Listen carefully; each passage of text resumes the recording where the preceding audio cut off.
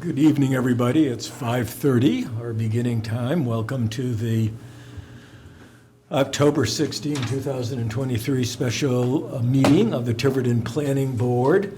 We only have one item on our agenda tonight, and that has to do with getting the town prepared to adjust to new state legislation that is coming into effect soon. I will start with a roll call. Chris, you're here just in time. Hello, everyone. As promised. So, William Gerlach, Present. Chris Shriver, Here. Janice Gomes is under the weather. Bill Taylor? Here. Rosemary Eva? Present. Stu Hardy, I'm Stu Hardy, and I'm here. Peter Bramante, he may come in later. Patricia Hilton. Present. And V.A. Lopes, our new member, is expected. I spoke to her on Friday, and she was expecting to come. So maybe she'll come in a few minutes. Point of order, So- Mr. Chairman. I have an agenda here that has a couple other items on it, particularly one with the rescheduling of the November 14th. Right. So I guess we'll bring that up, too. That's more of a housekeeping Okay. item. So we do have a quorum, and we can proceed. And I would like to call on Ashley to lead us from here. Take us from here. Take you from here. I don't even have an agenda. You have, Thank you. Tapped it. I'm getting a mic. We're getting a mic. So Ashley and Todd, you Yes. can lead us any way you would like, whatever makes sense to you, and Well, Todd's gonna, and set the pace any way you like, and then the members of the planning board will respond to that, and if so Todd is gonna bring up the documents on the screen, right. so we can all follow along. I've got versions in front of me. He's gonna mark changes as we go in the Word documents. I'll do the same here to make sure we're catching everything. Uh-huh. It doesn't really matter what order we go in. Do you wanna start? Let's start with an easy one. Oh. Definitions. Okay. Yeah? Sure. So this is, oh, I see what you've done here. You're gonna confuse me. Okay. So we'll start with definitions.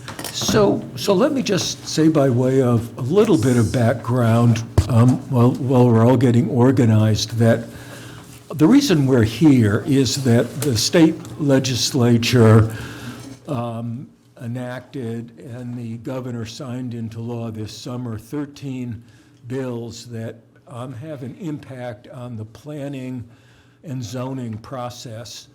And towns are required, municipalities are required to comply with the new standards and the new procedures that the General Assembly has created. And we're here tonight to do a couple of things. We're here to make sure that Tiverton is in full compliance with the state mandates, and they are mandates, they are not guidelines, they are, municipalities are required to abide by these new regulations. So that's one thing we're going to do tonight, but also we are looking at some temporary stopgap measures to buy us a little more time to come into full compliance. And this is where the town is being asked by the state to do an awful lot of work And since we are very short-staffed in terms of the planning function, we don't have the kind of staff that Providence has, or that East Greenwich has, or that Barrington has. We need to take some stopgap measures to give us a little more time beyond January 1st, when these state statutes come into effect, to bring our zoning code into compliance. So that's what we're doing tonight. So having said that, Ashley, Todd, would you like to add to that or correct anything I said? If not, then yes, Tricia. Just for the benefit of anybody who watches this on video, I would like to add to this a little bit in that while certainly available resources is an enormous issue in terms of implementing this, it's not just about the resources. If we had unlimited resources, there are still many of us who feel that some of these regulations are conflicting, poorly constructed, and frankly, not in Tiverton's best interest, and maybe not in a lot of other municipalities' best interest, in as much as that was relayed to the state legislature and the Speaker of the House. They passed them anyway. So it's not, the time that we need to sort this out isn't just about the resources. It's also about the fact that, that at least in my opinion, some of these are really unfair to communities like Tiverton, if not, outright harmful in terms of our ability to manage our own growth. And for the purposes of people watching at home, I think they should, or I'd like them to know that. Thank you, Tricia.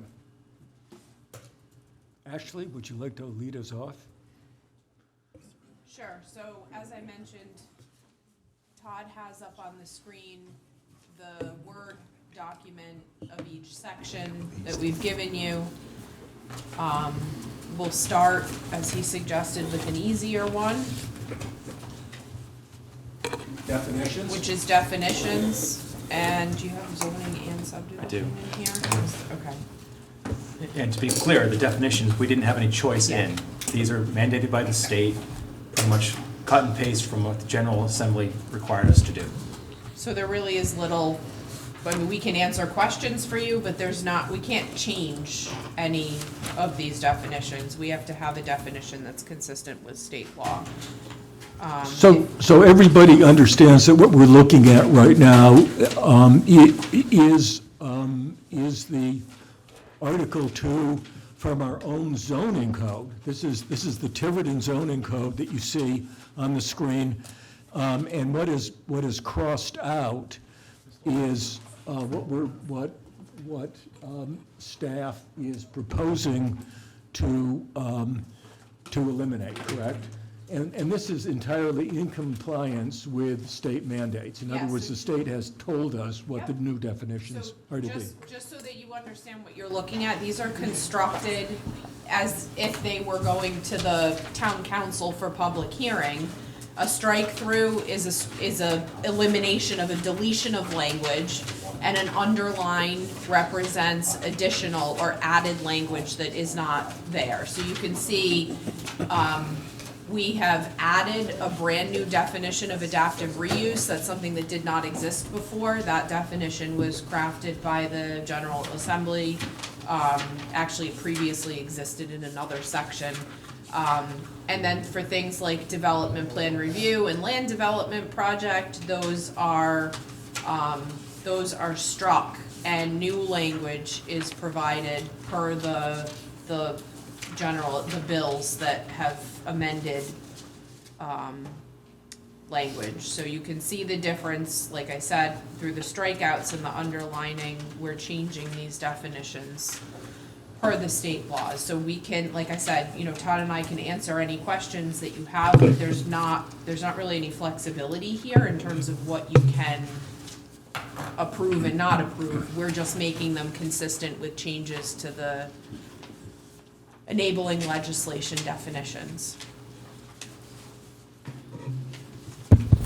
So does anybody have any questions or comments? Bill? Yeah, first of all, welcome, Thank you. Ms. Lopes. My babysitter was a little late, so therefore I'm late. No worries. So this is probably be a question that I'll ask on many of these as I was going through them. I mean, sure, I could go, like, look at struck versus non-struck language, but for, like, what's the, the 30-second sort of overview of, like, what's substantively changed or is concerning in potentially the new language? I've noticed that a lot of language is shifting from Appendix A to Appendix B, like there seem to be some moving around of content, but substantively, what might we have a concern on the definitions? The definitions themselves, I'll try this. Okay. Probably not. It's Okay. when we get deeper in Yeah. to the land development. The actual, yeah, okay, great, totally Makes fine, sense. and we can hold it there, yeah. Okay. Fair? Yes. So, Todd, Sir. should we take a motion to approve these changes, which we have no discretion over because they've been made for all towns in Rhode Island by the state legislature and the governor?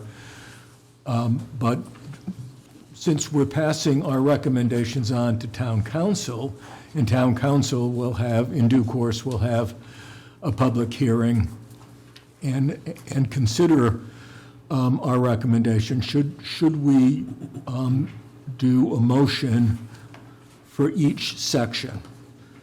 Or should we just do one motion at the very end? But that motion will be humongous, and particularly if where we do have discretion, tonight we make some changes in what staff is proposing.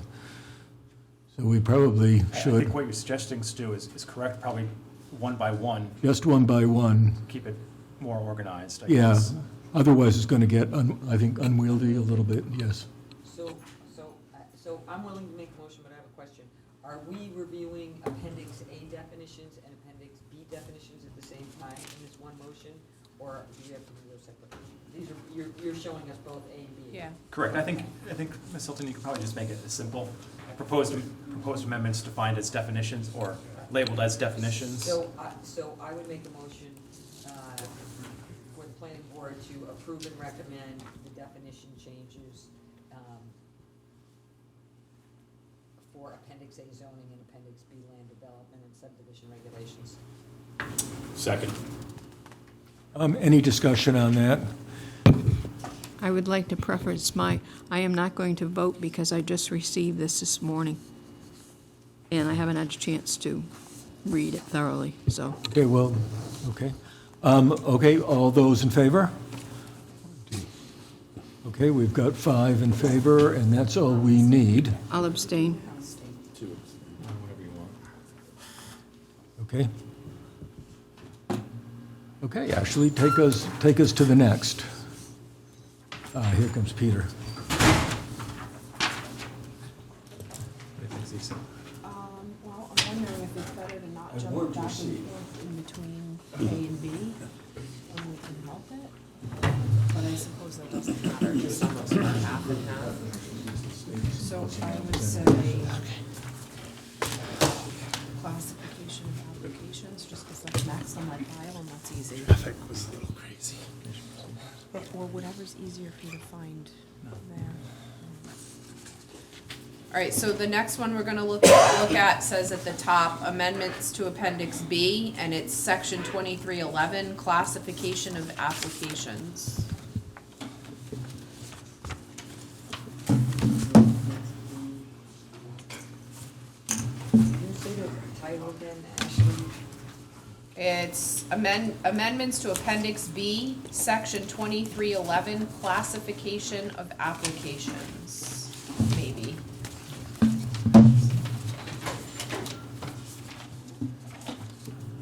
I'm not seeing that in digital. I'm not seeing it in hard copy. Right here. I have hard copy. All right, let's put that aside. Let's put that aside. And I think the next easy one, maybe.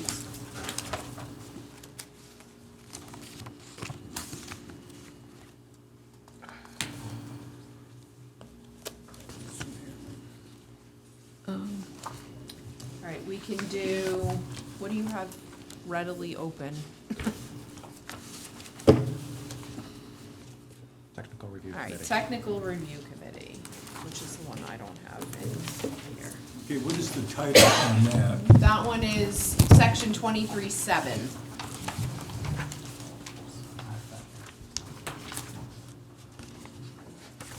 So it's got appendix B at the top. Okay, I see it. Section I see it. 23-7. Yes, yes. So this establishes a technical, This is just a two-pager, a two-pager.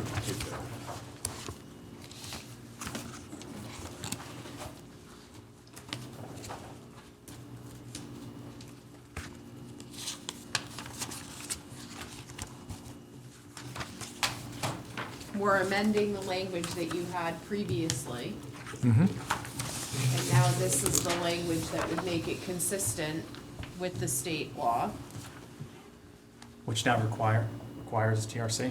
No, No. does not require a TRC, but we've had this conversation several times that it, because of the changes that are being made to other sections, really elevates the importance of the technical review committee.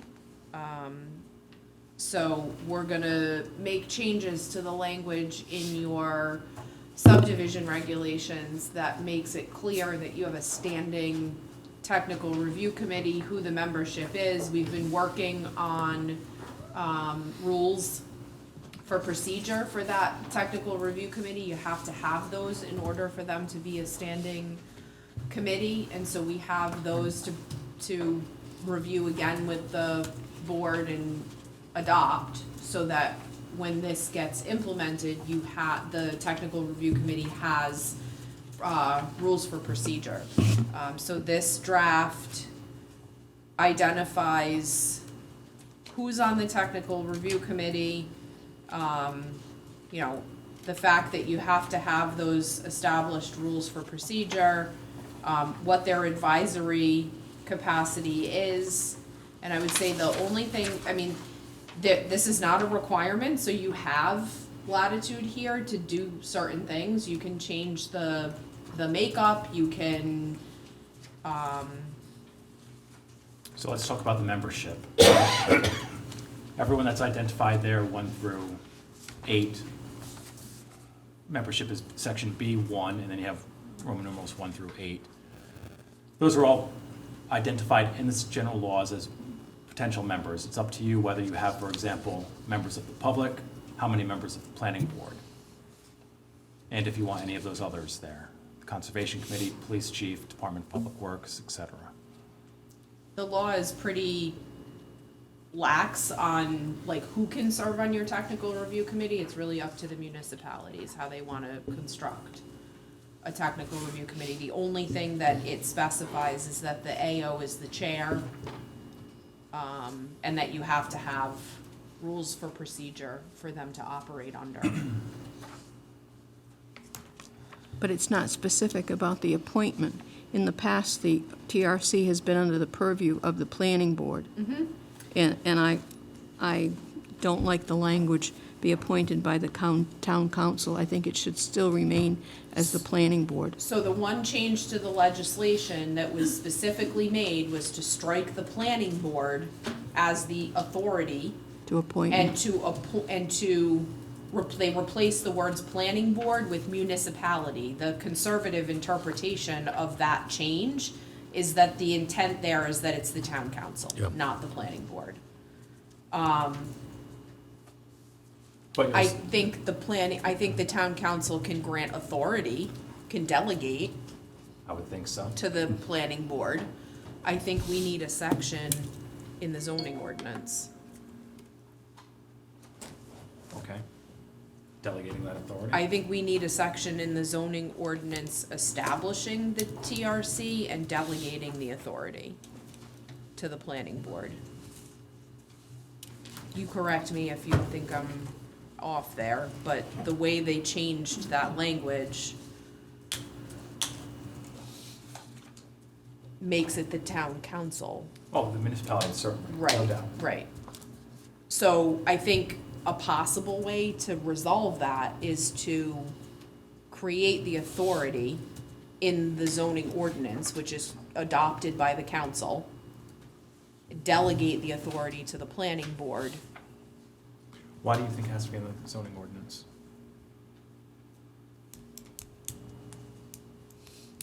It's under 4523 now. It's under both. Okay. There's 4524 also has a section. You can 100% disagree with me, and I'm totally fine with that. I'm having this conversation in like 8 different places, and this is kind of that's the midway point that a lot of people have come to, is that because it specifically changed that designation from planning board to municipality, the town council should be establishing the TRC, and if they want the planning board to do the appointing, then they can delegate that authority, or they can keep that authority. Right. It's, Right.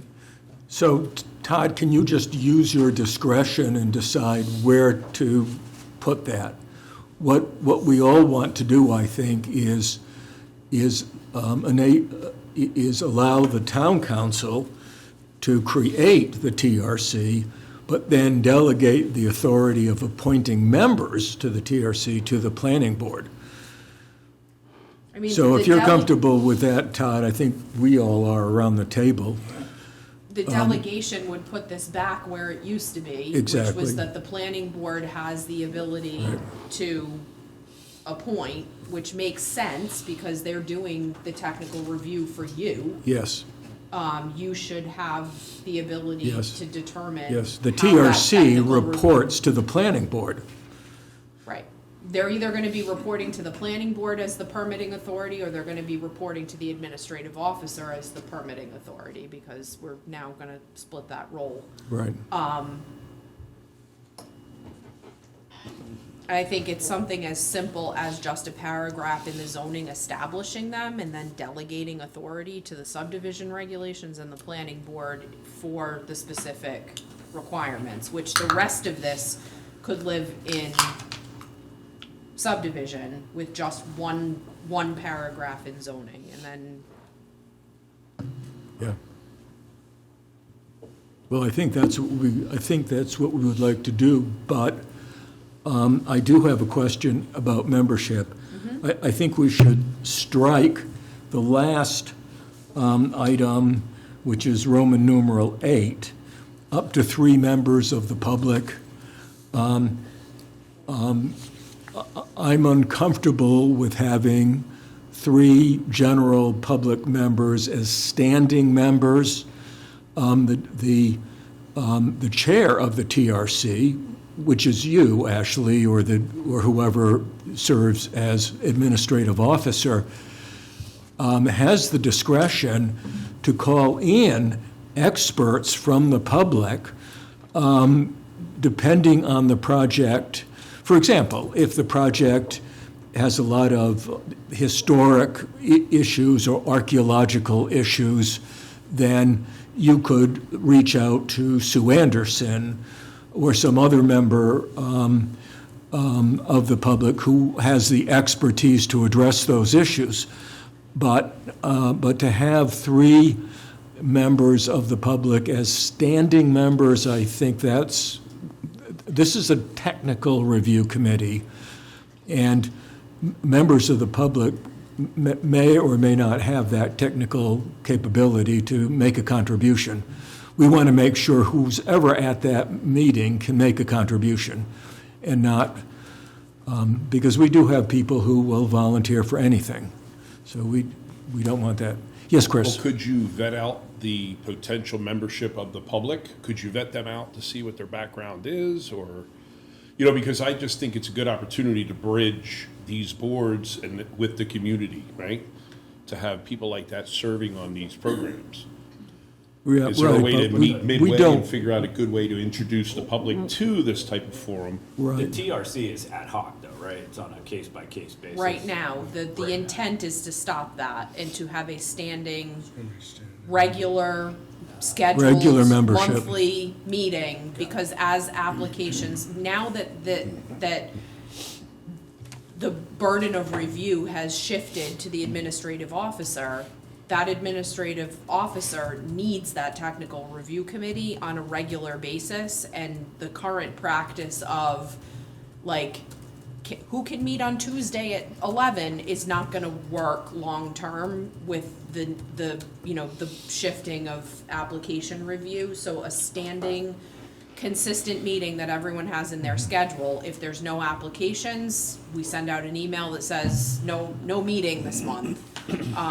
But this puts it on everyone's schedule. It guarantees that I can pull these people together, I can get the application in front of them, we can get the technical review done. So we're moving towards a standing, regular committee. The only thing I might say is that, does this have to be a shall? I mean, it could be a may consist of. And if you decide not to appoint members of the public, or nobody from the Conservation Commission volunteers, then they're not on the committee. And maybe they do at some point, and maybe you get, somebody from the public that's an engineer that says, I'd really like to serve on this board, and then you could put them there, but you don't have to put them there. Right.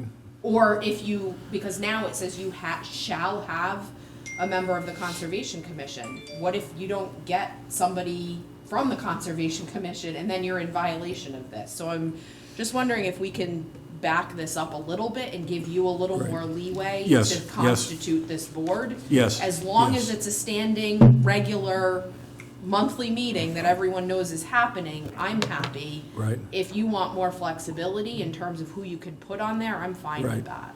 So Right. you could soften right. all that language in there to make it a little less stringent? I think you can.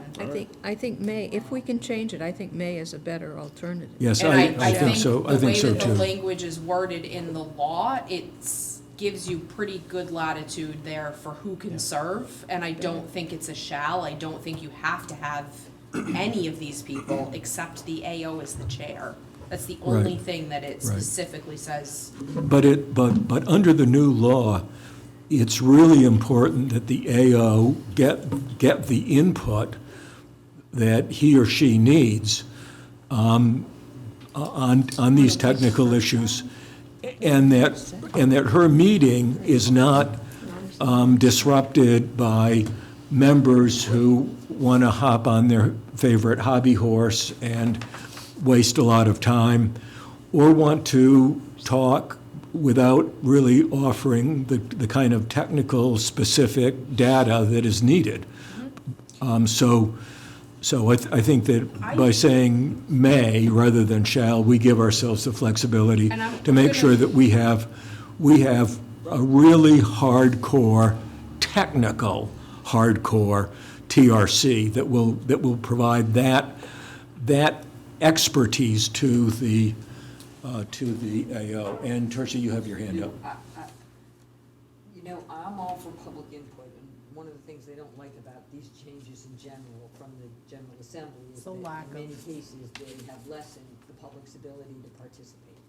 But, in this one case, this is where I agree with Stu. The Technical Review Committee, to my mind, it's not the place to get your feet wet in planning and zoning. It's not the place for you to go to sort of, I have an interest in this, and the Technical Review Committee should really be made up, especially if the meetings are gonna be efficient. Because keep in mind, we're gonna have applicants here, we're gonna have their engineers, our engineers here, Ashley will be there, people will have lawyers there. We can't have Technical Review Committees that, where we've got people who are asking a lot of, basic zoning questions. Or, it's hard in this town to get people to volunteer. And even though in theory the planning board will have the appointing authority here, if this exists and that it is even a may, there may be a push to say, well, this says we can be here, and I really feel strongly that since the Technical Review Committee, as it will be reconstituted, is going to be a new thing for us, and it's going to have new authority, that at least for the first year or so, until we get our feet wet, that we not include general members of the public, because anybody can apply, and then it gets really difficult to tell somebody who's nice and interested, but has no experience.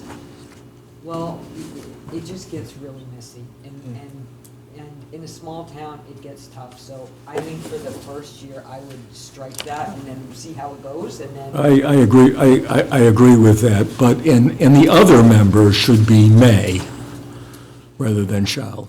So we're gonna Conservation. change it to may for everything, I think for everything. and For we're gonna everything. take out, Is that the consensus of the board? I'm fine with striking Roman numeral 8 because I think B5 gives you the safety net Right. to pull in Yeah, an expert member of the public right, who if can really required. participate in the meeting and, you know, and Offer something technical. And then my only other thought is this, and maybe this does not have to be here, maybe it's in the planning board's, own policies. But I would like for the planning board to have 3 members plus alternates. That way, if for some reason something is scheduled and 2 of the planning board members can't make it, then we have the ability to call on alternates, because I think it's important that the planning board have presence at these meetings. So could we add alternates? can we do that in the rules I for think procedure? you can do that in the rules, policies and procedures for the That TRC. we could name Yeah. alternates and Yes. You can do it any way you want. You guys can do it as a rotating schedule, where you've got 3 people that, we can create like a rotating schedule so that everybody takes turns and serves. We can do it as like. 3-month terms. Yeah, 3-month terms. We can do it for a year at a time, and then we can switch. You can do it however you want. We just can't have a quorum. That's the only rule. Yeah, of course, Okay, of course. well, then we can do it in. But we can do that in the rules for procedure, and we can say that And we we can did. figure out the mechanism Okay. in there. We did. Okay, Right, so I will also remove point 3. Planning board shall be appointed, the planning board member shall be appointed by the planning board, since you're appointing everyone. Sure. Yeah? Remove number 4, right? The term of public member. Yep.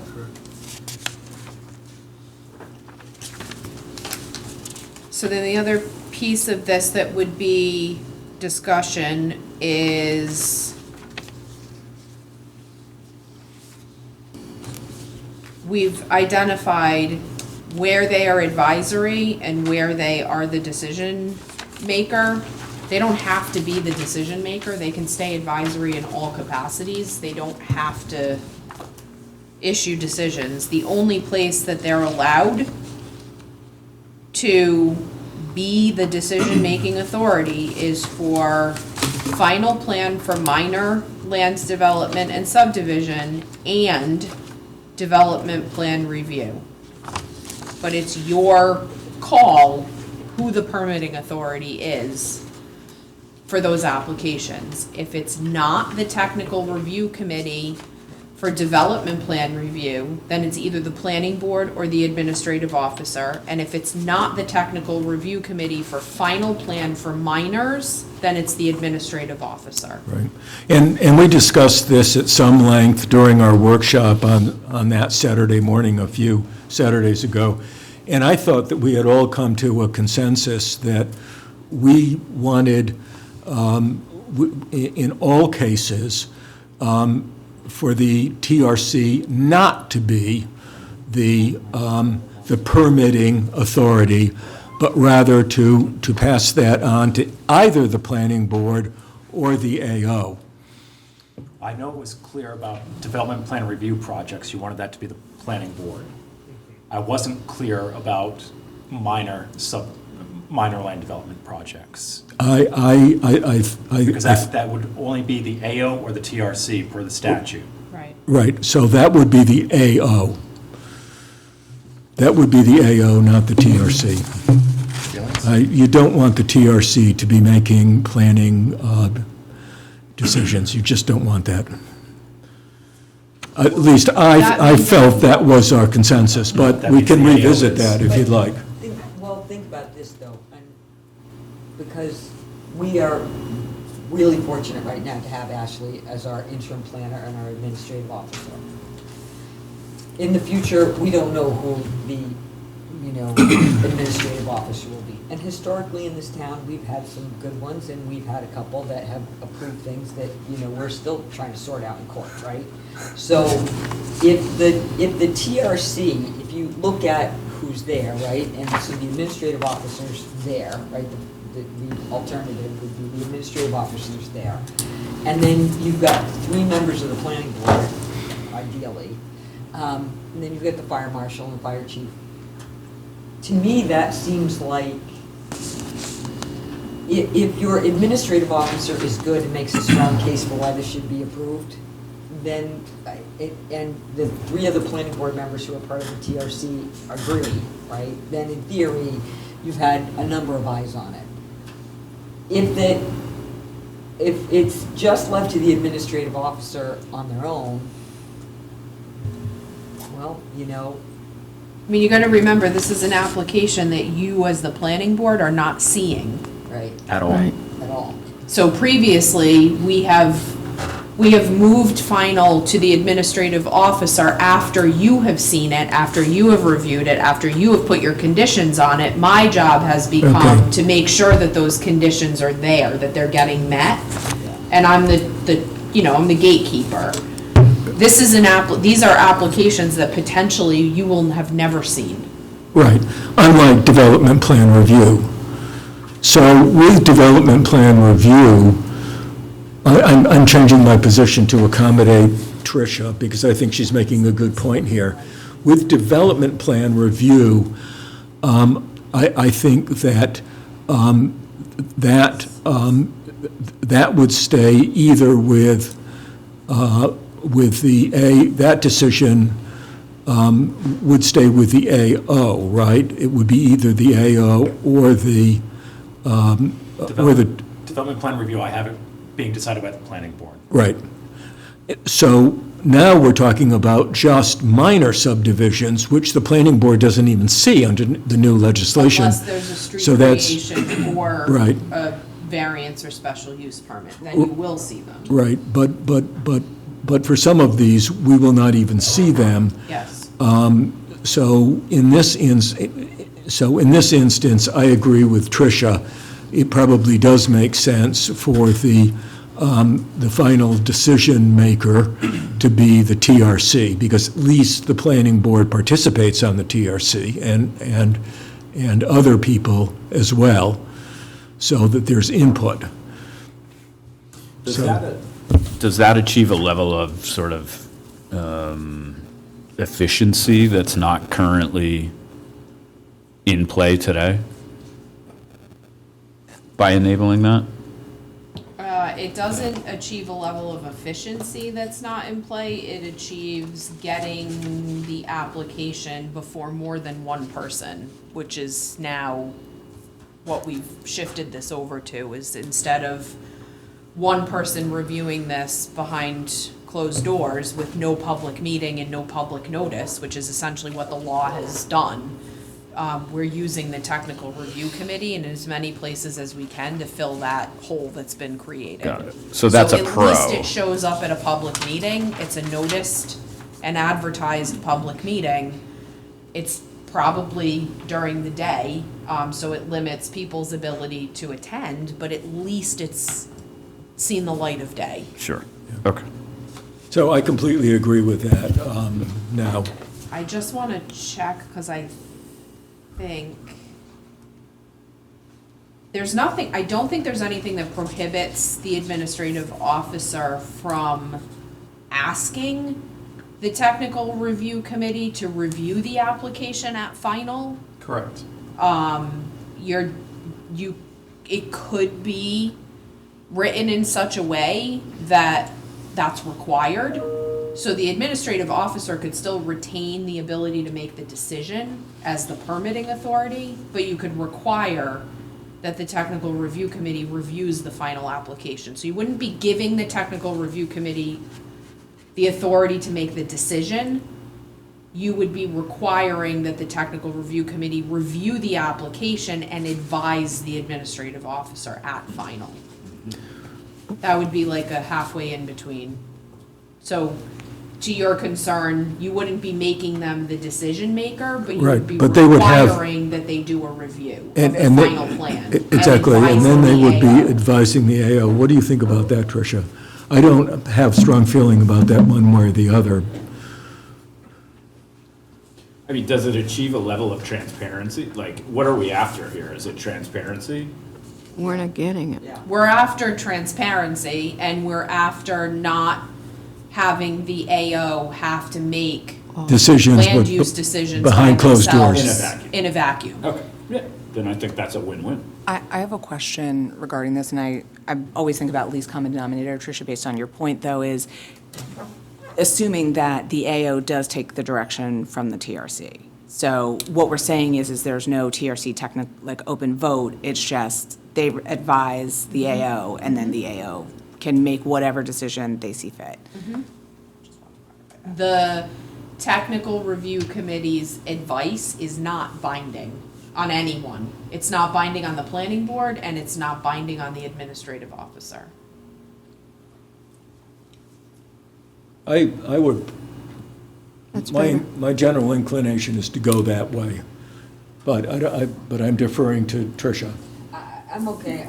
I think that, you know, I don't think it's great planning, and I think Ashley probably agrees with this, that even for a minor subdivision, which can be significant, that, you know, those decisions aren't made, or at least, they aren't discussed in public, at a public meeting, you know, with members of the planning board, with the administrative officers there, with the public's ability to watch and hear what's said.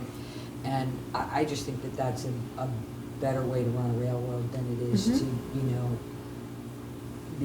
having one person do this in a vacuum in their office.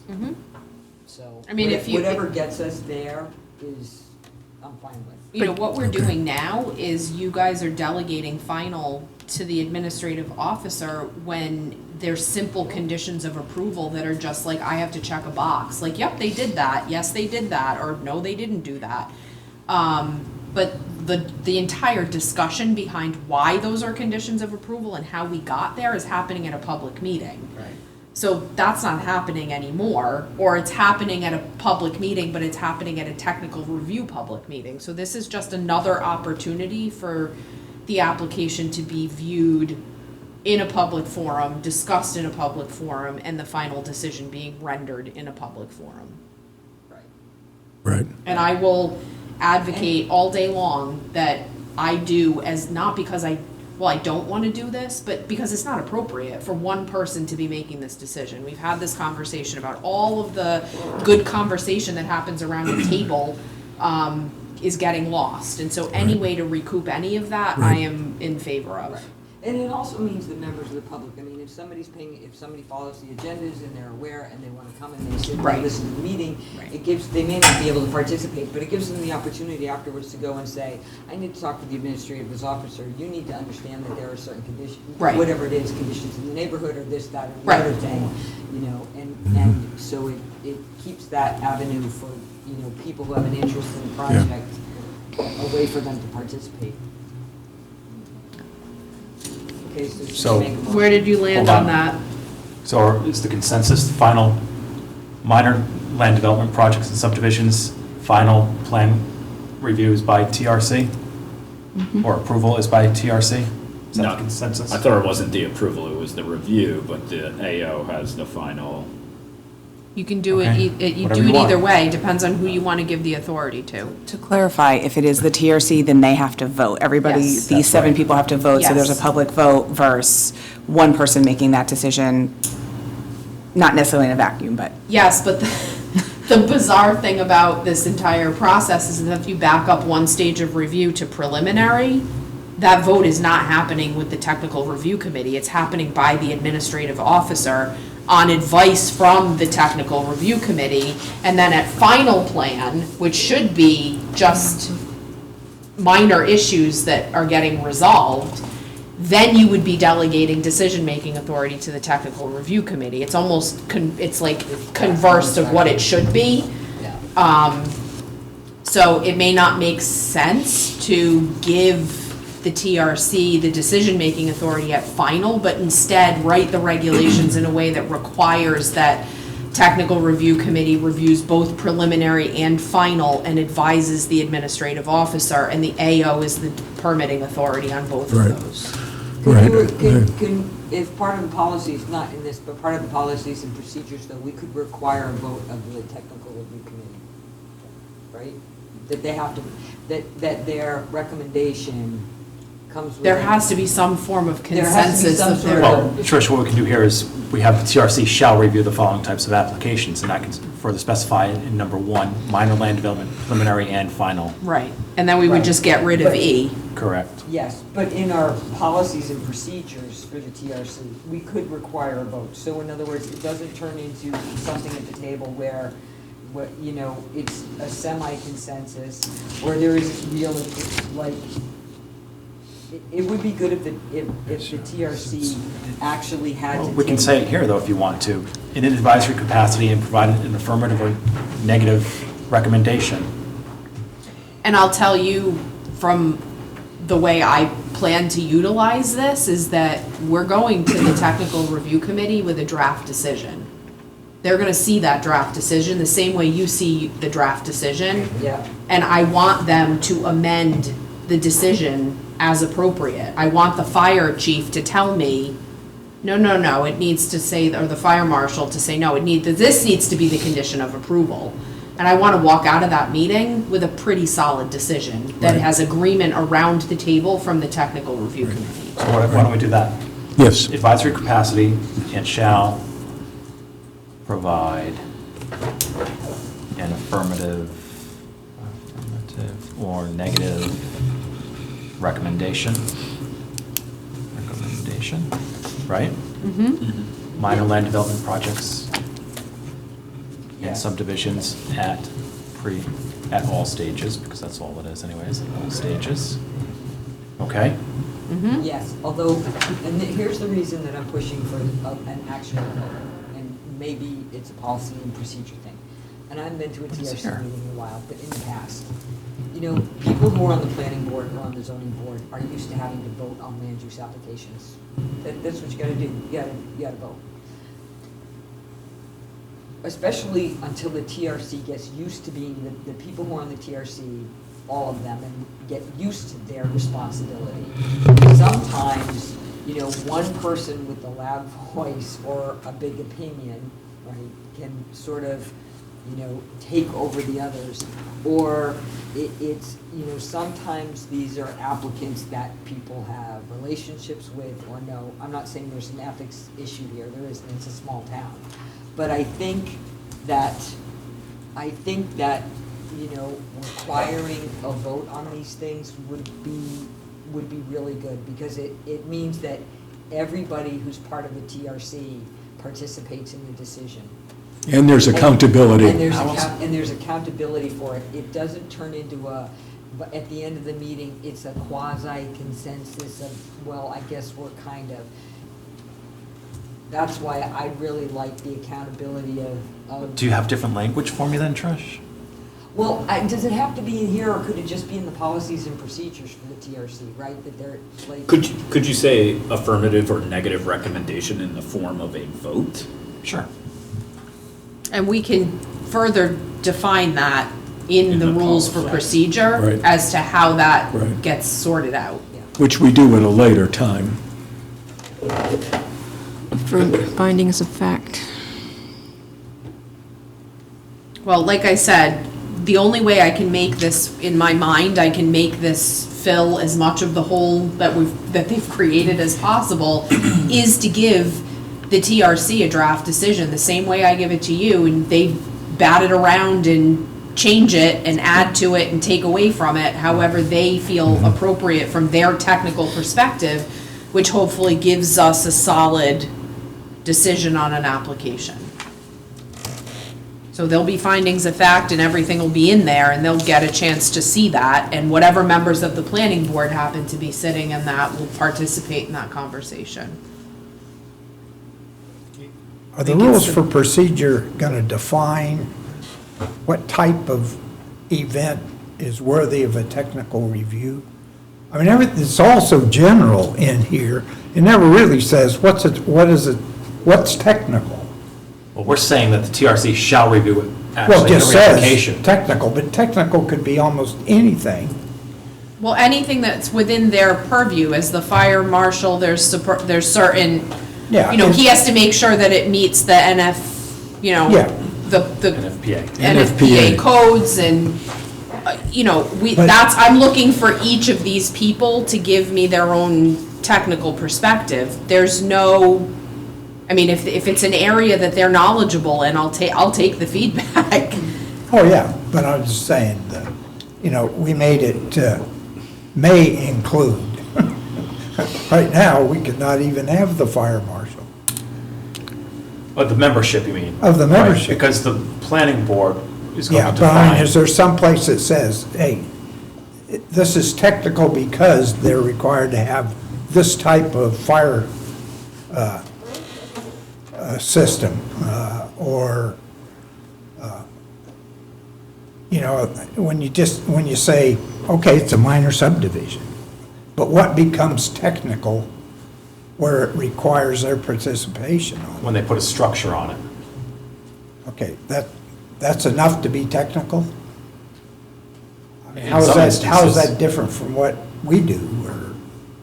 Because the planning board does refer most of its applications to the TRC. This is a process Anyways. that's already happening. We're Yeah. just formalizing it and making sure it's compliant with the new law and using the technical review committee as much as we can to, like I said, fill the void that's been created for the public participation process. So I imagine the technical review committee is gonna continue to do what they're gonna do, and I'm gonna try to push them in the direction of doing more, as much as I can as we go through this. So, one more thing on Yeah. on the membership. Yep. Should the planning board's engineer be a member of the TRC? Absolutely. Yes. Totally up to you. Absolutely.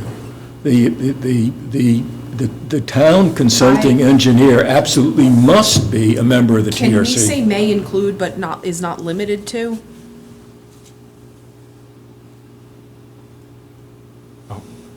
Sure. Well, I'm concerned But that isn't if that there's, covered in the last point, which is With the now administrative 3? officer may invite. okay. All right. Yeah. I think the town engineer should be on the list. Town engineer or the consulting engineer to the planning board. Planning board consulting engineer. Yeah. The town doesn't have an engineer. We have a DPW director who sometimes is an engineer, but not always. I had a quick question on subsection C here. I didn't see it. I don't know if it's relevant, pertinent, but is there a time frame in which the written procedures have to be created after the establishment of the TRC? Nothing in the statute about it. I would say they can't Can't legitimately meet without them. And we have them in draft form, the board has Yeah. reviewed them. We Okay. have a couple of amendments that we need to make, and then we'll bring them, Okay, so we're back not to you. starting from scratch. No. The only, I was just, is there value in putting a time frame around it so things don't languish? and No, you- we have them, like I said, Okay. I drafted them, we've looked at them, we had some changes. I think we're just in the process of needing to make a couple final adjustments, and then they'll be ready to Yeah, be we'll adopted get them on an agenda. before January. I think we had them on the last agenda, but we ran out of time. We did, Right. yeah. Tricia, would you like to make a motion? I think you were planning to. Sure, I would then make a motion to approve the amendments to Appendix B, Why don't you do minor Land subdivisions? Development and Subdivision Regulations Technical talking about Review them. Sure. Committee as amended As amended. as amended. You're good. As amended. I second that. Chris has seconded it. Any further discussion? Hearing no discussion, those in favor? Okay, Rosemary? Abstain. Okay. Minor subdivisions next, since that's what we were just talking about. Okay, minor subdivisions.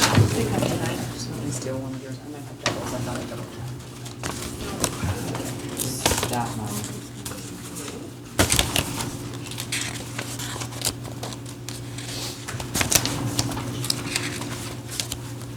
Minor LGD and subdivisions, 10.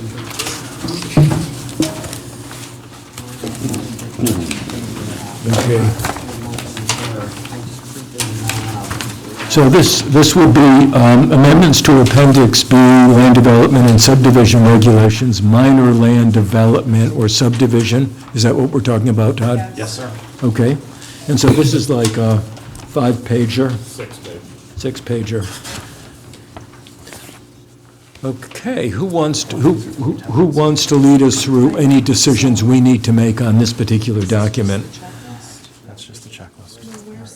Give us a little overview. You don't have a copy of it? No.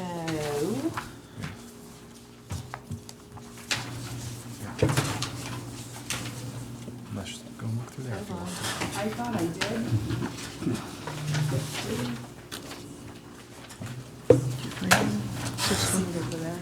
Would you like, Starts off with section Sorry. 2320. I won't write on it, I can just follow along. You sure? All right, so this is changes in the land development and subdivision regulations, the minor, land development. So the couple of things happened. Land development got a definition, whereas previously it was not defined and it was left to the municipality to define. And then minor subdivisions changed from 5 lots or less to 9 lots or less. So essentially what you have here is how it's laid out in the law and tells you, you know, it's still 2 stages of review, still a preliminary and final.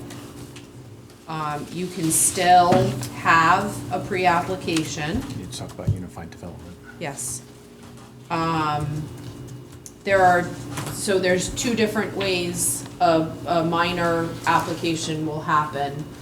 A minor land development and a minor subdivision that do not require or request variances or special use permits are administratively reviewed. So those will go to the administrative officer, we'll use the technical review committee for that process, and the decision-making authority rests with the administrative officer. Find it. If it is a minor land development or a minor subdivision that is requesting a variance, not a modification, but a variance, because now we have modifications of up to 15% that are done administratively by the zoning official, that can be done with an application that stays with the administrative officer. But if it is greater than the 15% variance, or it is a special use permit, it triggers unified development review, and it becomes, the planning board becomes the permitting authority. So in addition to reviewing the application, you are also reviewing the application at the same time for the variance or this or the special use permit, and you are also issuing that relief. So you now are authorized to issue variances and special use permits as part of a land development project. So that is the way that you will see minor applications, is with variances and special use, or street creation, excuse me, because that requires a public hearing. That is a planning board purview. That still requires a public hearing and a notice to abutters. right. So what we do here has to be consistent with what we just did with respect to the TRC. Yes. Yep. So I have one question, and I have this question in a bunch of places, but So does that mean if this is in an environmentally sensitive area like the watershed overlay protection district, what happens? Because normally that requires an environmental review statement in front of the planning board, and if they need a special use permit, for sure they need one. No, the ERS process, excuse me, actually, was only if they didn't need planning board approval. The ERS came here for your stamp of approval for whatever it was worth Right. to go to zoning. But if they need a special use permit, then they need an ERS, and they need an approved ERS too. Okay, well, I guess what I'm asking. I'm gonna say it out loud finally, but I don't know if the ERS is a proper procedure, okay? So, that's one thing. But this board will have the authority now for special use permits, and if that includes an ERS review as well, then that would be included. But only under a special use permit. Right. So what happens here, I think, is that the ERS process then doesn't apply. It's still its own process. But does it apply now to a minor subdivision?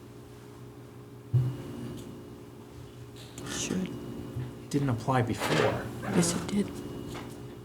What you're seeing the ERS for is stuff that doesn't come to you for land development approvals, but is in the watershed. Correct? Correct. So the guy who puts up the A new deck? deck or the shed or Right. the driveway Right. has to apply Right, for the ERS. Right, and But that's that's not a what- land development application that's coming for planning board approval. You're simply reviewing the ERS. Exactly, and then making a recommendation to the building official Right, so essentially. you're not actually making a decision, you're No. making a recommendation to Exactly. the building It's official. advisory. And it's not a land development application that would normally be seen by you. Yes, right. Now, are you saying though that that would now fall under this? The ERS procedure is still whatever it is. Yeah, we're not dealing with that. Did they answer your question, Tricia? No, because you still,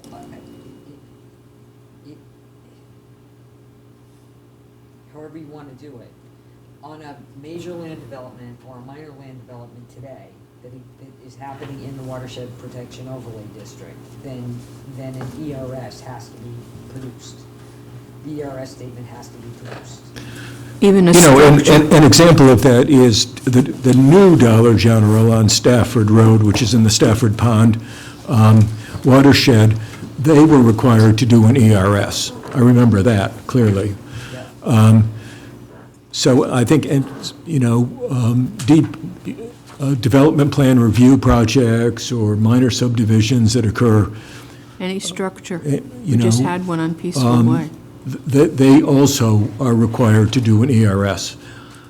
At least we have been asking them to do an ERS. Maybe we don't have it in our, If you look at section 4, it says prior to the receipt of any permit relating to a proposal for development, but just the word Period. development, in the watershed protection overlay district, the applicant shall submit an ERS for review and approval by the planning board, except the following are exempt: building repairs and upgrades, soil disturbances that don't require soil erosion and sedimentation control plan, individual residential developments on single lots, which are greater than 2,000 feet from non-put pond and 500 feet from a tributary, or any development. So, I mean, So I imagine that's not gonna change, it's not gonna change anything.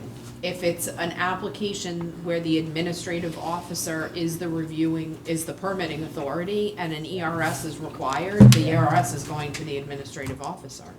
okay. Unless you're gonna trigger a special use permit somehow.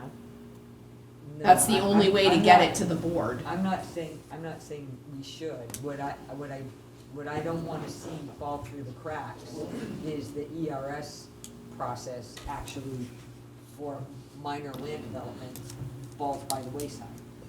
That's my issue. And the existing language says the ERS is presented to the planning board. So that would have to be modified and presented to the TRC, I guess. I don't know, but. I think for the sake of transparency, it should come to the public, I mean, through the planning board. There's no way to do There's no way that. to do I know, that with this. but it's so critical in some areas.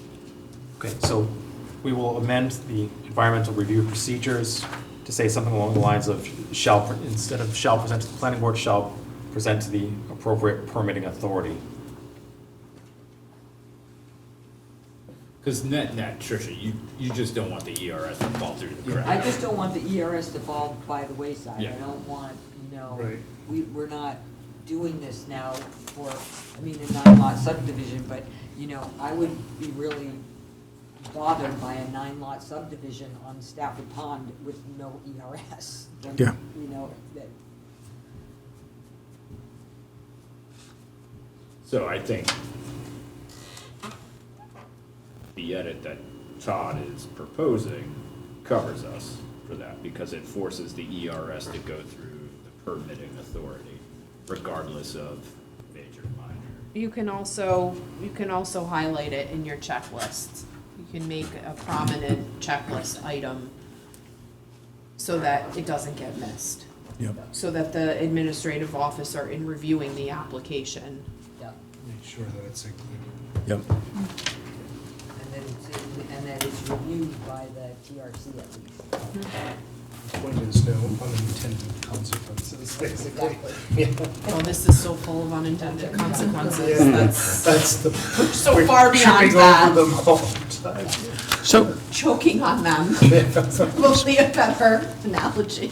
so on page 5, in the yellow highlight, which I think everybody has the yellow highlight, you're asking us to make a decision. We've already made that decision. I just want to make this language consistent with the decision we made with respect to the TRC. Yep. So it's actually the administrative officer will be the final authority, but only after the TRC has provided its recommendations via a voted decision. It's consistent with the previous thing. Yeah, make it so it's consistent.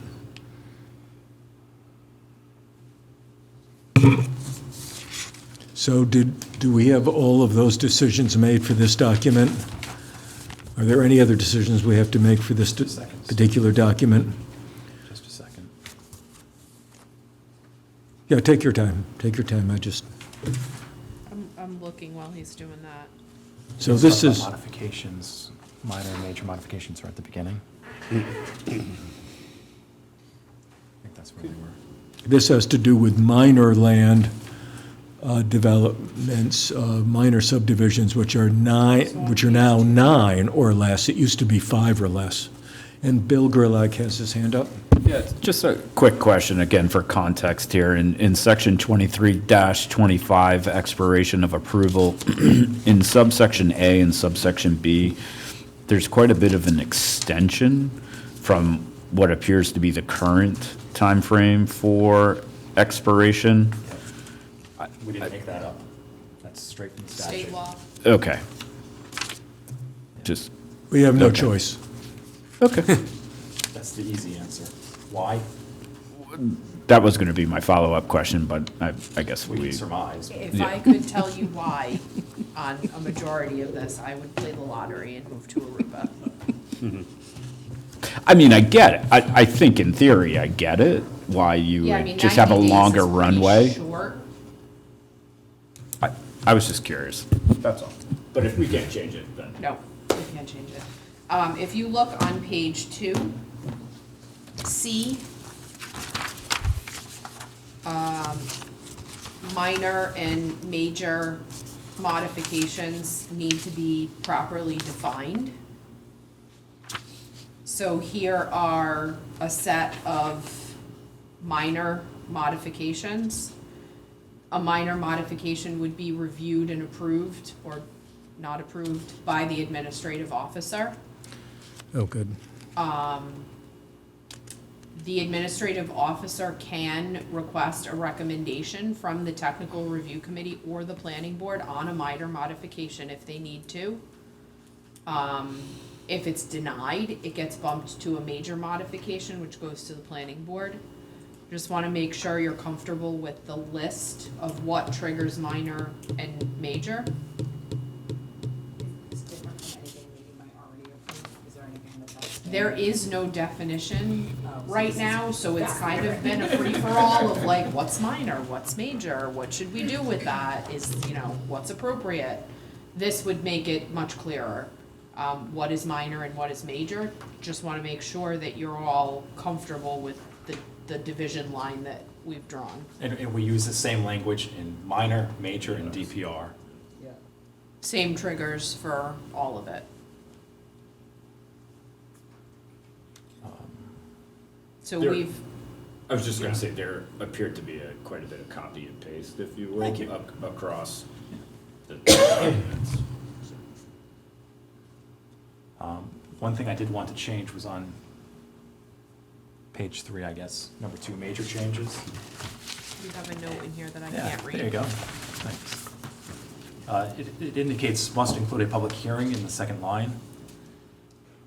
And I wanted to add something about notice to abutters 14 days prior to the hearing.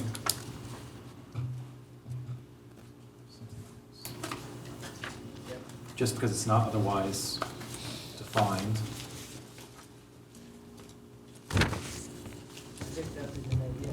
Yeah, that's good. Provides It more feels like in the accountability. spirit of transparency, that's a best practice. Right. 200 foot, abutters within 200 feet, Yep. 14 days. Do we agree? Yes, yes, that's good.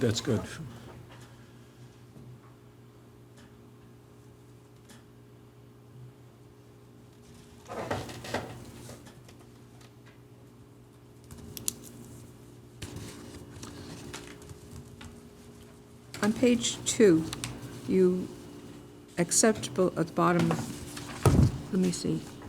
Where are you? On page 2, Yep. C, small 5. You've got the Public Works Director. You want the consulting engineer too in there, or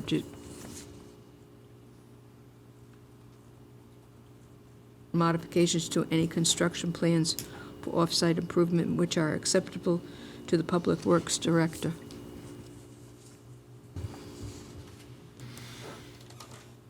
It's up to you all if you wanna Does- engineer review. Just a point of context there, does the planning board consulting engineer today get involved in reviewing utility I mean, plans? he reviews the whole site plan, he'll comment on Right. anything that he notices as an engineer, whether it's stormwater related or structure related or anything. I mean, he may comment on a utility item if he notices it. We do have somebody that does solar. We would have, if you got a solar application, we'll have them look at it. They may say something about solar installations. I don't think it's necessarily a bad idea. So amendments to utility plans which are acceptable to the Public Works Director and Planning Board.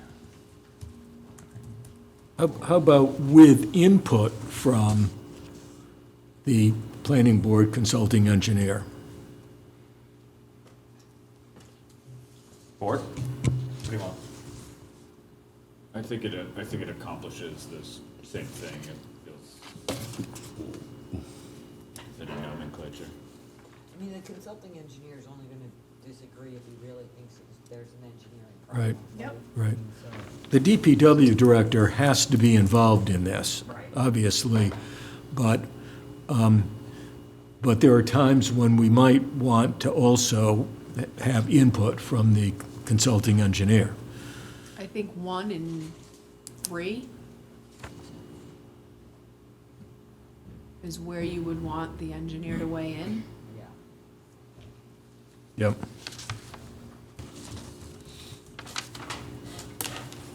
So does everybody agree with that? Logical. Because the DPW director does not have to be an engineer. That's true.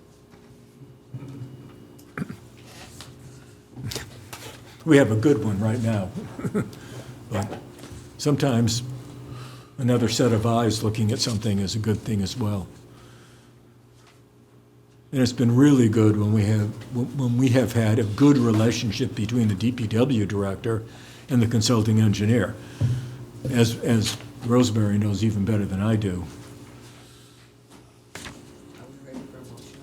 Yeah, I think so.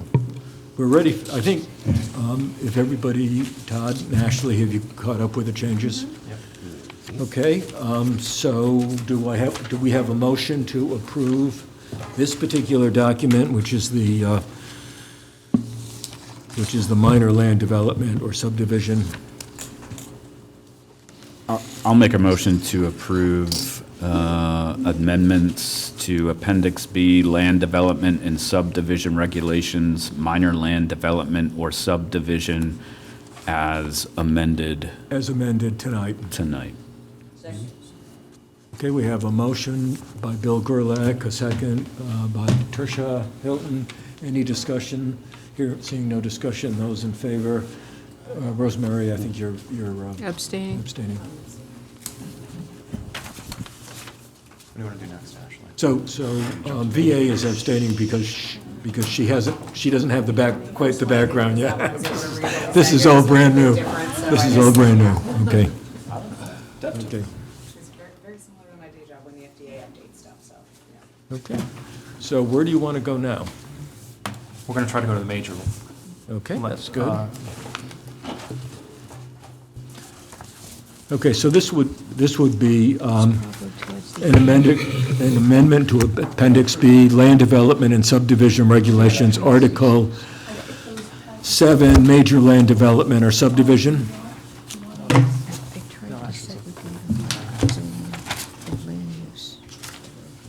And this is a 10-page document. I only got this one.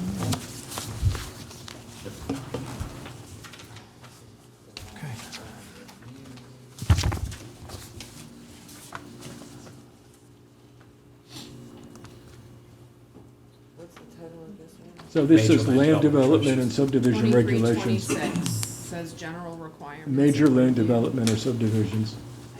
General requirements and review procedures is the first thing.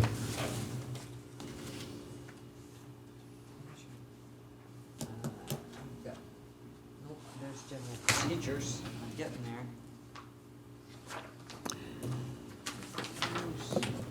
Ashley, you'll be handling the rural residential subdivisions and everything else, too? The rural residential subdivisions are all put into this? No, they were not, Rosemary. They were not, so they'll No. stand alone? I haven't figured out how to put them in yet. Oh, okay, I just Or didn't, what I'm going to do with those, so they're just going to remain as they are. okay. I mean, technically, they are either minor or major. Right, right. So whatever they are, they're gonna They're fall special into conditions. one of those categories, Yeah. and they'll be reviewed accordingly. Okay. Just so confusing. I don't know how you guys are doing it. Would you like to borrow mine? So the file name on this is subdivision dash regulations dash major.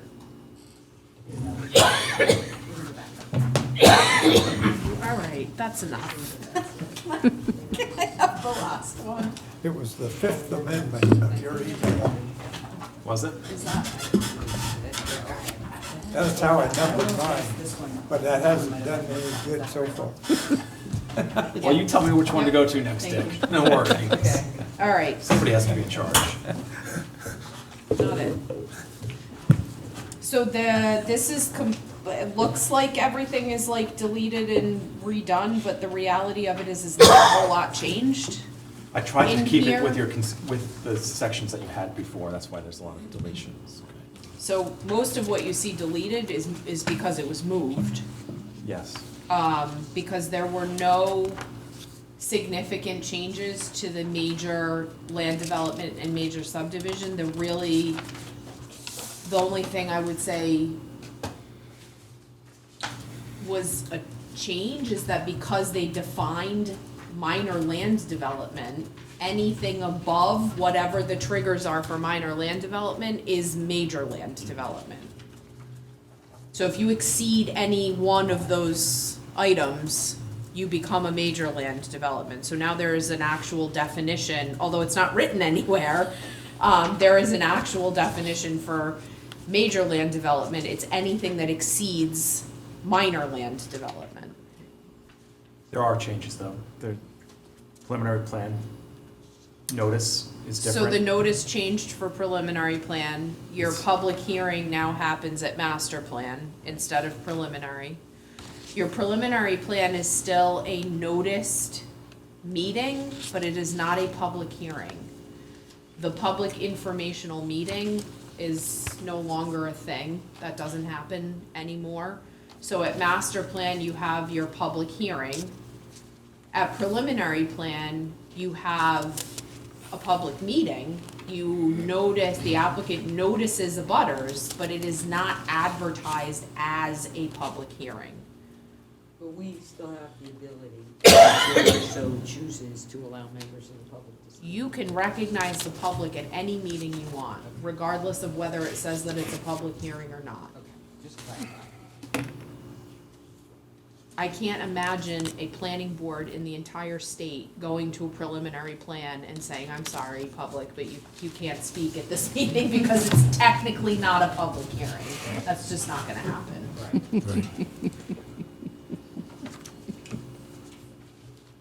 So there's really nothing here for the planning board to make a decision on. It's pretty much given to us by the state legislature. And all Todd did was move things around a bit to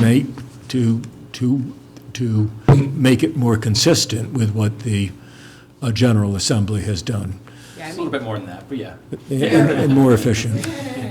your timeframe for making a decision hasn't changed, the timeframe for certifying an application hasn't changed.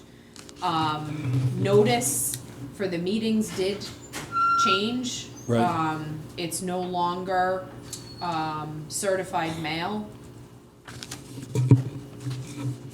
And it's now, instead of a newspaper of general circulation, it's a newspaper of local circulation. What the difference is, Yeah. who knows? Yeah. And there's no tolling period now on this. Once a plan's approved, it's approved for forever. What do you mean? No, there's an expiration still.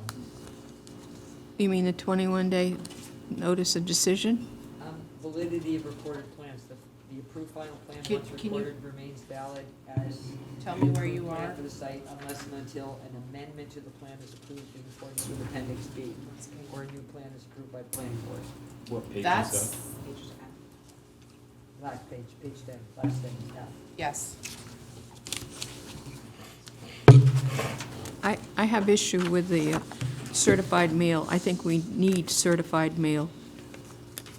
Then you're gonna have to pay for it. Because you can't make the applicant. You can't. It's not required by state law. Is that gonna happen with zoning too? Because people don't get their mail. It's the transparency, issue.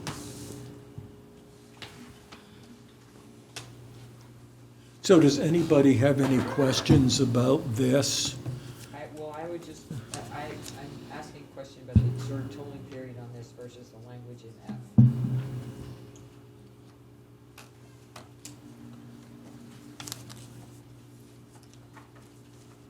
The fact that once it's a recorded plan, Yeah. you're talking about the last page, right? I There's no am, page numbers on this I one. am,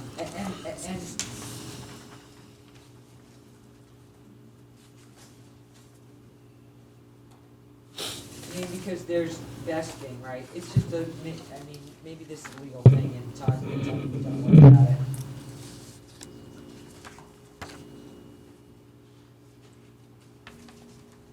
What is she looking at? That one. Because there's vesting, right, which is the 2-year with the Yep, so that's, 2-year extension that's and a before, 4-year. that's before anything has been actually approved. But Trish, this is true with all recorded plans. They're all valid until changed. Okay. as long Yeah, as- there's nothing different About this here. language? Okay. It's just putting it into words for whatever reason that General Assembly decided Yeah, I to. mean, once you have a final plan that's been approved and recorded, that stays on the books until somebody changes it. The vesting piece of it is that as you're going through the process, you have so much time at each stage for that project to be moved to the next stage. If you exceed the vesting period and you don't request extensions, then your master plan or preliminary plan could expire. Once you have a final plan that's recorded, there's no expiration for that. And there wasn't previously.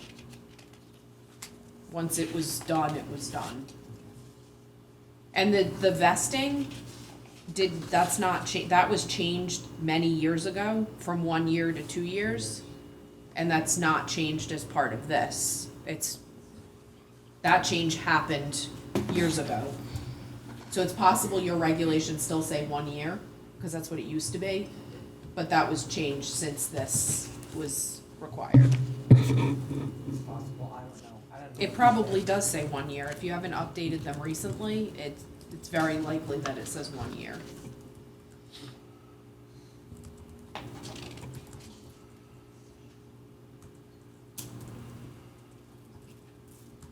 Should we move to a motion?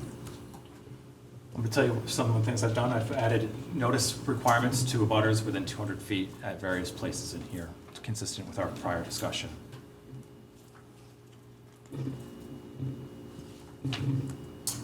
Which I assume you all agree with. Yeah. Sure.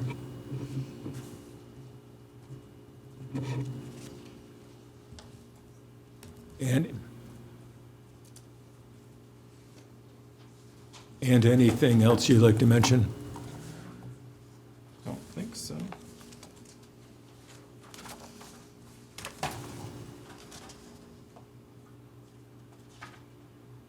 No, I know it seems like it's being forced down your throat, it is. But a lot of the changes are also consistent with what we're doing other places, so, and have already discussed. Yeah, yeah, that's fine. So I think we're ready, Bill, for a motion. Sure. I'll make a motion to approve amendments to Appendix B, Land Development and Subdivision Regulations, Major Land Development or Subdivision as amended this evening. Second. And so we have a second from Dick. So is there further discussion on that? Hearing none, all of those in favor? Okay, so everybody, and both Rosemary and VA are abstained, correct? Correct. Okay, thank you. Okay, where do we go from here? What do you want to do? Unified or something? Or should we save that for the end? Save that for the end. When they're all tired. Was that the 16-pager? The DPR, yeah. Where's unified?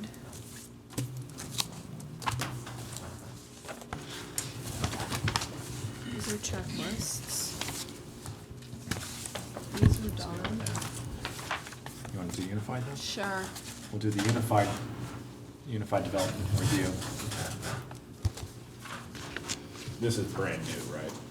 Yes.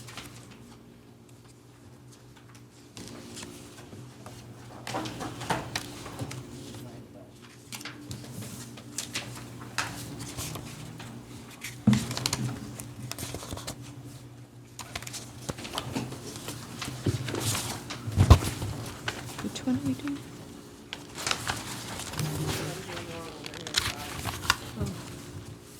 Okay.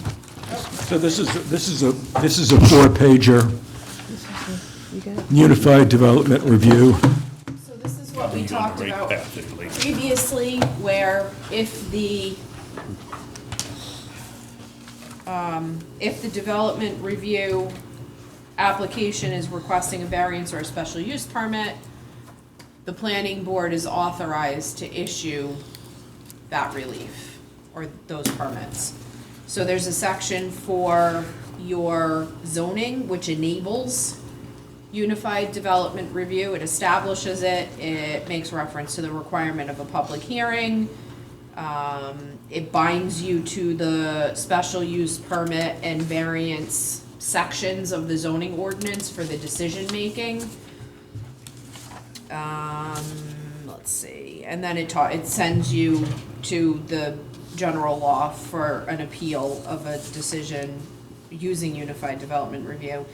And then there's a section for the land development and subdivision regulations, basically saying that whatever the underlying time frame is for decision-making for the land development project, the variance or special use permit adheres to the same time frame, so they run concurrently.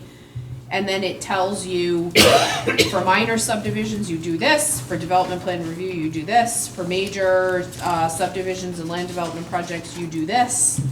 It gives you the requirements for public notice and public hearing, and then talks about your decision. This is all brand new. You don't have unified development review.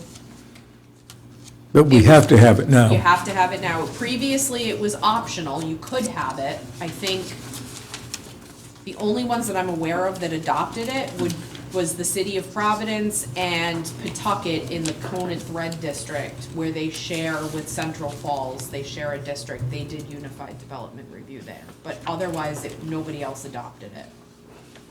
Now it's mandatory. So this takes the place of the bouncing back and forth. When the applicant comes to you, they need dimensional relief or the special use permit. They get the first stage of review from you, they leave you, they go to zoning, they get their relief from zoning, and then they come back to you. They don't have to do that anymore. They now get the relief from you as part of the land development application.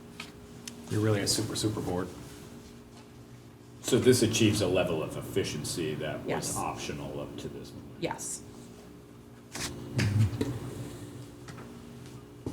I think And the unified planning- development review is a good idea. And I the- think you should be authorizing variances and special use permits on land development projects that you're reviewing, as opposed to sending them to another board to review Because we know- outside of the context of the We land development. know them a lot better than the zoning So board this does. is, I think this makes sense. But we still have all of the powers that the zoning board would have, now has, correct? Yes, you have to make the decision under the same requirements that the zoning Right. board would be making the Right, decision. right. Although those have changed slightly now. Although with the special use permit, now we have to have specific and objective Yes, you do. criteria. Yes. So a lot of the criteria that, yeah, okay, good. So Any problems? any decisions here to be made? I don't think so. I mean, this is really a legal drafting There's not a lot effort, of, which you've already done, Todd, so you've done all the work for us. There's nothing really for us to do. This is all prescribed by, Smith Hill. So anybody like to make a motion to approve this? Yes, certainly. And maybe it doesn't matter, but in C, granting requests for dimensional and use variances, the planning board shall be bound.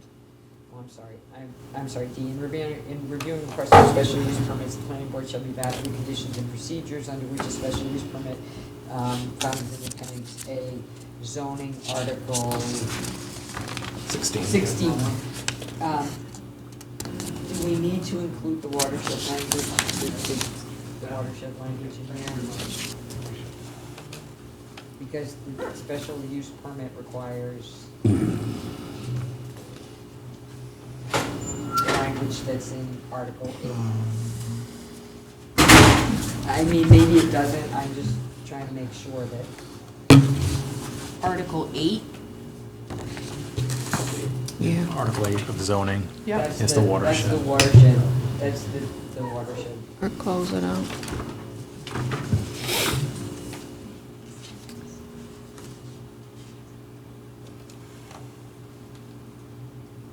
Watershed Protection Overlay District.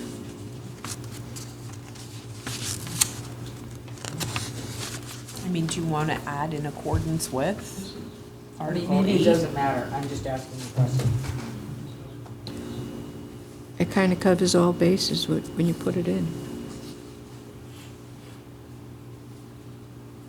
As, It does have its own criteria, though. why don't I leave it more general, or as otherwise required?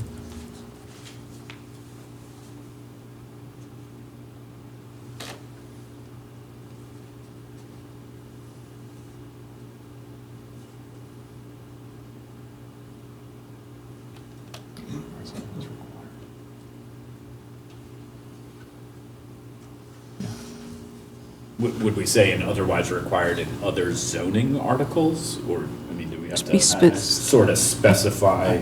I was trying to leave it open, but I know, I think it should be Article 8. excuse me, Rosemary? I think it should be referred to Article 8, too. I think otherwise works. I mean, Yeah. because it's as otherwise required by the zoning code, Appendix not A. required. By the zoning And, code? and it is actually the same for C, right?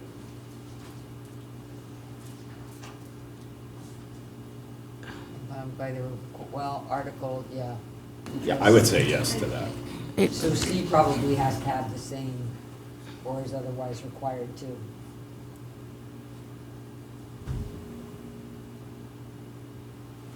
Right. And that's a catch-all, you know, that, It's going to fall through the cracks if you don't.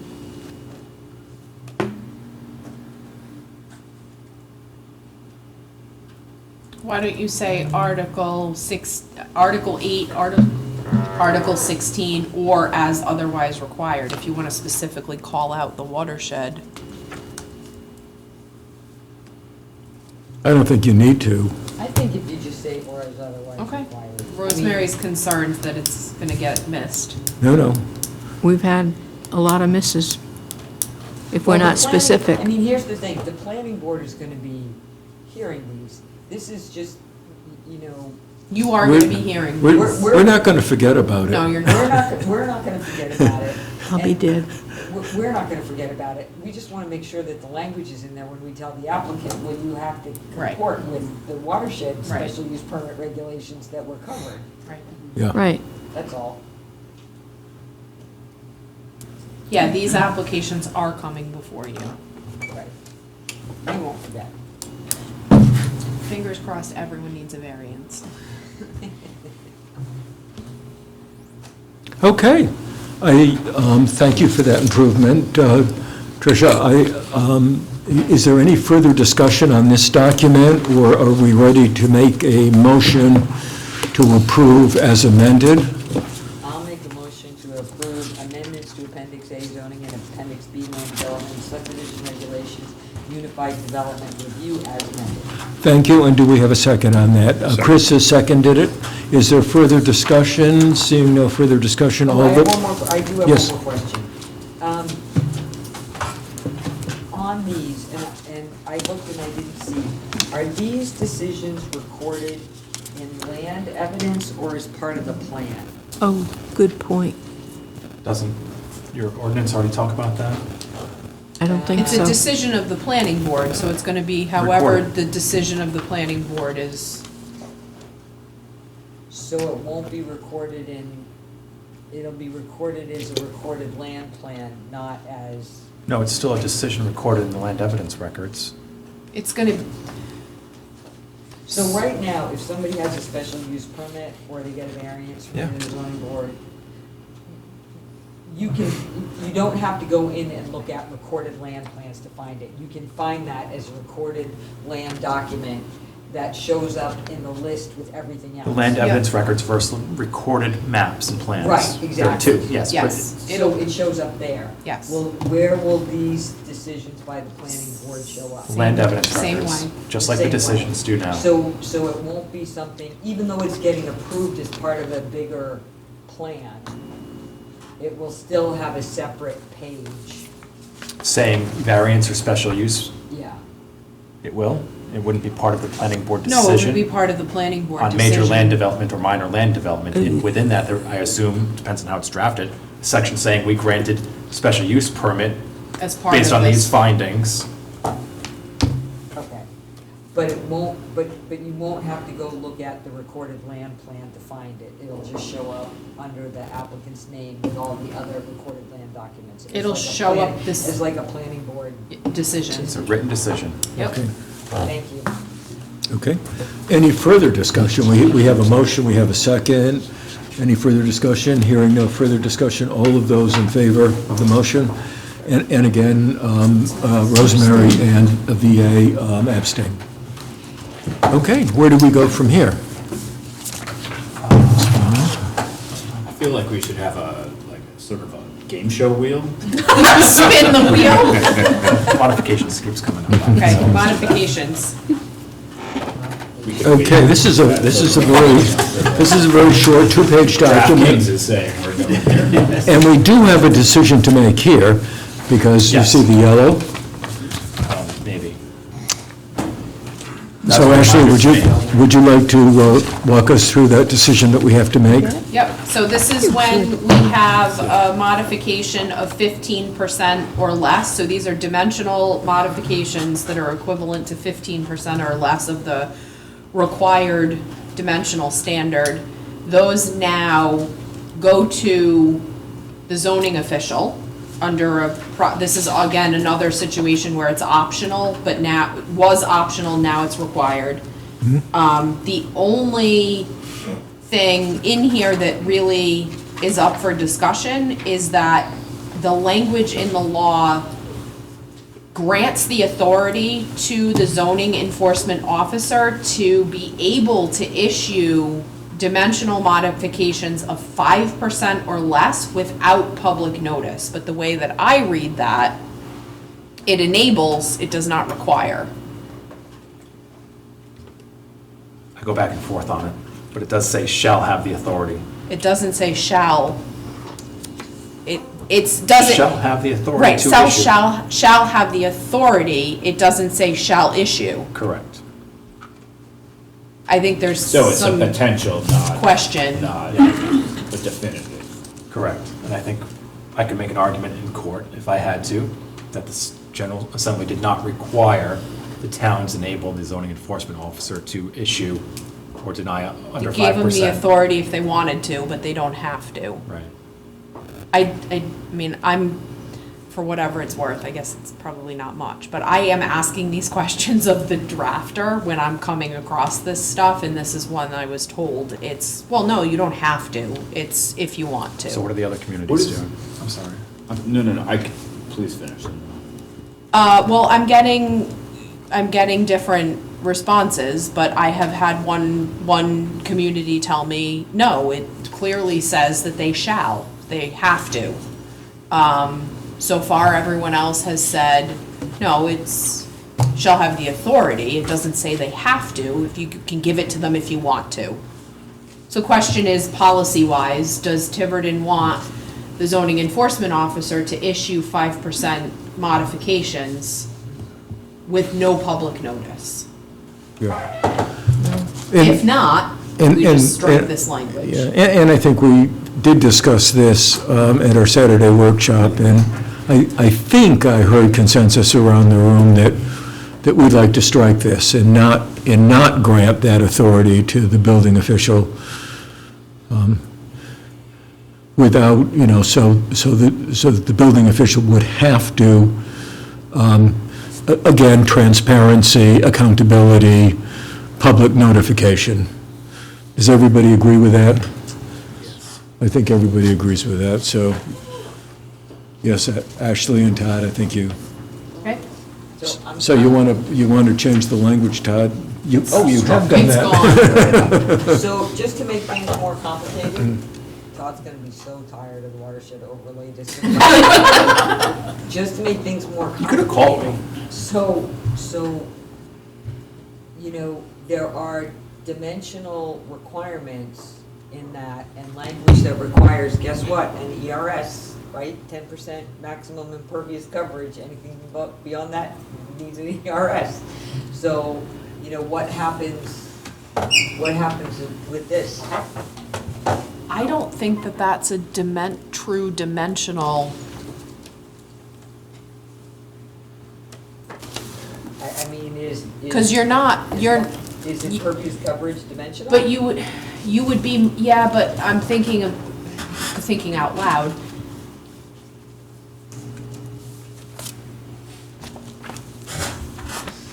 And even that, so You're not modifying,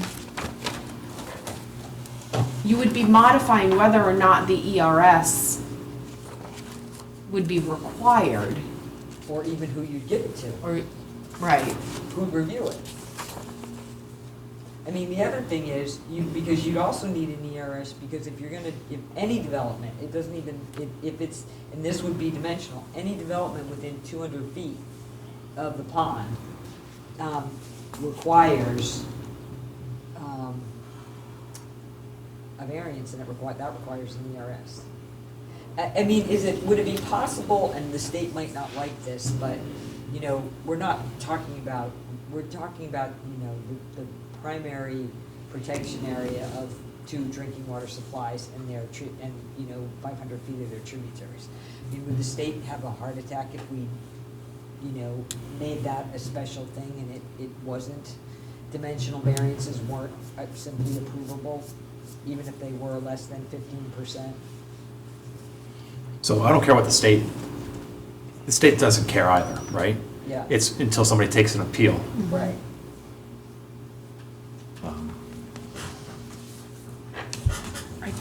I guess it's gonna depend on how that's worded.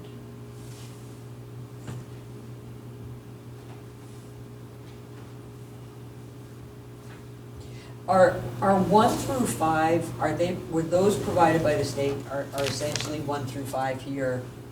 Actually, 1 through 4 were provided from the state. I included 5 myself, so Yeah. you can't have repeats. Yeah. So somebody can't come in, get a 15%, come back 6 months Get later, get 15 another more. 15. What if we added language that said,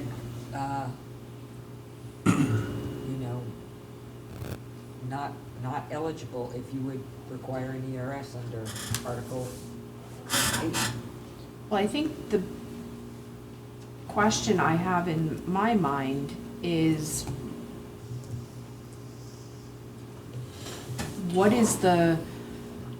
how is this triggering what's required in an ERS? Any development permit that falls outside of the, But you're in a district, an overlay district. right? So the overlay district basically says within 2,000 feet or within 500 feet from the tributary. I don't think you can dimensionally modify that. I can't come in and say, I'm less than 15% off of the I don't think that qualifies as a dimensional Right. modification that would then exempt you from an Dimensional variant. ERS. Dimensional variance is the height, Right. lot size, Setbacks. right. Well, isn't that a setback? No, I mean, it's so what- defining a district. So, okay, so when it says in E here in Article 8, should a variance be granted for development within 200 feet of Stafford Pond, Nonquick Pond, or their direct tributaries, the ERS shall be? Yep. I mean, isn't that a dimensional variance? I don't No, see this- it as a this says when dimensional a- variance, no. Should a variance be granted for development within 200 feet? The The 200 variance, feet isn't being varied. right. You're drawing a line on a map and creating a district around a water body. Right, but if 200 feet is the setback, then you're giving someone a variance. That's not what E is though, Trish. This is if you're within 200 feet and require a variance, Right. the variance being setback, height. The 200 size. feet itself is not what you're varying. That's If a- I'm within that's a 200 constant. feet Correct. and I need a setback, and I need setback relief, Then you have to get an ERS. Okay, let me ask it this way. 200 feet from Stafford Pond. You're not 200 feet, you're 180 feet from Stafford Pond. You go in, you ask for, you're requesting a variance for that, Yes. to be able to build at 180 feet instead of 200 feet. Are you not getting a dimensional variance? Then what kind of variance are you getting? If it's not dimensional, what is it? The variance be granted. Read E. Yeah.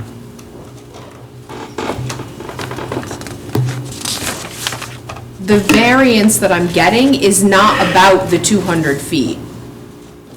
It's because you're It's within because 200 you're feet. within 200 feet. And you require a variance for whatever your structure So is. I need a side yard setback reduction of 15 feet, and I'm within 200 feet. Then you have to get. Then I have to get, Variance. I still Be have to prepared get a by a professional variance. engineer. I'm not getting a modification. You might get a Well, modification. I might get a for height. modification depending on what, it depends on what I'm asking for. But I think I'm not allowed to come in and say, I'm 195 feet, so I'm less than 15% of the 200 feet, and therefore I don't need a variance. I can get a that's not the trigger. The trigger is the actual variance you're asking for, which is the setback relief or the height relief. Okay, so essentially, we're giving somebody a use variance, right, to go within that 200 feet. So that use variance though won't, Use variances are not touched. are not touched by this. Only No, dimensional. only dimensional variances. So that sort of answers my question then. So if being within the 200 feet, you're requiring a use variance to be within the 200 feet. That's what the ordinance says. It still says that. What? This does not change Right. that. That use variance it's not considered dimensional. No. So there can't be an up No, to there is a very 15%. distinct difference between use variances and dimensional. They are defined very differently. Okay, This only deals with dimensional modification. okay. So as a point of clarification, the moment you're within that 200 feet, this is like a non-stop, that's a completely different variance. This is completely separate, right? That would trigger, if you're in the watershed, that trigger or something completely If we're separate. truly speaking about a use variance, then yes, it is an entirely separate issue. But if I am 195 feet from the pond and I want a 10-foot modification to my side setback, I can go ask for a modification and not have to get a dimensional variance from the zoning board. I can go get a modification. And impervious lot coverage. Lot coverage is technically a dimensional standard that could be waived.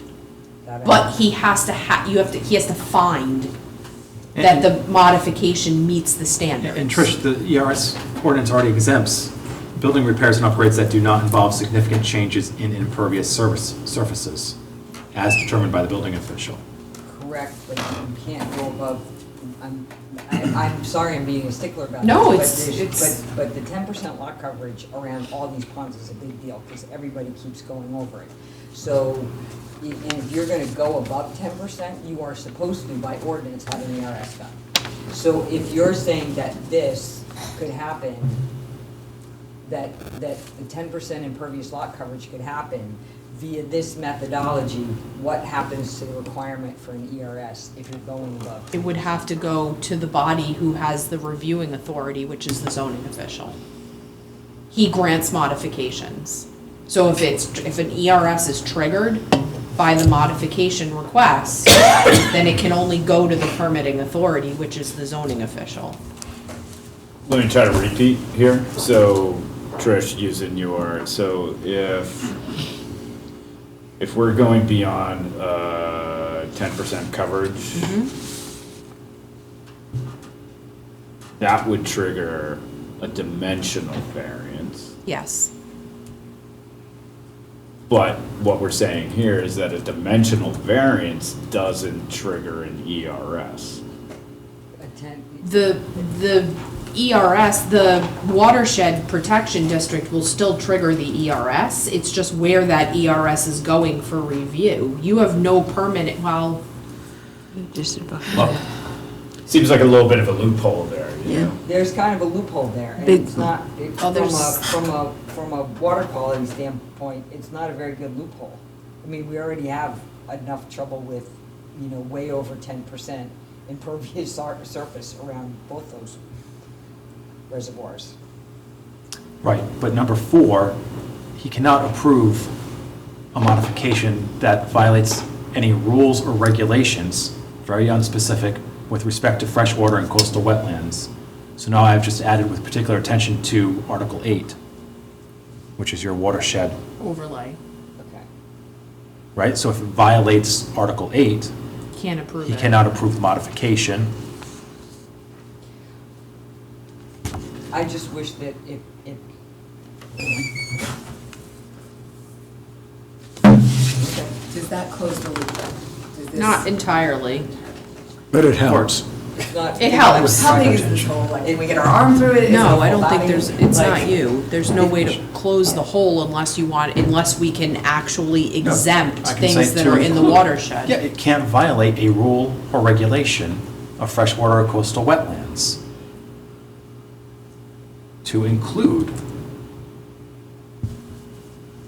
the requirements of Appendix A, Article 8. Todd, you're saying this does close the loophole? It's as close as we can get, I think. Yeah, because I don't think you can exempt the watershed overlay. All you can do is point to it and try to make sure that the zoning official Right. And then- adheres to it. Right, and then you hope when the zoning official gets the ERS, I mean, the hard part about that is that the zoning official, and I don't blame them, but the zoning official isn't necessarily qualified to review the ERS, right? The planning board's consulting engineer is really the person who needs to read that and say, yes, this is not gonna be a problem for water quality, or are you kidding, this is a stormwater, nightmare. Can we say that any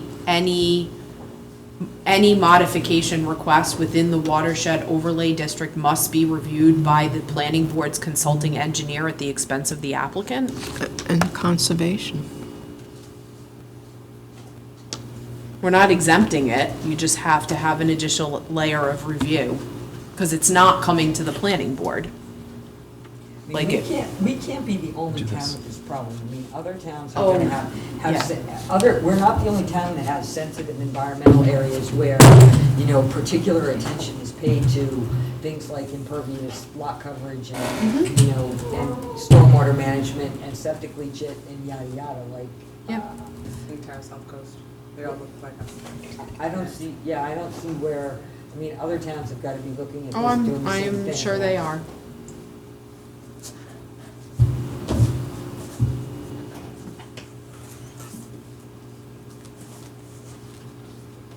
So could we put the language in that would require a review by the consulting engineer? Oh, Just did. Tom just did, okay. Good. Okay. I think that closes the loophole as much as we Well- possibly can tonight. I don't mean to belabor this, but so right now, an application that in the watershed protection district that is not a land development application, that would not normally come before this board, if you trigger the ERS, it comes to this board. Like, if you trigger the requirement for the ERS comes to the planning board, right? The planning board only makes a recommendation to the zoning officer. Well, my question is, would it be any different with a modification? Would it be any different? Does it have to come to the planning board? They do now. Why is it any different? Why would the process be any different than it is now? Just because we've split modifications at 15% or less and given them to the zoning official, and everything above that is going to the zoning board, why wouldn't it still do what it does now, regardless of who the application is going to? It does, you're right. Still does that if the modification is denied, the modification request is denied. I see what Ashley's saying though. I mean, Right. why not just let it trigger the ERS and have the ERS reviewed by the planning board? Regardless and of then who- And then give the zoning official. Well, that's what my question is that we're talking about what happens now with an ERS and a modification, and would it be, is there anything in here that would make it any different than the process that it goes through now? Wouldn't the ERS still come here with an advice back to, the same way it's done now? I'm just not, I'm asking it as a question, you know what do you think there's anything in the language that you drafted that would change it or stop it from coming here? The 10 days. That will stop it. The 10 days is the Too state. soon. Yeah.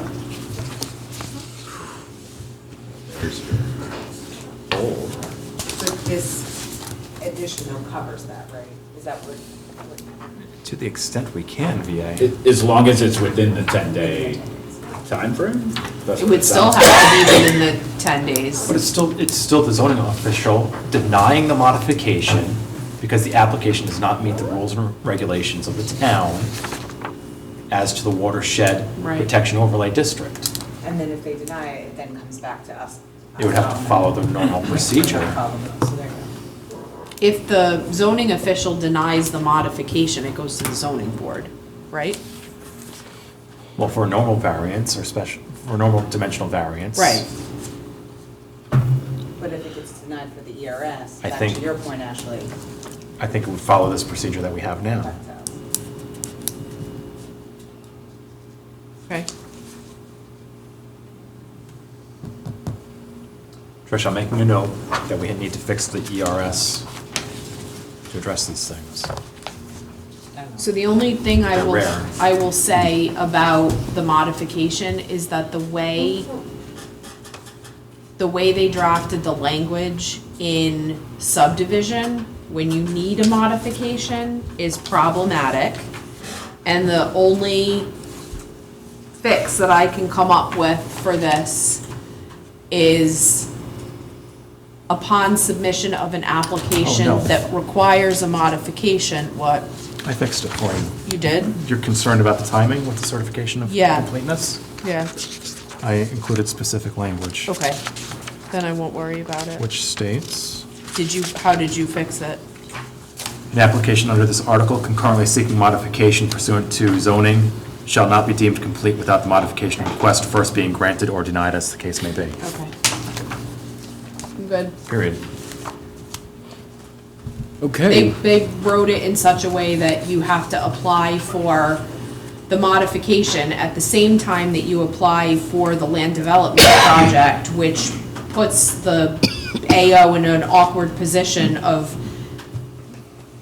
like running the time clock on certifying the application while I'm waiting for the modification to get approved. And if you do the math, you can run out the entire time clock for certifying the application and go over into the decision time clock for the while I wait for the modification to be approved.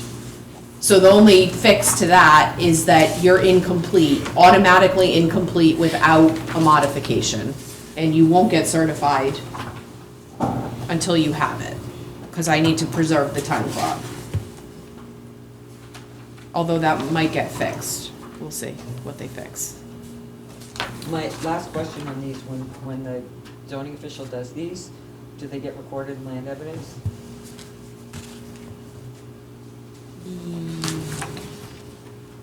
It doesn't say. That's a good question. Do you want them to be? I think so. It's a variance being granted. Yeah, I think this should be recorded. Yes, I do too. in land evidence, like every other variance. So, so if the zoning official approves a variance Add it in to today's D. world, it's not recorded anywhere? They can't, now they can't do that. Oh, Once with this, happens, okay, they all right, give- so the situation is created as a result of this. Yeah, I mean, in here it says something about the zoning enforcement officer shall keep public records of all requests, of findings, determinations, and, you know, but that's not the same as having. We can it just add the recorded decision shall be recorded. in land evidence. Yeah. That's all the other ones.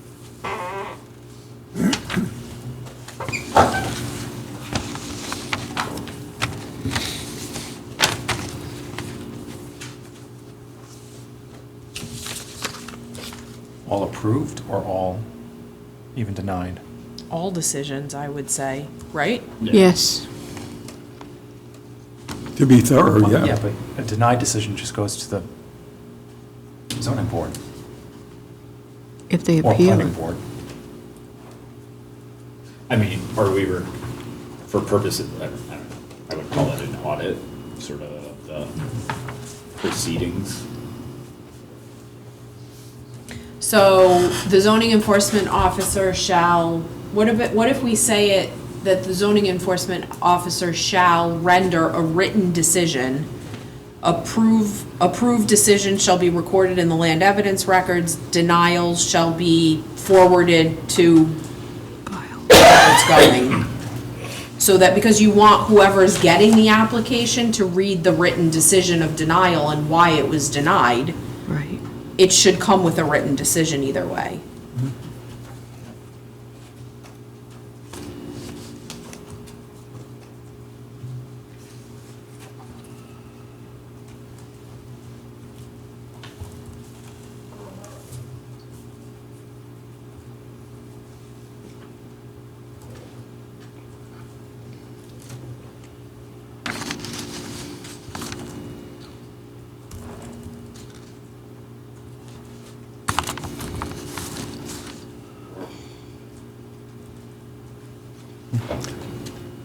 Modification, not medication. Hold on.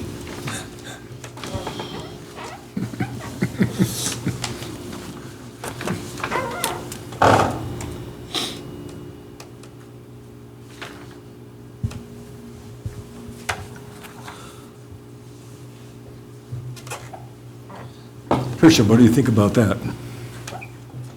Yeah, I mean, I think it's good, I just think it should get recorded. No, I in land agree. evidence, Yep, like I every do other too. zoning decision gets recorded. I do too. Everybody agree with that? Okay, thank you for those improvements, Tricia. I think we're ready. I think we have a motion and a second. No, we don't. And then, We don't. we don't, okay, so we need a motion and a second. I'll make a motion then, to approve the amendment to Appendix A zoning modifications as amended. Second. Finally jumped in, Peter.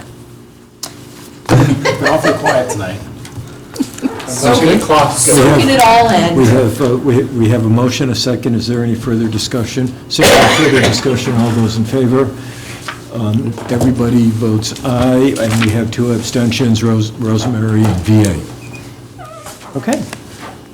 All right. Where would you, What's next? what makes sense? Adaptive reuse? Want to do that, Stu? That's simple, that's a real simple one. It is, right? State said you shall do this, period. Done. Well, I'm gonna throw a wrench in it and ask you all a question fix that something. I've had multiple conversations about this, the interpretation of this. And I can't remember if you and I talked about this or not, but, so on the first page, under C,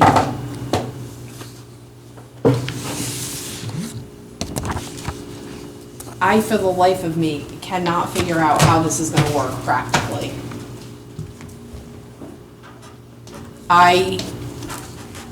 How do I know? So the first one says, no less than 15 dwelling units per acre.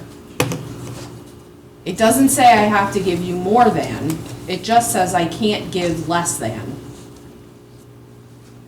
If I do those three things. One of them is low to moderate income housing. Obviously, we would think that they would want to incentivize the construction of LMI units, specifically in adaptive reuse projects. Seems like a good idea. If I don't do those three things, I default to number 2, which says that my maximum density allowed is what otherwise meets all state minimum housing. Did you add the word state?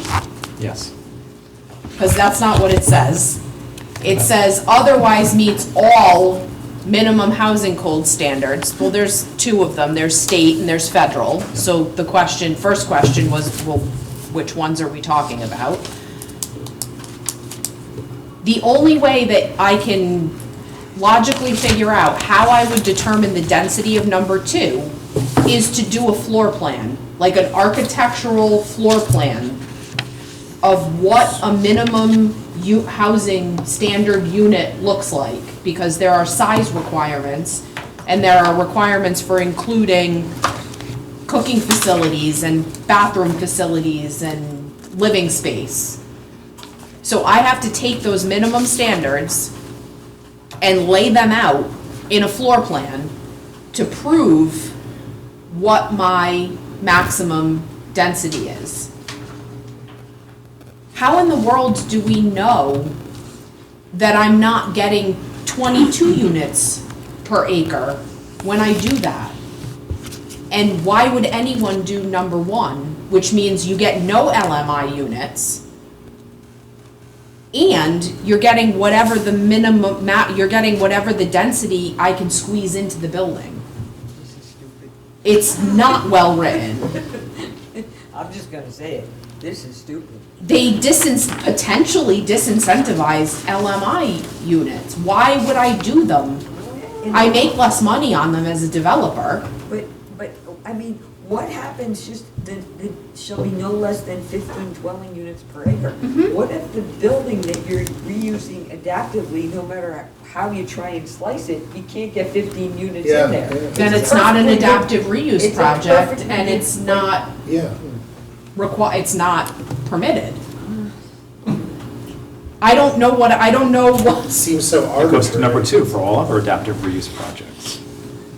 Yeah, that's true. If I only come up with 13 units per acre, because that's all I can get in there,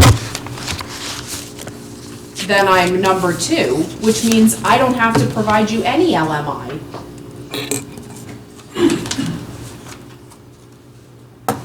So I've had one town interpret this, I'll say somewhat, I think, questionably, to say, okay, fine, if you wanted to write it this way, then what I'm gonna do for number 1 is I'm gonna say a residential density of 15 dwelling units per acre. That's it. Not less, not more.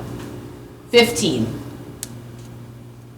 I'm not gonna let you go above 15. Or, no, excuse me. How did he say he was gonna do this? If I want to give you less, I'm not sure his logic works here either. I just think it's poorly worded, and because we don't know what number 2 is an unknown quantity.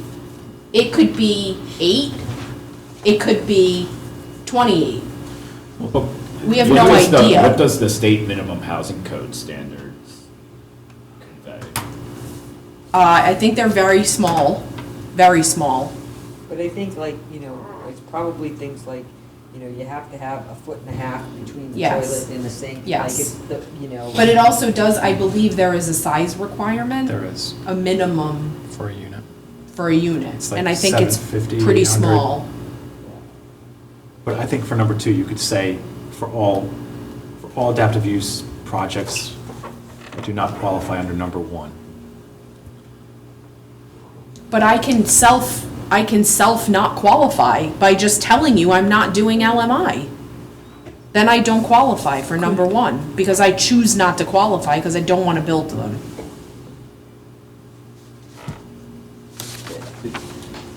I mean, this could all be I don't know, number two could only yield 10 units per acre. The problem is we don't know. It's an unknown quantity.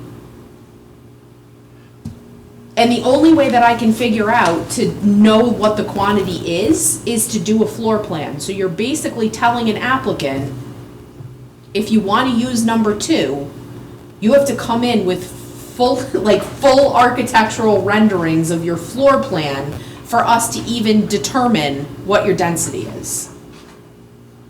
That seems like nonsense. Why would anyone want to do that? But as a practical matter, Ashley, this will probably be sorted out by the courts. Yes. But for our purposes tonight, why don't we just stick with the language that was given to us and you know, let the resolution work itself out through the court system at a later date. I mean, I don't think we need to do anything tonight because we can't solve the problem tonight.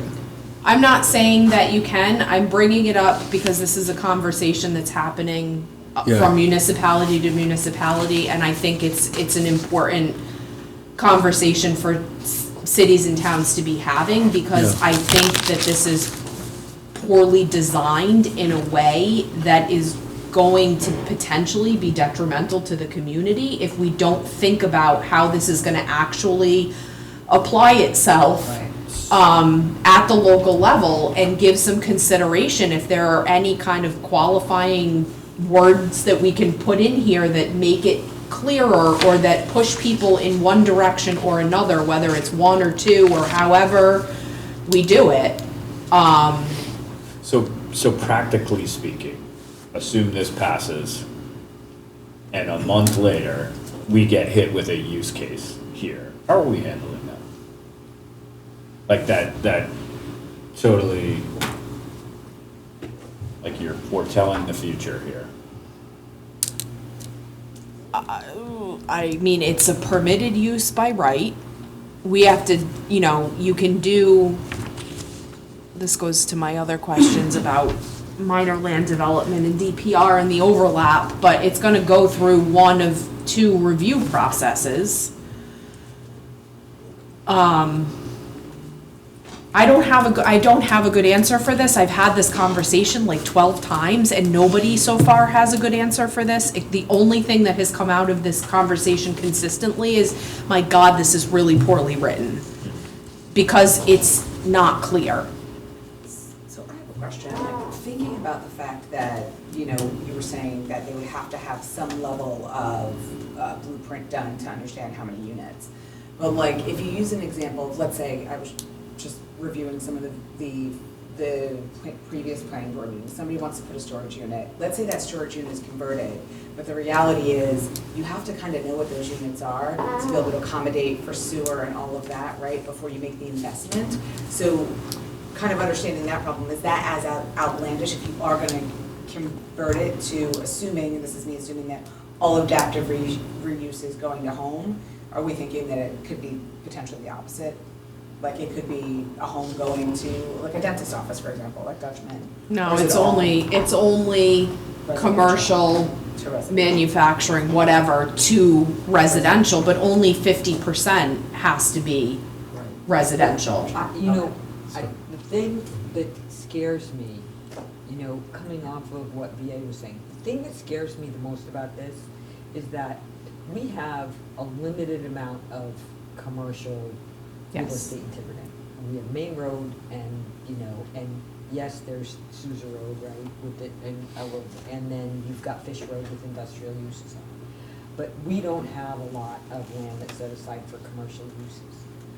You know, I think you see adaptive reuse and we all think, oh, an old school building or an old library or an old this. There's nothing though, you know, to stop anybody who's got a commercial building that they're not getting a whole lot of rent out of in any one of those places taking that and say, well, I'm just gonna turn this into apartments. Mhm. I mean, that's the, you know, I mean, and you can just picture some of those buildings on Main Road, or even somebody taking, you know, a metal building over on Fish Road and saying, well, I'm gonna pop some windows in here, and we're just gonna turn these into apartments, because, you know, I can't get enough rental.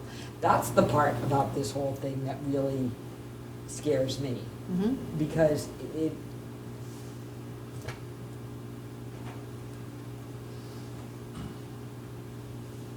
But it doesn't sound like we can figure out a recourse here yeah. Can't. on this. Statute says commercial. What's that? Statute says commercial buildings. Yeah.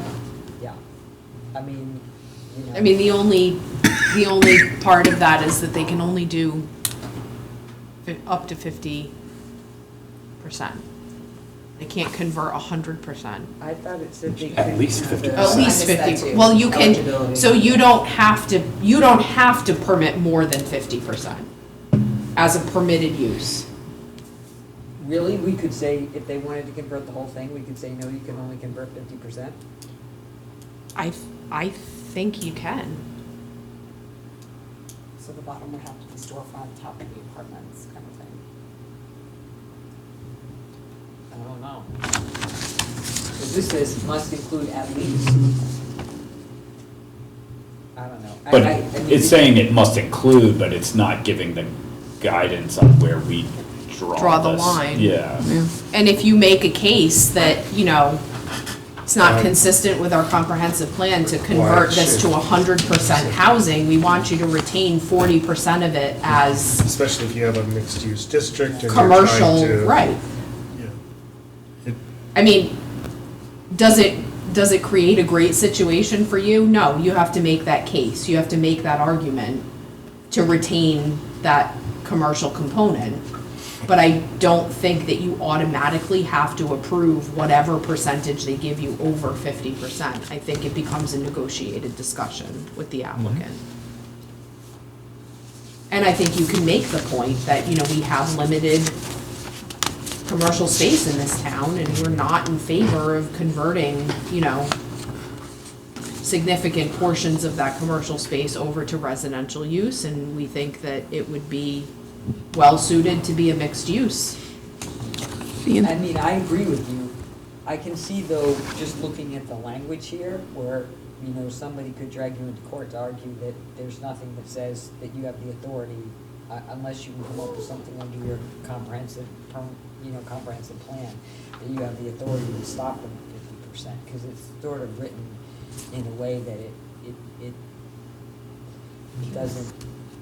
To that point, can we modify, can we put in here at least 50%, but no more than? Because we're getting the state's at least 50, but then we can put our own spin to minimize what that is. And that kind of gives you the protection that you're looking for, Tricia.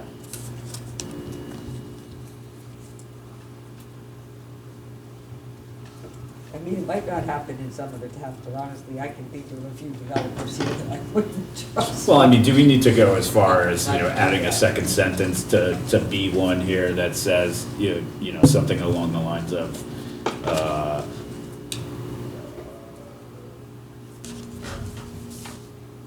percentages above 50%, you know, or is that the sole discretion of the planning board and must, you know, as guided by the comprehensive community plan?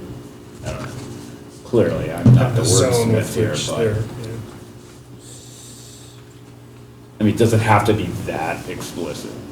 Well,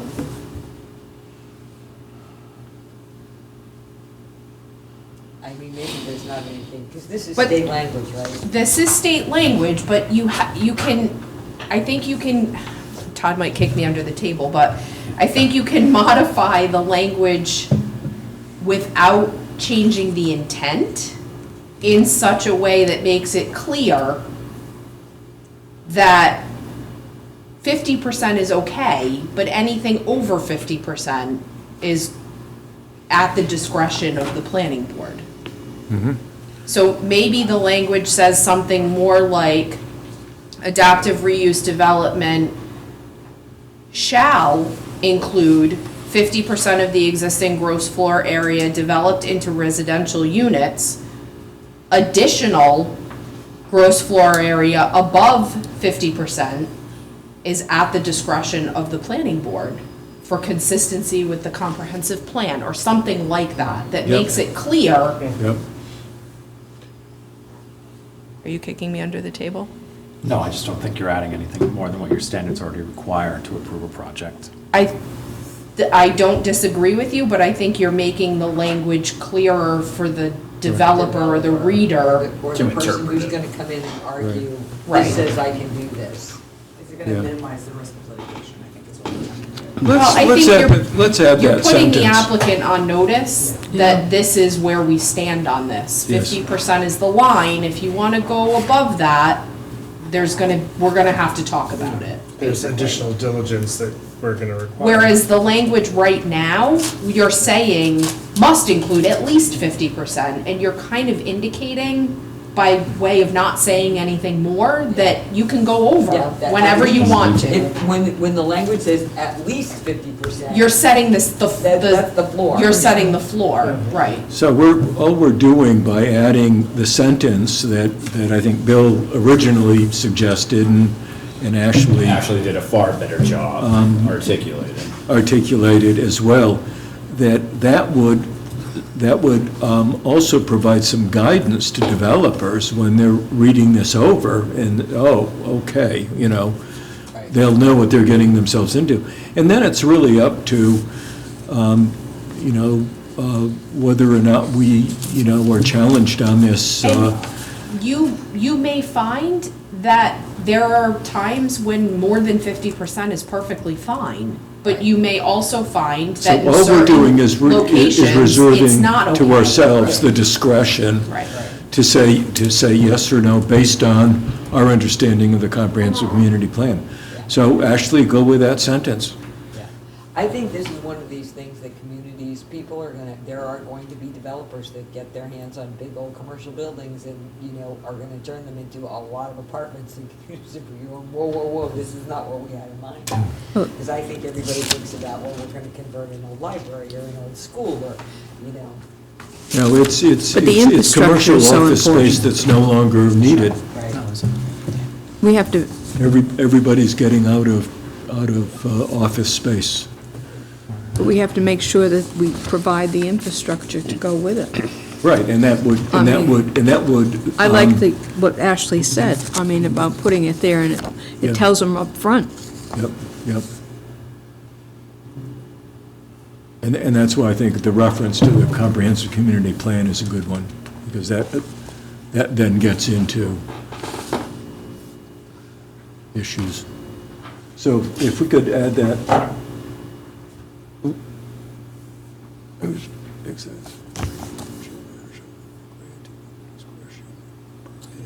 And I think it's understood that the Based- permitting authority. Can we would say be- based on the comprehensive community plan? Or guided by, or with input from the comprehensive community plan, something like that? In alignment with the. In alignment with, yeah, that's better, in conformity with the Tiverton comprehensive community plan.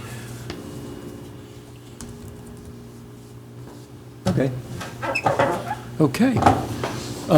We have another decision to make with respect to adaptive reuse. Ashley, can you walk us through that one? I think I asked the question, I had a question in there.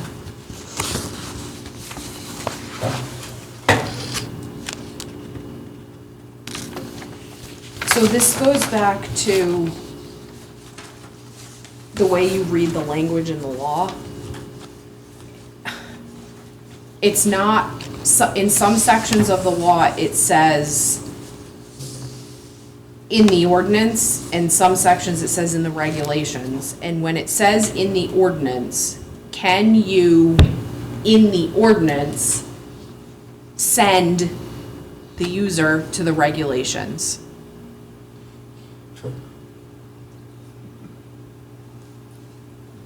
the zoning ordinance. Yes. Send people to the subdivision regulations. Yes. Yes. So, because there's a question there in terms of how this is written, we talked in circles on this one. The way that it's written talks about the ordinance, but there's no reason not to use what you already have in the regulations for Correct. things like landscaping and site design and Your lighting Article and 10. all that. Article 10 here, yep. All right, so then we can just delete this. Because you do that above in 1.2. You send them to the regulations. Okay. And my thinking on all of this is as much of this as we can put into the regulations is where it should live. It should not be in the zoning ordinance. We do not want to have to deal with design standards and landscape standards in a zoning ordinance. They belong in the regulations. And I'd like to just send people to the Right, regulations. provided that the regulations have enough teeth so that the planning board can point to the regulations and say, Well, that's- you shall not build that rectangle metal building with a flat roof and no windows. That's what I want to hear. Well, then we need to look at the regulations as well, but right now, this says you go to the regulations for, Okay, so for purposes of tonight, we've settled that. Yes. So I think we're ready for a motion to approve adaptive reuse with the amendments we made tonight. So moved. So moved by Bill Gerlach. Do we have a second? We have a second by Dick Taylor. Is there any further discussion? Hearing no further discussion, all of those in favor? 6 in favor and 2 abstentions from Rosemary and VA. Okay? We'll do appeals. That should be easy. okay, there's no choices to be made there. Appeals. Appeals.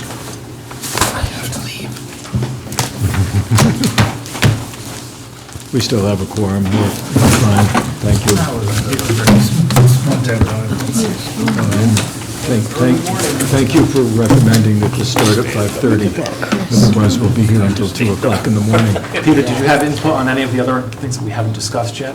DPR, Nothing else. Sorry? development plan review or anything? No? You good? I'm good.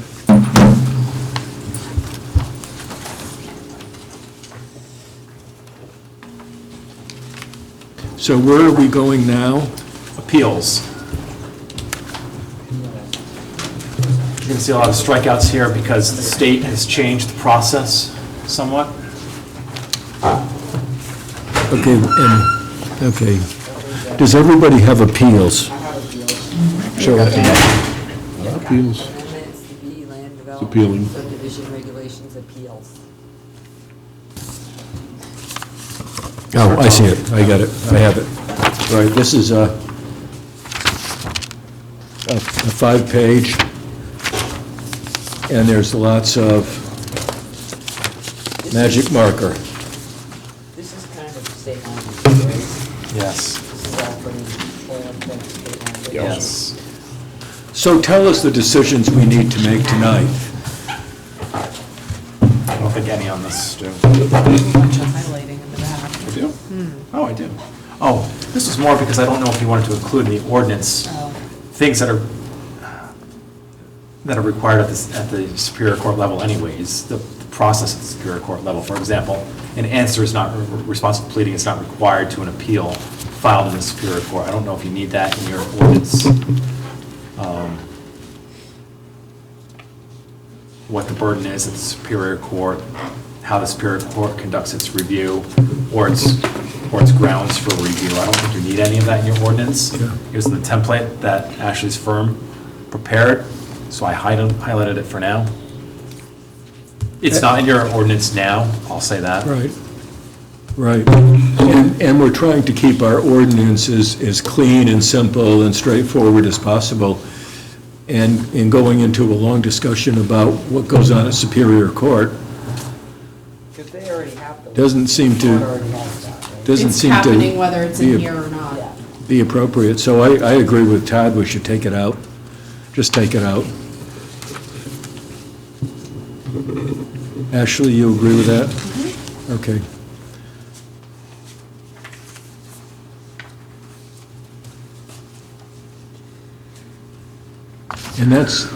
And the rest of it is prescribed by the state. We have no choice. Did you have any questions about that new procedure? The AO decision is appealed to the plating board, right? Your appeals now go to the Superior Court. Only decisions of an administrative Yes. function, not decisions on applications. Correct. Go to the zoning board of appeals. Any decisions on an application go to Superior Court the same way that your decision goes to Superior Court. Right, right. There's still. So zoning has less work to do and Superior Court has more work to do. Gonna have a special land use court. Okay. Do you know what happens with the comprehensive permit that's denied? That's going to That's by Superior SHAB. Court. No, it's at SHAB for the next year. Shab is out of Shab- business, right? Isn't They're, Shab, They're still for it's 1 year. phasing SHAB out. I thought I addressed that somewhere.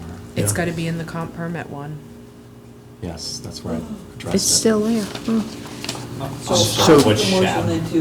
State Housing Appeals Board. Yeah. Basically a rubber stamp for developers.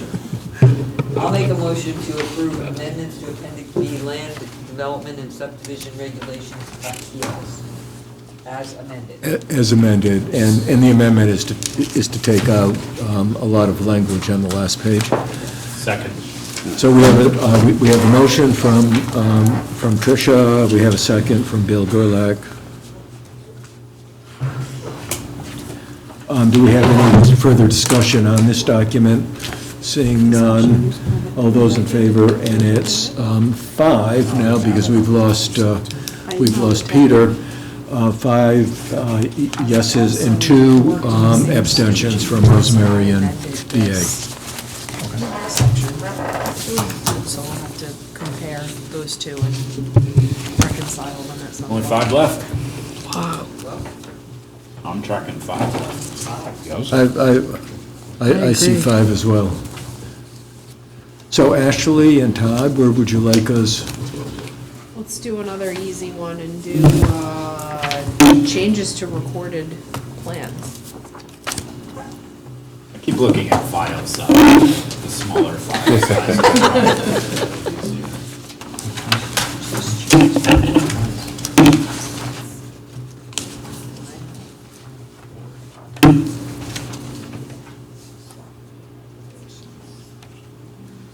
So is this is separate? Oh, this is recorded plans, okay. Yes. Oh, I see it, here it is. Okay, this is a very simple 3-page document. And could you summarize, could somebody, Ashley or Todd, summarize what decisions we need to make? I don't believe there's any decisions for you to make in here.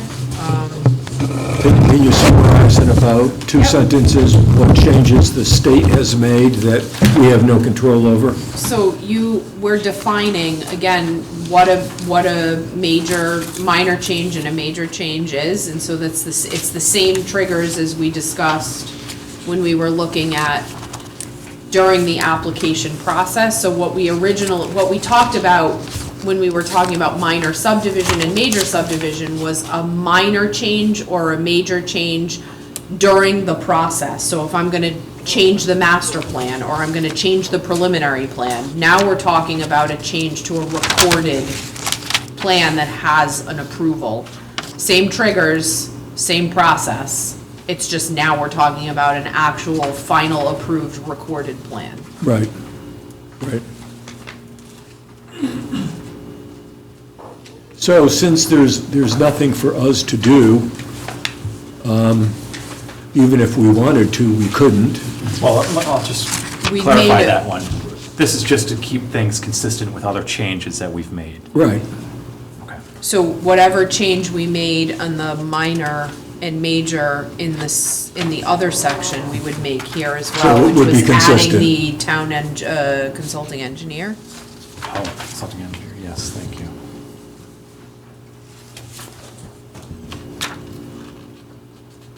And that was in, five. one, Oh, 1 B1.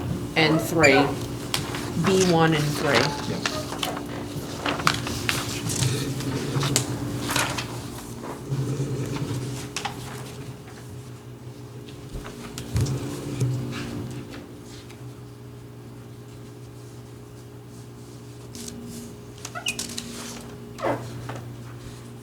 There, I don't think we changed anything else. No.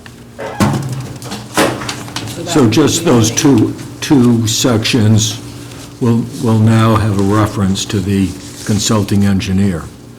Yes, B1 and B3. Right. Todd, did you want to do that right now? He is. Yep.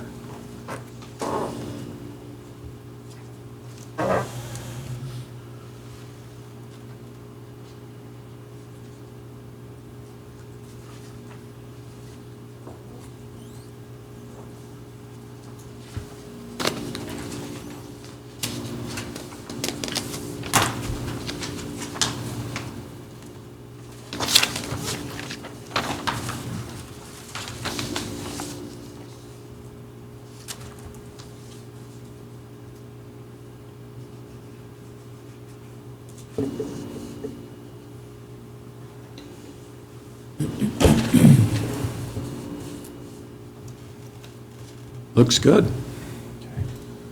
Can we move to motion? Yep, I think we're ready for a motion to approve changes to recorded plans and plats. I'll make the motion to accept or approve amendments to Appendix B, Land Development and Subdivision Regulations, Article 9, General Procedures, as amended this evening. Do we have a second? We have a second I'll from second Chris. that. So it's Bill and Chris. And is there any further discussion on this? Hearing none, seeing none, all of those in favor? 5 in favor and 2 abstain, being Rosemary and VA. Good. How about another easy one? We're running out. I know, we're running out of easy ones. Sooner or later, you get to jump on the grenade.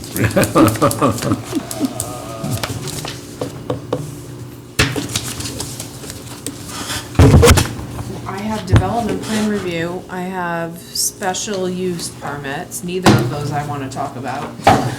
And then I've got, you have merger? I don't have merger in front of me. But that one should be easy. Plus, Might be the last one. You have 4? You have 4?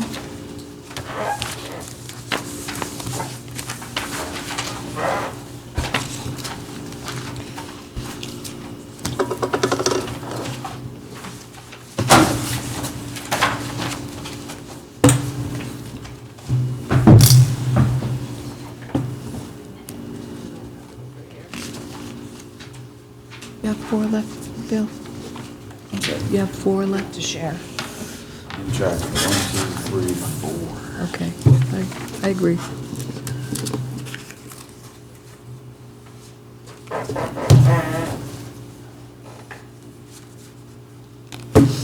So are we doing development plan review? Do we have to? No.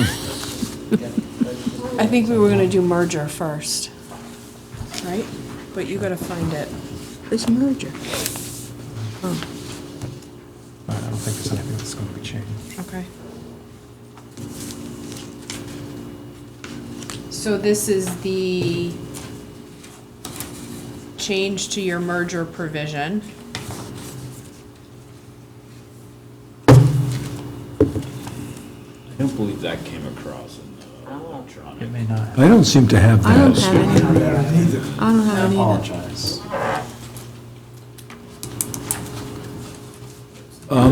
Walk us through it, and we can approve it on the screen. No. It's pretty short and simple, but do you have the ability to pull it up? If I can find it. That's probably why you didn't get it, guys.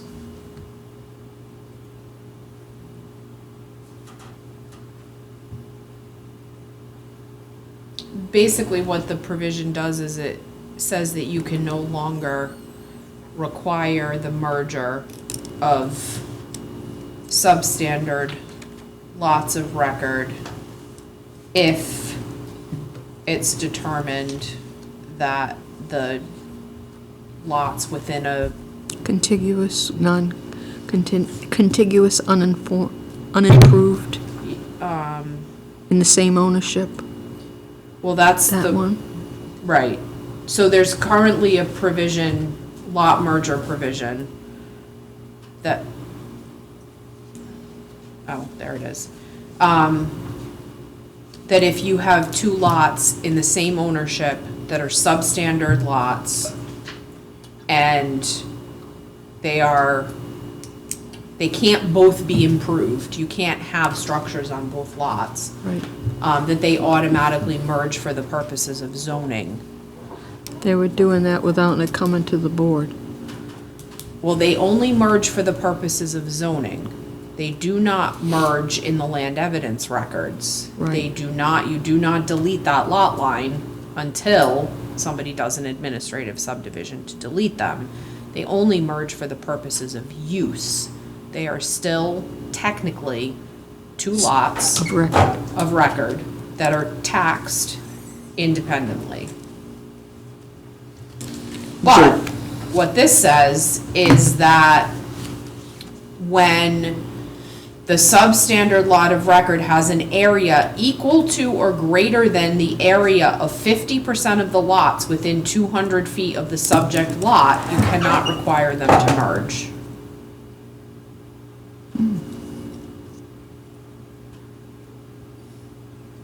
Is that new? Yeah. Yeah, State language. yeah. So what decision do we need to make tonight? You don't have a decision to make. Just have to approve. It just negates the other language. It negates the merger language unless, and I mean, I assume that John is going to have to look at the lots within 200 feet of the subject parcel.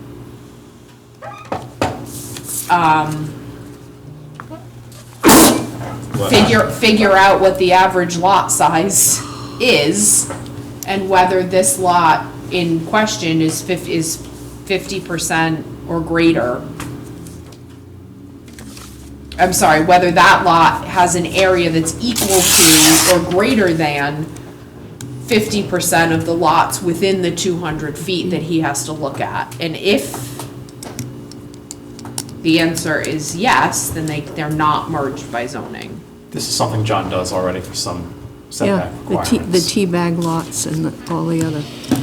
So some we, in- so since we have no decisions to make, I'll make a motion that we approve as is. Right, so you do need to know about this new section C. Your ordinance provides setbacks to be reduced Oh. by proportion of the size of the lot.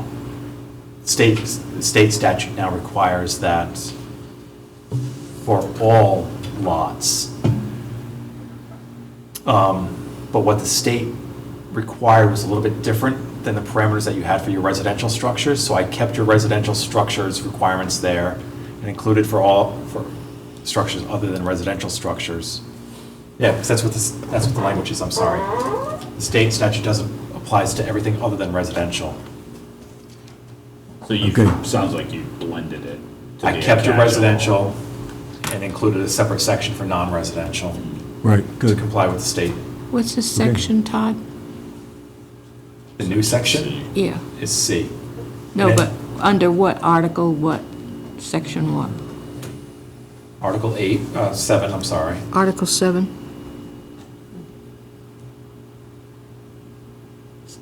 B and, So you already had a reduction of setbacks for residential structures proportional on substandard lots. State now requires it for other than residential structures. A little bit different than what you have, a little bit different requirements than what you have for your residential structures.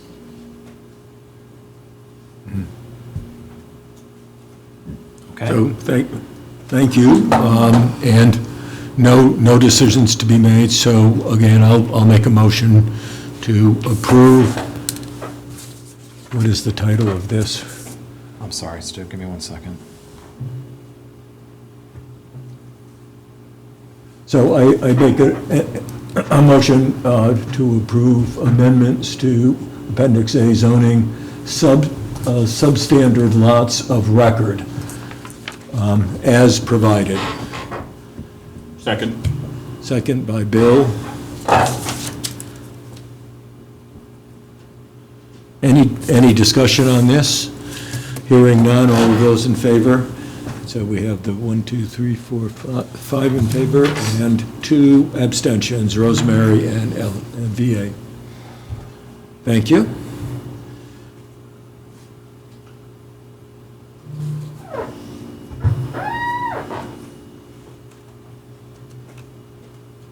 And so, I guess I didn't send to you this one called classification of applications. That would be 14, attachment. But this just identifies 3 types of land development subdivision projects.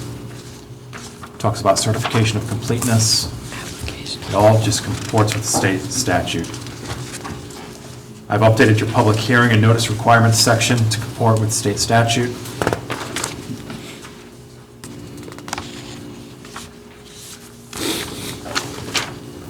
And there were not many changes, and I couldn't tell you what the difference is.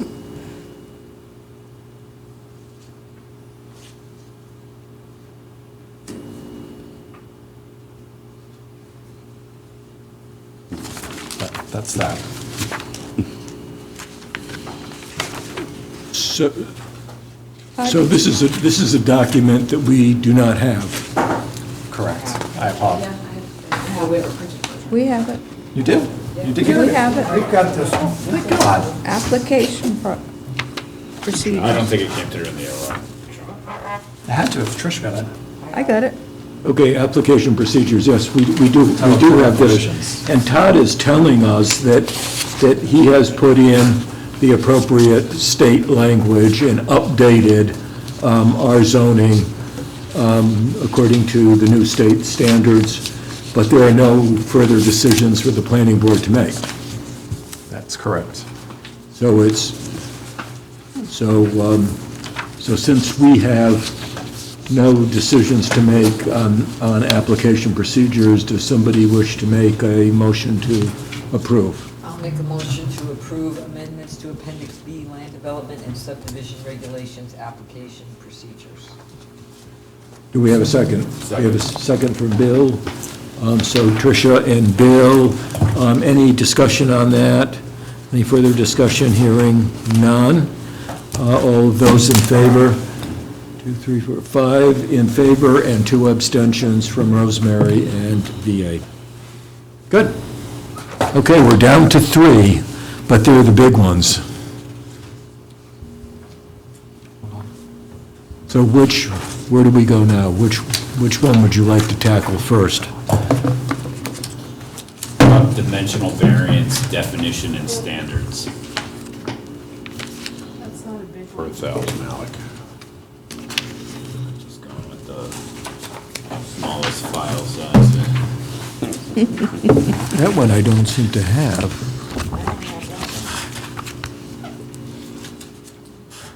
What's the file name, Bill? Dimensional variance, definition, and standards. Don't have that one. We're going to get 3 left. DPR and the comprehensive permit and the special use permits and variances. We've only got 3 documents left in hard copy.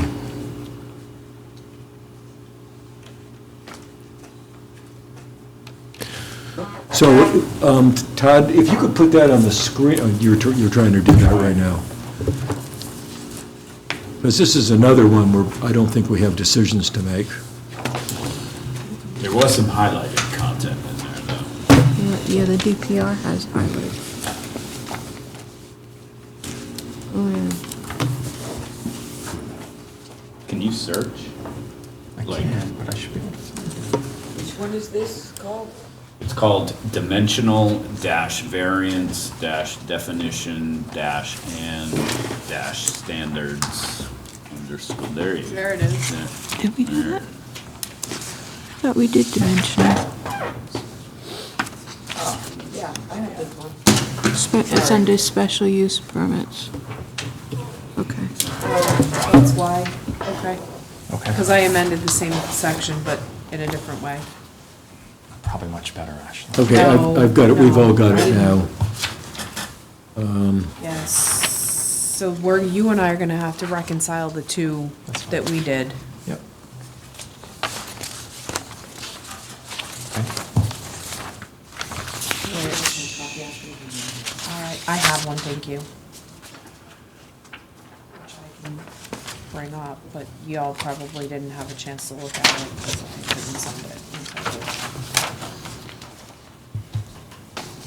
On page 2, there was some yellow highlighted content.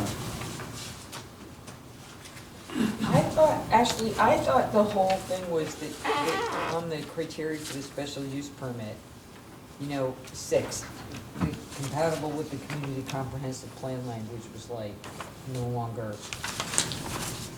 valid. Where are you? I'm on section 2A6.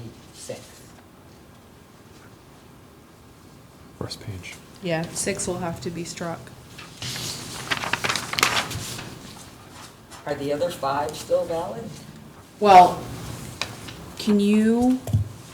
so what's happened here is that the section that we're working in deals with special use permits and it also has variances. And so I worked on the special use permit section for criteria, but Todd's got that whole section in here because he worked on the variance piece. So he and I are gonna have to bring our two sections together. Okay. If we just look at the variance language in this one, and then can you That's fine. bring up the one that I emailed?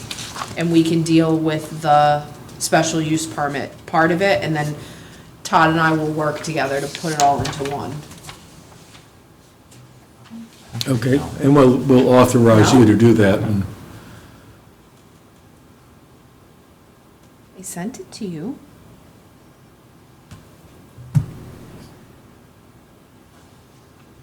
What time? 4:30. You do have it. Okay. Thanks, buddy.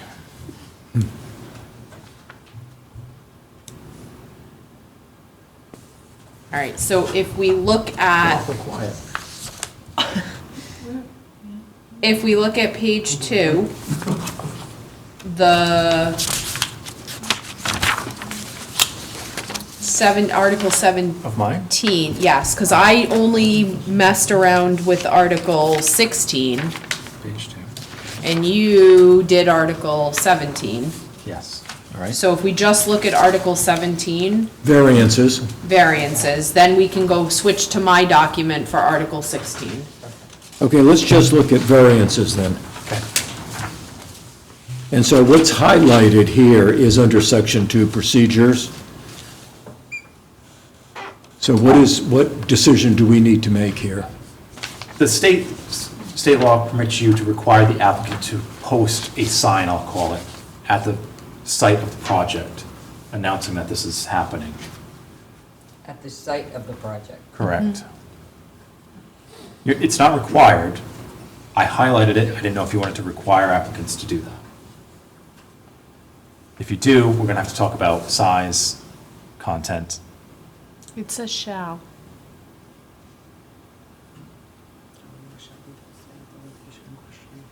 I mean, there's only 14 days' notice, right? So the sign would probably only have to be up for have a 14-day notice period as well? Or is there even a notice period for the sign? No, Ashley's right, it does say shall. It says shall. The public notice statute has a similar provision, which is optional. So, But apparently not, it's a variance. I mean, this is like the silly make-work project, right? We're gonna have signs made up, legible signs that are made up, which aren't gonna be paper because they'll get wet in the rain. And then someone is gonna be responsible for getting their butt out to this property and posting the So, sign on it? It's the applicant's response. Some communities do this for subdivision, like in South Kingstown. You have to put a sign on the property that is being subdivided, so that people driving by see the How sign. big is the sign? It's up to you. Oh, God. And it's at the cost of the applicant. So So, we- they're not the only place that does that. There are other municipalities that require a And if the sign as gets applicant- posted. And if the Before applicant by doesn't piece have their of ply- sign up in time, or yeah. doesn't have their sign up for the requisite period of time, does that mean that that their hearing in front of the This is zoning board stupid. and or the planning board is, No, because it's not. It doesn't For constitute. information purposes only. so if they don't put the sign up, it doesn't really matter. Except that they're in violation. But there's I mean, we no- could try to but- do something But there's about it. nothing, I mean, there's no, they don't lose their, their hearing is still valid, they're not, not complete. This is not new. This is our state tax dollars at work, folks. This is not new language. It may be new under variances, but it's something that exists because I know that there are communities Yeah. that make the planning, whatever's up for planning application, you put a sign on the property. Right. So if we accept this and this is a shall and we have to do it, is it here that we are defining the standards of the sign? I think you should. Yeah, Or otherwise unless you have it's- somewhere else to do It's it. gonna become That an was gonna be my administrative follow-up, is nightmare. like, is it one-stop shopping for just Can't you under? just refer Well- to the sign ordinance? Yeah, but then they're in violation. The sign ordinance, like we did with developments, we were sending them notices of violation. So the other thing to think about here is that we're under Or the. just gotta tell them they gotta go out there with a can of red spray paints, spray paint a big B on the door. I'm sorry, I'm getting slap happy, but this is like. Well, the other thing you gotta think about too is that this is under variances, and if you're gonna make people put up a sign for a variance, that seems like the lowest level of permitting, really, when you consider variances, special use permits, subdivisions, land development, and you're only making people put up a sign for a variance. Like, So do we I have need any 10 recourse for- feet, side setback relief off my deck. I think this is. Bill, you can just have the language here and not enforce it. As usual. I think, I mean, the point of the sign is notifying the public. You drive by, you see the sign, you inquire at the planning so would the office, or. solution be to have a bunch of, just like a building permit, the building permit that you're supposed to put in the window, we just get a bunch of those printed up that has, say, variance at the top, and you just write it in, and you gotta stick it in your front window, and that'll do. Because Well, I mean, what do you do with that piece of paper on a vacant lot? Nail it to a tree, that's what they're doing every other. I mean, Nail it to a tree. who's Like gonna, no trespassing who's gonna signs, just like enforce that. this? Who's Nobody. Who's Done. gonna Nobody. do this, who's gonna enforce it? It's Who's gonna be, like, stupid. So Do we actually- It doesn't really gain anything No. here. It doesn't gain anything for the permitting body. It doesn't gain anything for the applicant. It doesn't necessarily gain, well, in theory, it might gain something for the public that's driving by at 30 miles an hour and trying to read 12-point type Right. on a water-stained piece of paper. On a But residential lot with a 6x6 sign or whatever. But conversely, it's like, is it a 4x8 piece of, you know, whatever, you know what I mean? by 11. So this is a shall, so we have to have this, right?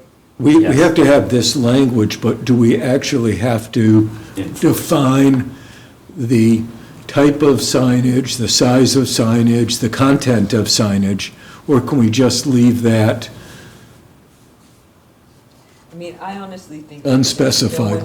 I know it's bad law to leave it unspecified, but it's such a stupid requirement that whatever we do is going to be absurd. Yeah, but that's why I Somewhere would else say it have the says building may. official, they have print up, just like they have Yeah. the building Building permit things that you permit. stick in the window. Have one that Yeah. says, variance, it's a two-line fill in the blank thing.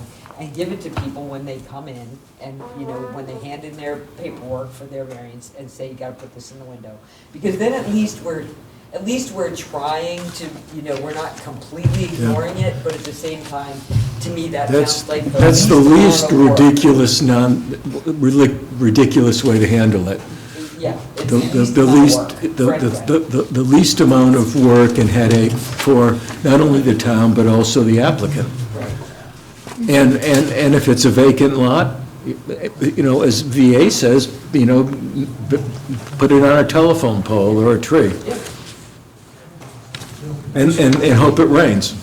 Where does It's this like a live? yard sale. Put it in your window. Yeah, When Exactly. you come So up in here in 23. town hall So and get a this is permit from for a yard sale. 24. And they give you the couple of them that you yeah.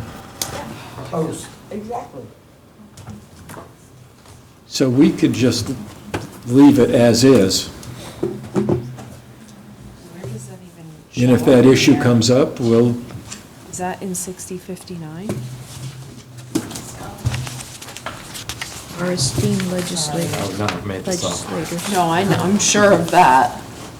It's probably in your template. It may be. I can check that too. We can do this after. I just want to make a note of it because I'm making a list of all of the. You want to just leave it ambiguous, or at least say inconsistencies. in compliance with with the sign ordinance? I just leave it ambiguous. Leave it ambiguous. yeah, yeah, I agree with that. Just leave it as is. I think it's implied that you have to comply with the sign ordinance anyways. Look it out. So,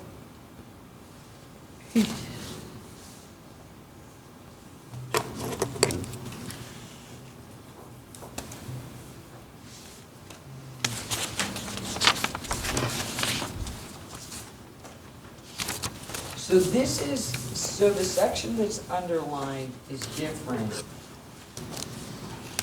than what's here now. And so the two types of variances sentence gets taken away. Where? I'm looking at Article 17 as it exists today, and Article 17 is here. Okay, what's your question? So if the bottom of page 3 is where the existing language is getting struck, and onto page 4. Right, so where it says two types of variances can be considered a use variance and a dimensional variance, that doesn't exist anymore in the document, right?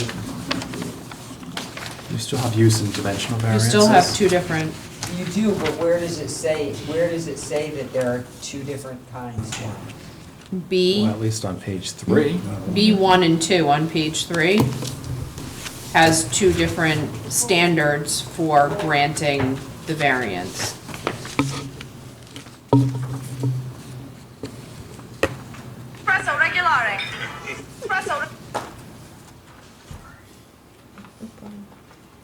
And if I,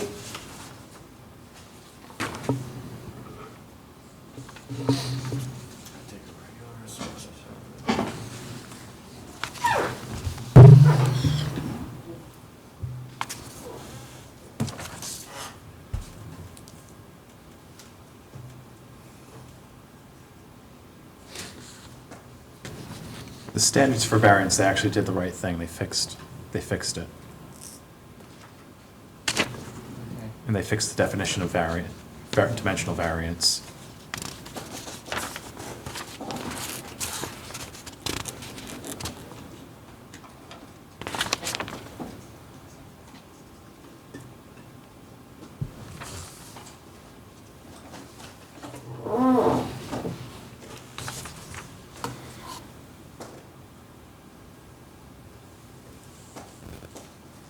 What else, Trish? no, I think that's it, it just, I see what you mean now, but that's where they're listed.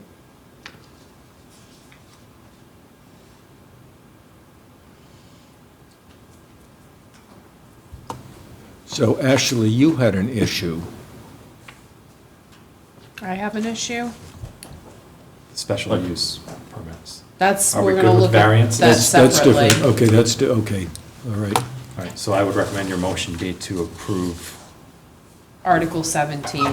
this, yeah. So I would make a motion then to approve amendments to Appendix A zoning, special use permits, and variances.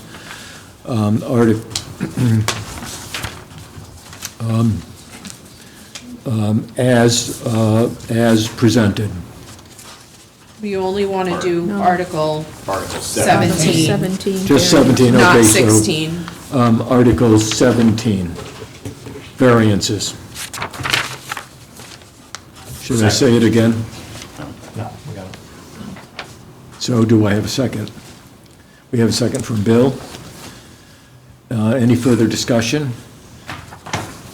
Hearing no further discussion, all of those in favor, and it's 5-4 and 2 abstain. Rosemary and VA.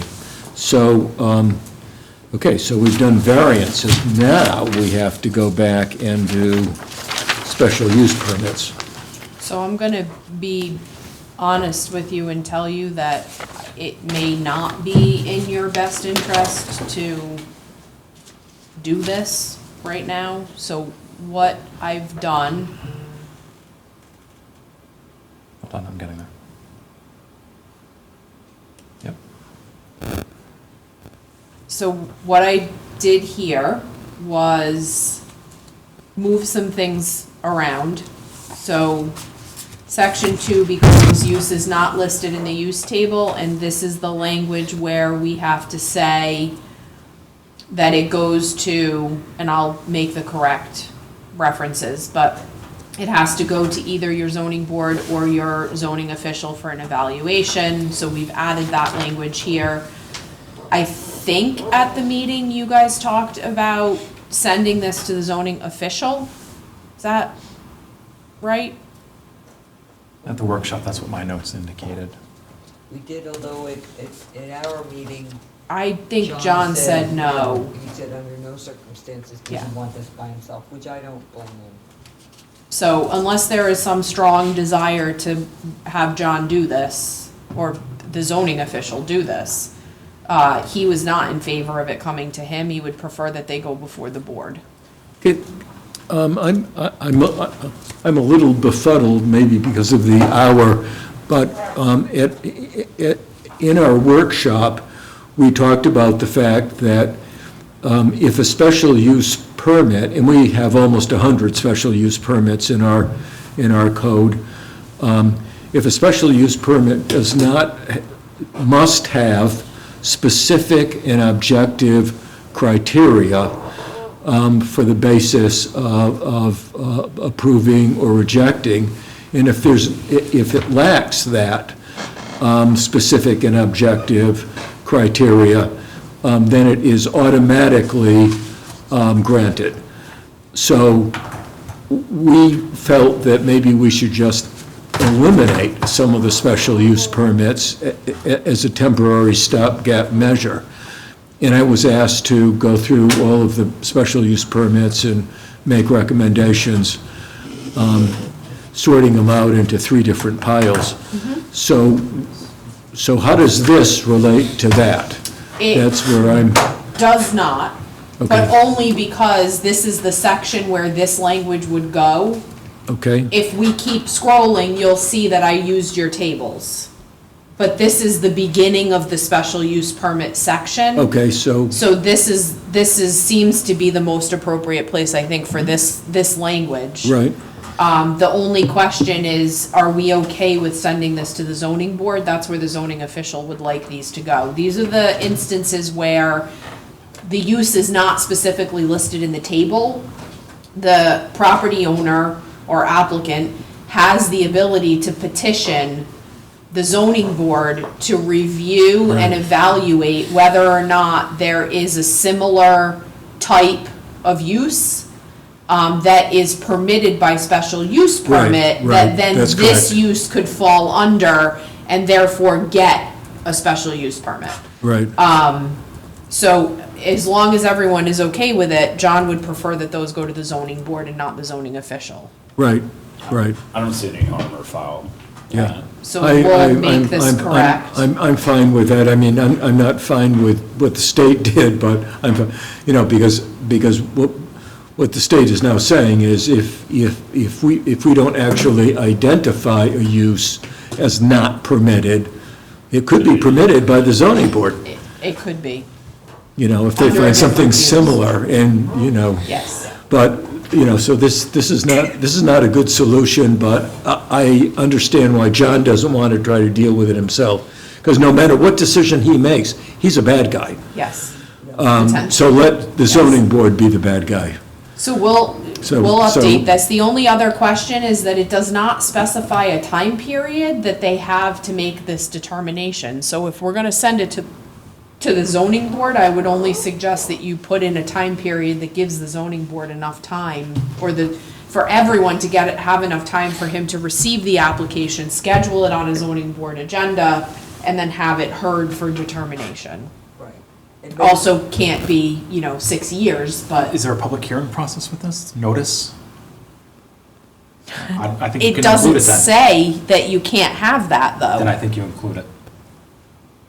I think you can Yes, I request, completely yeah. agree with that. I think you should. I think you should. And the zoning board may need to continue it. I mean, the applicant's attorney may make an argument that, our solicitor says, I don't think so, but I want some time to look at case law, or the decision, There's nothing in here that says that you can't require a public hearing, that you can't require, I don't know, 90 days, So, 120 days, I was gonna say, whatever.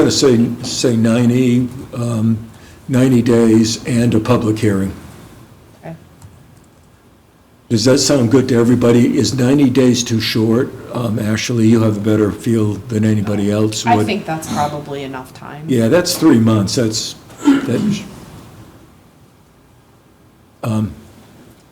but require a public hearing for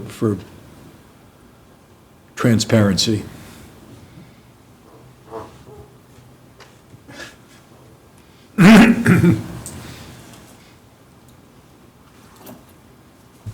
I don't want to get ahead of you.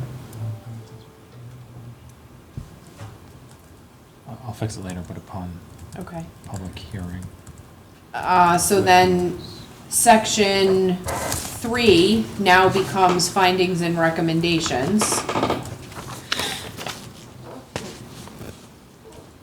So this is basically that we can ask staff to report findings and recommendations to the permitting authority. So you're adding a section 3. Yep. And then section 4 becomes criteria for all special use permits, and this is where you'll find those 6 items, and we have to strike number 6. We can't keep that. That's the comprehensive community plan. I will leave it to Todd whether or not you can keep the rest of them. I don't know if those are specific and objective enough. We'll find out, not based on what I say. We would like to keep them if we can, but, I think you can try to keep them and see what happens. and see what happens. Does everybody agree with that? The more criteria, the better.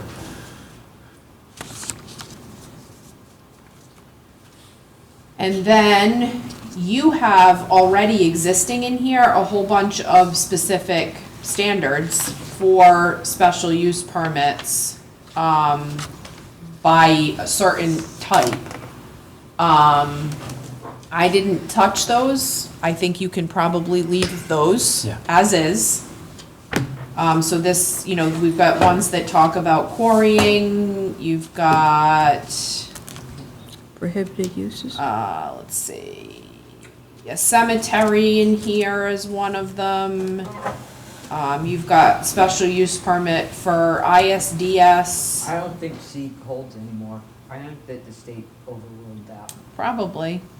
We just haven't updated it, but I'm pretty sure that C is. So we should probably strike C. We should double check, but I'm pretty sure that, You can't do that anymore. DEM doesn't let you do that anymore No, they now. don't. You can't have stricter, We can't have. standards. No, that is definitely yeah, correct. I am sure that that's In the true. freshwater wetlands language that was adopted about a year ago or a year and a half ago. Yep, yeah, they We spend. can no longer have stricter, no municipality can have stricter standards. Yep, so that can get struck, you can strike C.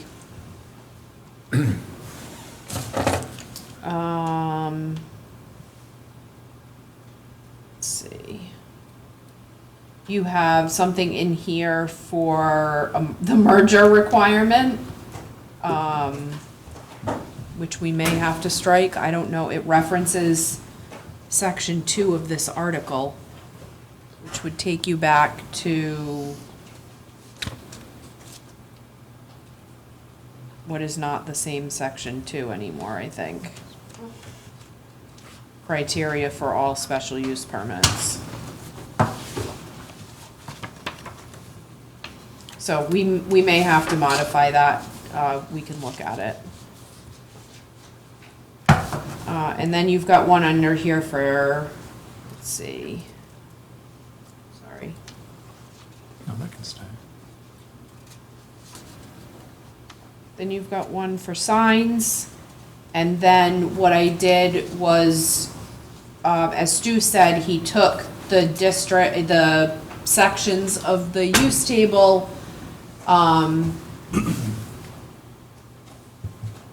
that language in the box is just for context, and then the use table pieces themselves are also for context, these would get deleted out of the draft.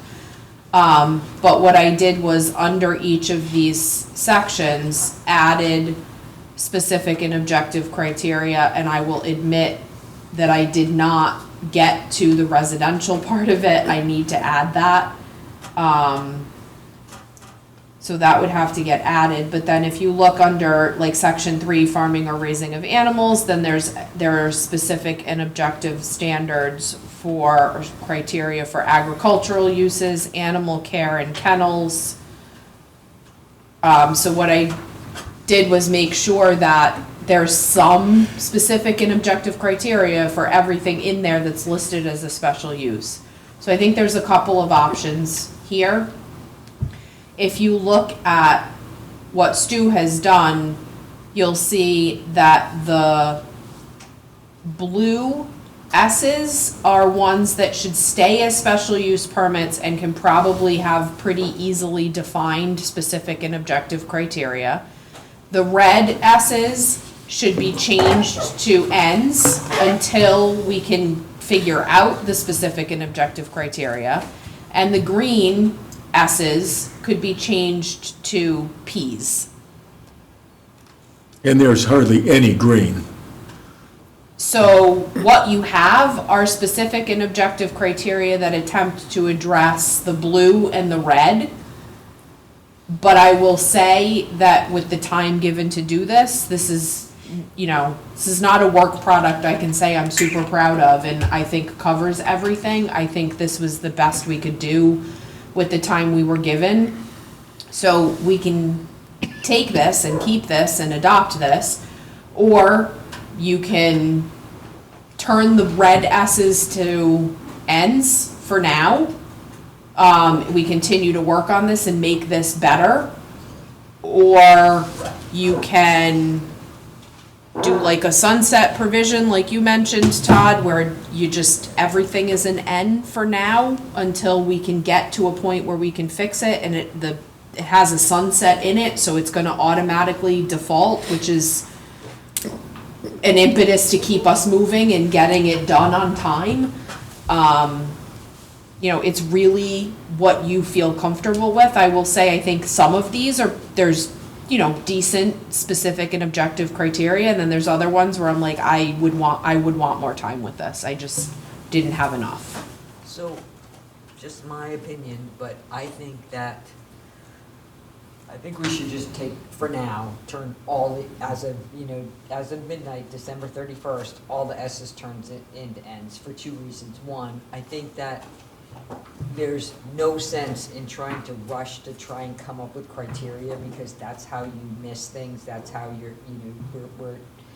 come up with real criteria for all of those blue ones is, it's a lot, there's a lot in there.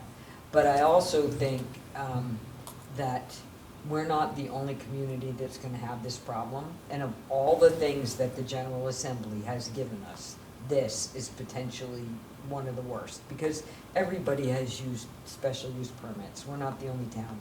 So, I think that there's some reasonable chance that there will be enough pushback after the first of the year, that this is one of the things where the General Assembly might either back away a little bit or give us more time or whatever it is. So why should we use the precious time that we have to try and sort out the other bigger problems in this, when we had the ability to just make them no's for now? As of December 31st, they turn into no's, and we can tackle them slowly, and maybe there's something that comes from the General Assembly after the first that either makes it a little bit simpler or, gives communities, a little more power and authority over special use permits than what they've given us now. That's just my thought. Just anecdotally, as a data point, how many special use permit applications are we seeing annually? Ballpark-ish? I don't think it's a huge amount, Okay. And the only reason why I ask. but I'm gonna put a comma on my sentence. All right. And say, until January 1st, when developers want to do, or take advantage of the loophole. Then there'll be a line. Yeah. Yeah. And I only asked that question to try to quantify the potential impact of your recommendation, Tricia. That's all. I'm with you. Like, we have to be incredibly thoughtful and diligent in this, or we're gonna get caught flat-footed. Yeah. Right? I'm just trying to anticipate sort of the noise that's gonna come from the My community. my only concern about Tricia's suggestion is, how will town council view this recommendation that all special use permits, 100% of the special use permits that we now have, and there are almost 100 of them, that they all become no's, that they're not non-permitted uses on December 31. Somebody on town council may say, that's draconian, and how long will it take you to provide specific and objective criteria? And they'll really press us on that. But if we sort of sort out the roughly 95 special use permits into permits that do have very specific and objective criteria now, or can easily get them, then we would look like we're making a compromise, that that we've given more thought to it, and that we've, actually gone through the effort of, looking at those special use permits that really need to turn to ands rather than just making everything an and. Did you say I'm not all being- S's or just the red S's? You said all. I said all of them. Oh, okay. I said all of them. I completely see where you're coming from. I think the possible way to mitigate that is one, not to stop, even though we're recommending to the council that they turn all these into ends, we don't stop now trying to come up with criteria for them. In other words, we're gonna keep working through these, but we may not have any of them done by then, or we have a small number of them. So I think you could show the council some work. But I think that, you know, I think that if the council understands that the community comprehensive plan, and we're not even sure about those other 6 criteria, right, that we've used for a long time. I mean, it wouldn't be hard to for the council to understand that, you know, any one of these things in the wrong neighborhood could be a really significant problem. And unless we have specific criteria for it, we won't be able to stop it. I think that as long as we can make a commitment that, A, we haven't thrown up our hands and we're not doing anything about trying to come up with criteria for these, but we don't want to rush into it and make a mistake. I also think at a certain level, and I hope that the council will support us, this is, I think, one of the, I'm just going to say it, stupidest things that the General Assembly's done. I mean, really, this is really dumb. I get that they don't like it that, you know, towns use a community comprehensive plan to what some developers deal, you know, are arbitrary decisions about what you can build and when you can't. But, you know, Dick was on the zoning board for a very long time, and I know how much time and effort the zoning board put into, you know, and most zoning boards put into being really thoughtful about whether or not a special, you know, a special use permit belongs somewhere. I hope that the council will understand this is not about the planning board. This is about the General Assembly. This is about, you know, the set of bills that got passed. And what we're doing is the safest thing to protect the town until we really have the time to go through these in a thorough and comprehensive way and figure out a set of criteria that isn't going to leave us with the unintended consequences because we hurried through them and, you know, and ended up with something we never wanted in a place that we never wanted it. Practically speaking, would we make a commitment as a board to chip away at defining the specific and objective criteria?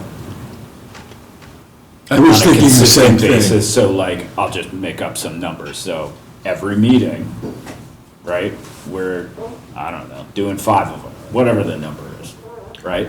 Well, I was thinking, I think and Deb's going to say something in a minute, but I was thinking we need to show that we are, not just to say we're going to do this, you know, by and by, you know, when pigs fly, but we're making a good faith effort right now and show that we've got this on our agenda going forward for every meeting for the rest of the year, and, you know, have some kind of an approach to doing this set up. I will just. Because if we can't say that, I don't think, you know, I can see, you know, I think we're going to get torn to shreds on this. Deb. Councilor Edwards and I both agree. This is the only responsible way to do this. So we agree with this plan, so we'll just make sure the council understands that. I mean, we're just 2 of 7 members, but this is the only responsible way to do this. I mean, we have a lot to do in a very, very small time period, and so it's just to kind of stop the floodgates and be able to prepare. I completely agree. And I think you can point out that you've got 25 pages going right now. Right. It's not like you don't have anything, but what you were able to put together in the time frame that you had to do it doesn't feel appropriate to address the issue, and we can tell the council that. You know, we could even show them, you know, you have a draft here, you've got, if we look, I know you haven't seen this, I emailed it at 4:30 and I apologize for the late nature of it, but there are some significant criteria under some of these categories. It's something I think deserves more discussion. We should sit around the table, we should go through each section, we should talk through the criteria, we should have a conversation about what's missing, what, you know, should we add to this, should we take away from it?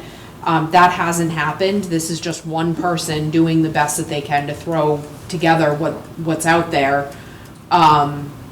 So I think you're in a good position to say, it's not that we haven't done anything. We did a lot. We did 25 pages of this so far. We just don't feel like it's enough at this point to adequately address this issue. Yes, yes, yes, excellent, excellent. And if So you've I got would- two counselors that are, I would support on board. Tricia's recommendation then, that all S's turn into Ns. All special use permits turn into non-permitted uses on December 31. And we'll support that at the Pending- council level. Pending further action by the planning board. And then when we have to explain it when they have their public hearing and we have to explain it, we'll show that we're making a good faith effort. And I do believe that the public will be behind this too. I mean, they don't understand it all, but they're watching everything being built up or, attempting to be built up. So I think that they'll really be in tune to this. Yeah. But at that public hearing, there may also be some special interests with a different perspective. Okay, so are we ready now to make a motion to approve special use permits based on Tricia's recommendation? Actually, Tricia, maybe you should. I think you should do I a think it sunset. should be too. I'm gonna recommend that you make a sunset provision on this. Change all S's to no's, expires, whatever reasonable Whatever the date. date is. So as of 12/31, but expires Yes. on XYZ And date. set yourself a Exactly. reasonable time frame to get it done, Yeah, which sort of sets the time clock. which gives some sort of guarantee that something will happen. Do you think the end of Q1, is that enough? Is that- No, that's not enough. I don't think That's not enough. If if the planning board gets hit with a couple of new comprehensive permit projects, blah, blah, blah, we can get really busy, and then it's really hard for us to try to do, our housekeeping measures, like cleaning up our zoning, after we've heard 3 or 4 different applications, and it's 10 o'clock at night. So I think we need at least 6 months. And even then, we're looking at special meetings, I think. I was gonna suggest that you should consider 6 months and setting a couple of special meetings to just sit down and dig into this and get through Yeah. it. That's I what we think will need beyond to 6 do. months, you may start to lose Steam. support. Yeah. Yeah, And you're gonna, to do it in 6 months, I think we're gonna need to just set some time aside just for this. Yeah. A couple of hours, sit down, go through like a, sections, piece by like a piece. Saturday morning session or something like that, absolutely. I'm So, concerned that if you go beyond 6 months, you will start to lose people. What we could offer to the council, and actually might even be easier for the council though, is that rather than saying what we're gonna do by June 30th is we're gonna give you 100 of these to change, is that we Piecemeal it could in. say, our plan is to come to you and, if it's okay with you, in 3 tranches. Incrementally, or yes. something. We won't come to you with once a week, because that's like the public hearing and all that kind of stuff, it's gonna be too much. But if we said, our goal is to get you, at least a block of 25 of them by, I don't know, the end of February or something. In other words, and if the council says no, that's fine, they say no, it's fine, we'll take them all at the end of June, but we could make the offer that we would deliver blocks of them at a time, if that was helpful. and that shows all the good faith they need to hear. I mean, if they don't accept that, then they're really, being obstinate. They can decide, but that, and that also means we're not holding all the special permits for that long either. Some of them we can get done pretty quickly and whoosh, Yes, I think some of them can. Some of them are really tricky, though. Yeah, and some of them, I'm not on the council now, but I have been on the council. You know, zoning isn't everybody's thing. And a lot of times when there are public hearings about this, you know, if you had 100 of them to go through, the council has 100 in a public hearing to go through, that's gonna, like, there's a lot, you know? So maybe if they came in blocks, it would be better. Right. Well, I think better for the council, better for the public, right? Oh, I yeah, think it just yep, yep. makes a lot of sense. And if they say, no, we just want them all at the end, that's fine, we'll do it that way too. Okay. Still need a sunset date. Okay, so we. June 30th, So we. 24. So Tricia has made a motion. And her motion is to approve the changes that have been made in the special use permit section, and to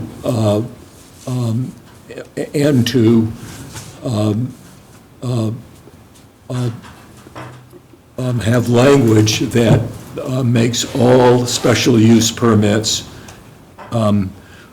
move from S to N in the use table, meaning special use permits become non-permitted uses on December 31 temporarily, while the planning board continues to work on specific and objective criteria as required by state law, and that we will sunset the ends, and the ends will automatically turn back to S, special use permits, at the end of 6 months. Unless otherwise amended. Unless otherwise amended. And we will then explain, this doesn't have to be part of the motion, but we will be explaining that to town council when they take this up in a couple of weeks. Right. So that would be Tricia's motion, and I would second that motion. It is not exactly my motion. Oh, okay, sorry. I'm only saying that because I wasn't gonna motion to approve everything that Ashley has added to Article 16, which is, I think, what you said in the beginning, right? Yep. And that includes all of the,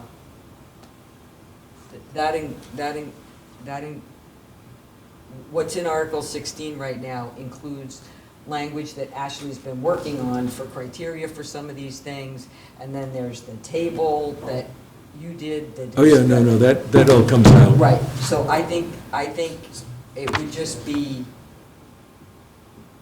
my motion would be minus that first introductory Okay. sentence that you had. Right. And start with, we're simply changing we are making all special use permits in the zoning code ends as of midnight on December 31st. And then all the rest of it. Todd looks like Right, Buffalo. right. Yeah, yes, that's why. So you don't want the changes that we discussed prior to the district use table?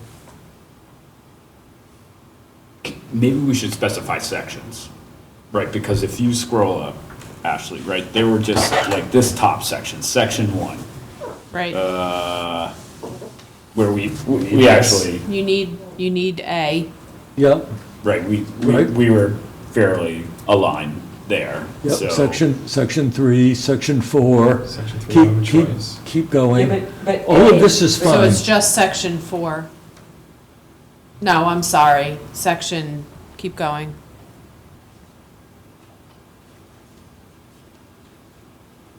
Section 5. Section 5, it's section 5 is the remainder of the Yes. document, right? So we Yes. could approve sections 1 through 4. Right, And make the motion to change all of the S's to N's effective 12/31/23.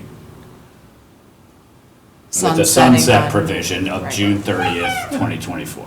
That's what I thought the motion was. yep. But Tricia correctly pointed out that actually Ashley had more than just 4 sections. She had she had the additional materials that most of us haven't seen because we didn't look at our emails after 4:30. But that's all part of section 5 in this document, correct? And we're not We dealing approved with, sections 1 through 4, and plus changing the S's to N's. and then section 5 is important. We're not throwing that out the window. That is That what. becomes your work in progress. That is our work in progress. Section 5. So we're going to build on section 5, but we're not You're not gonna- adopting it as it's written We're not here. adopting it now or sending it to town council. Right. May I ask one question, though? And I don't, I mean, I'm fine with it, I just want to ask.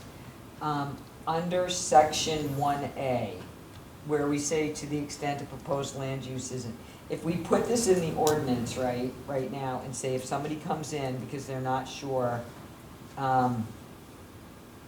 Right now, you don't have any special use permits. right, we don't, but we'll have this language that says you can come in and find out if you need one, but you can't get one, is that? But you can't not have anything because it requires that you have something. So right now, it's a, Okay. you know, you're caught in a circle. Okay, so we just But might. we have to have okay, something. So we just might have to explain to the council that we have to have that language for Right. now, even though there's no place to go with it. Like, you go to the building official and he can tell you you need a special use permit, but you can't get one. Right. Okay, as long as Right. we can explain that to the council and have that make some sense.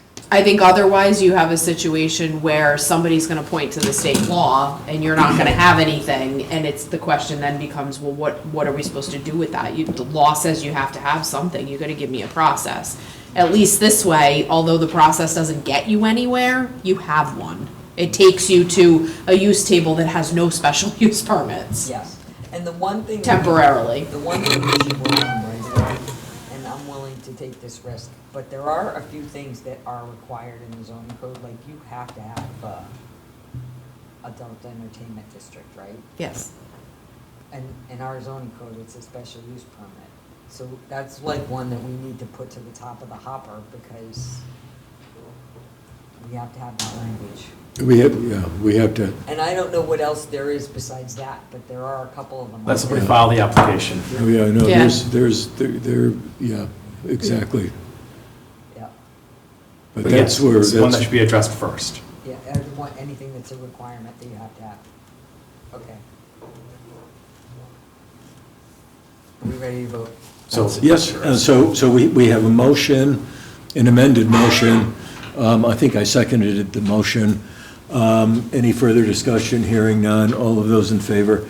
And the usual 5 in favor and 2 abstentions. So, okay.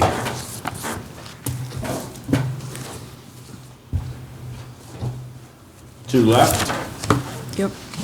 So we've got 2 documents left. Where do you want to go? What's left? I know we have DPR. DPR, because I've been putting that off. Comprehensive 20 permit. minutes Oh. each. Comprehensive permit, 20 and then we don't, what about we checklists? want to be out of here at 10 o'clock, guys. So we've only got 20 minutes for each one of these, so, Well, comprehensive permits should be relatively easy, there's not a whole lot you can do with good, it. let's take that. It's long and it's not good news, but there's not much you can do. They pushed it on us before. So who wants to walk us through this? I'll do Ashley? that, yeah. So they amended the Comprehensive Permit Act. There are some added definitions in here that Todd has recognized. And then the bigger changes are that it adds language about density. It adds language about subsidies and making sure that your subsidies are defined. It limits your ability to require parking and bedroom counts and floor areas. And then we've got application requirements in here.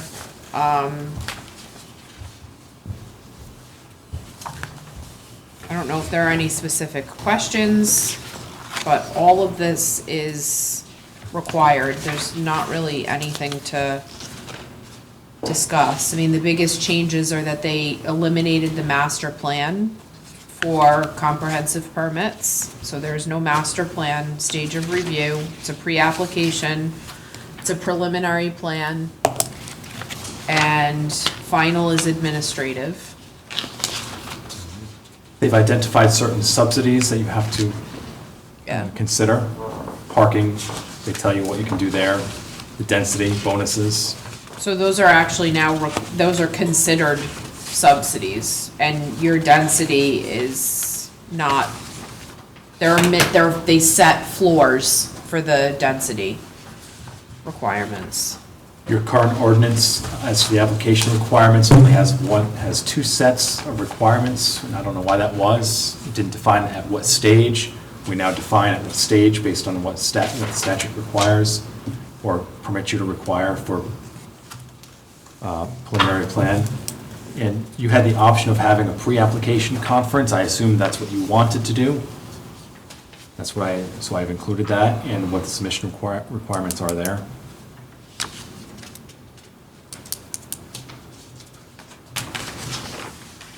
And we're talking about a pre-application, we're not talking about a pre-application concept review. Yeah. Are we? Oh, we are, Yeah. okay, okay. Yes, we certainly would want that.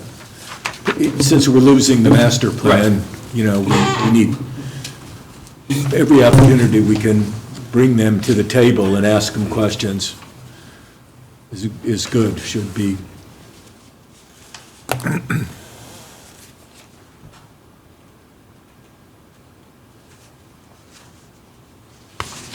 Just a quick question, section 3, subsection C, on page 2.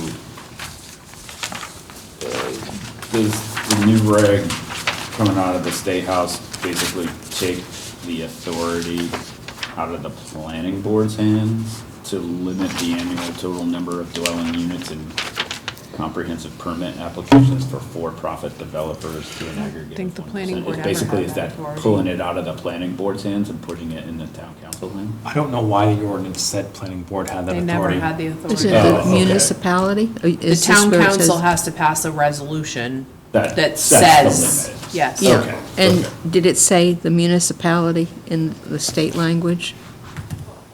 I'm not sure. It never, the planning board was never the Right. body that had the authority to do that. It's always been The town the or town, municipality? yeah. I mean, I feel better with municipality. So I think that's just a correction of a Yeah, previously incorrect reference to the planning board having the authority.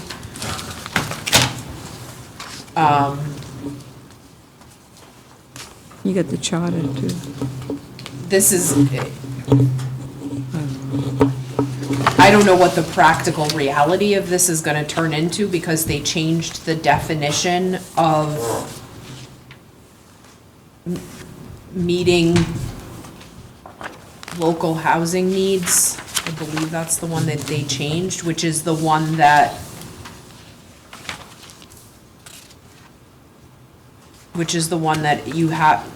you have to be meeting local housing needs in order to limit. And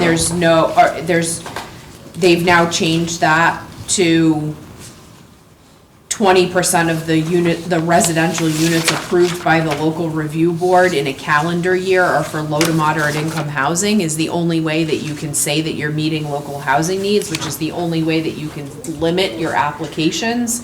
And there's nobody knows at this point, like, who's making that decision? Who's tracking this? Who decides whether I'm meeting local housing needs or not? What if I don't get any applications and nobody wants to build LMI units? Now I can't meet local housing needs because the market didn't bring them to me. And so I don't know what the practical reality of this is gonna be, but.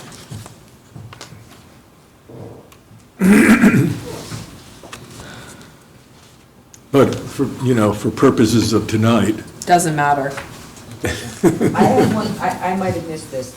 So the available municipal subsidies, the state determined the subsidies? The state said your subsidies are, at a minimum, your subsidies are density bonuses, parking, bedrooms, floor area. But it also says that you can offer additional subsidies. Right. But when they calculated the density bonus, was that based on where we are now vis-a-vis LMI They didn't housing? calculate anything. The language- They wrote words on paper. There was no calculation. Does everybody have the same density bonus? Exactly the Straight from same. the statute. Yep. There was no calculation. Unbelievable.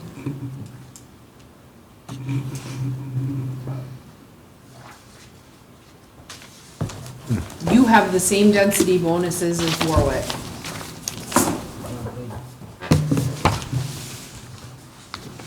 So,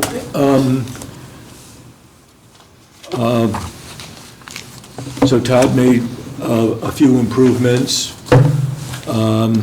based on what little discretion we have, and there's nothing else to discuss, so I'll make a motion to approve amendments to Appendix A zoning comprehensive permit document as presented. Second. So a second from I need to say Bill. one thing though. Yes. Before you do your vote. I excluded what would be known as exclusionary housing, the LMI housing from this ordinance. And we had discussed that at the workshop. Right, You still have comprehensive permits. Inclusionary zoning you're talking about. Yes. Exactly, and we had agreed at the workshop to get rid of inclusionary zoning. So we need to have So- something that strikes that. So we need to strike I'm any sorry. reference to that out of the Oh, it comprehensive is in the permit. back.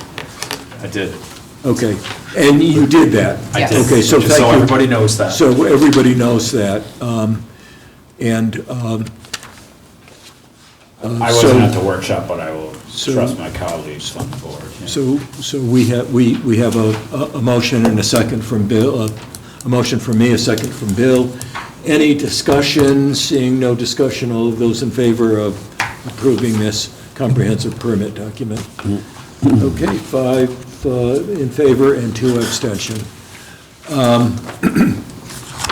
One last thing on that, on the exclusionary zoning, Peter Bramante made the point at the workshop that he wants to bring that back at some point, but understands for now, with time constraints, this is the most prudent thing to do. Yeah. Because there's a better way to craft it. Because they broke the law. Yeah. The state, The state. the law. They made Not it- literally broke the They, law. it but doesn't, sort of it doesn't work work. anymore. So where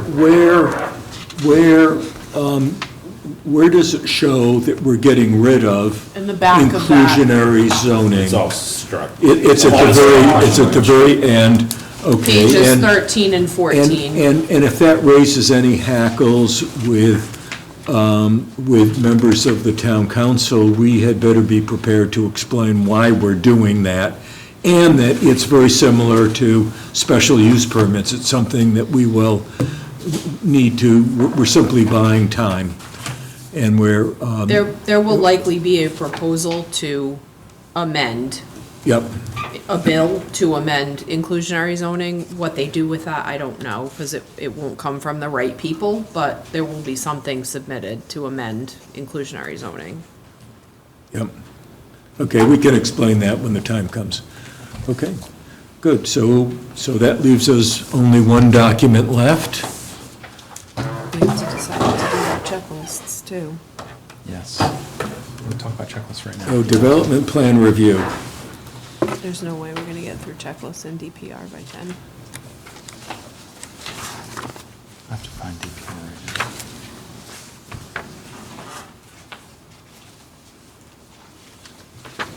Can I have 2 minutes from the comprehensive permit conversation that we didn't use while he looks for that to run to the restroom? Sure. Please, thank you.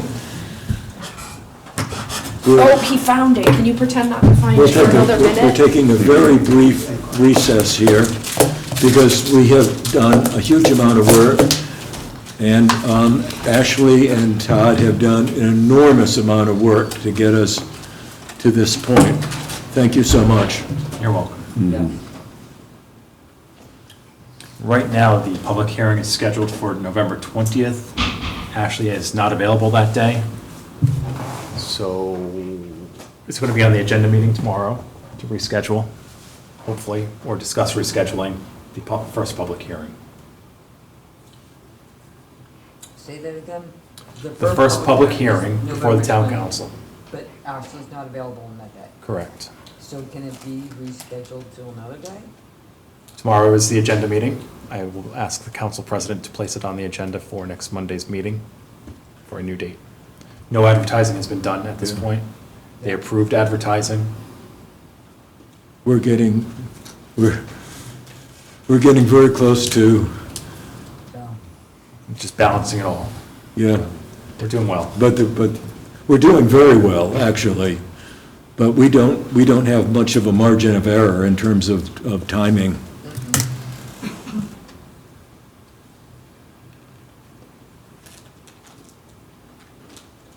Who's to say you won't need more than one public hearing? I know. Yeah. Special meeting time. Wow, we're gonna need you two.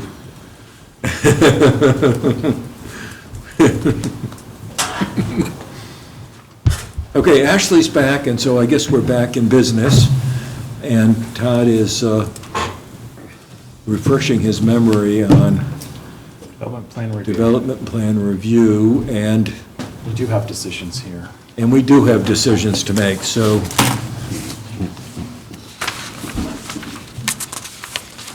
If you could take us through those decisions. The first decision was who would be the permitting authority. At the workshop, we discussed that being the planning board, wherever it could be. There are some instances where it's going to be the administrative officer, yes? The minor, what's it called, minor? So there's two types of DPR. There's administrative DPR and formal DPR. I will make to you the argument that nowhere in there does it specify who the permitting authority is, except for final, where it has to be the TRC or the AO. I'm sure that the intent was for administrative DPR to be the AO, but it doesn't specifically say that. It says that you have to decide who the permitting authority is, and that it's the planning board, the AO, or the TRC. Administrative development, timeframes for decisions. An application shall be approved, denied, or approved with conditions within 25 days of certificate of completeness or within any further time as agreed to in writing by the applicant and administrative officer. Okay, So, I think it's the AO, okay. sorry. But we gave the TRC advisory authority.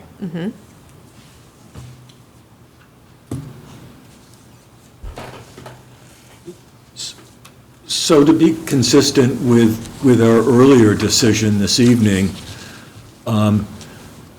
we would, when the AO is making a decision on development plan review, and there are now two different types of development plan review, but wherever you're making a decision, you will have input from the technical review committee that will be conveyed to you in the form of a written vote. written recommendation showing a vote. So you'll have that backing. You won't be in the uncomfortable position of having that whole burden on your own shoulders. And so you will have the final say, but you'll have plenty of input. And because there's a TRC meeting, there will be public input. So,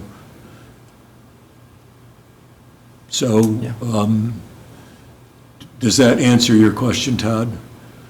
For this particular? That's how I have it written in here with the AO. And so everybody understands that, where possible, we want the planning board to make a decision, but where state law says that the permitting authority, the person who actually makes the decision is either the AO or the TRC, we're saying it should be the AO with input, and that input has to be in writing, and it has to be based on a vote, so that there's public input.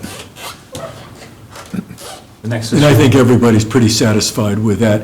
And if that arrangement doesn't work out, we can always change it in the future. But right now, we just need words on paper to take to town council. So, Todd, what is your next decision that we have to make? The applicability of DPR reviewed projects, and the state statute identifies This is, certain, down to page 8.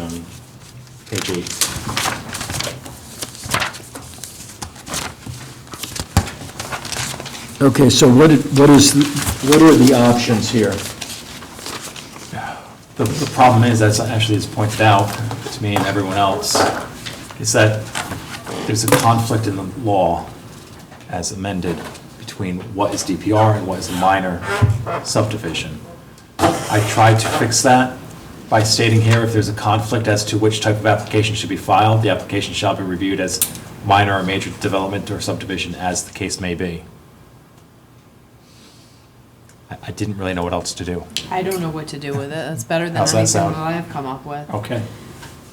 For just so everyone's clear, and this is a question I've been posing to everybody, as Todd mentioned. Minor land development is defined as a development project involving any one of the following, and then it lists 7 options, 7 things that are minor land development. And then you move over to development plan review, and it says for developments including but not limited to, and then it lists 6 options. 2 of those overlap directly, an identical language with minor land development. One of them is not identical. There's probably enough room there to make a distinction. My question is, I can't be both. The law specifically now says that I cannot do DPR and land development. So when there is 2 categories that directly overlap, what am I? Am I DPR, or am I major land, or am I land development? I think it's clear that minor land development overrides DPR. DPR was intended to be optional, even though it's mandatory. I don't think you can be, Right.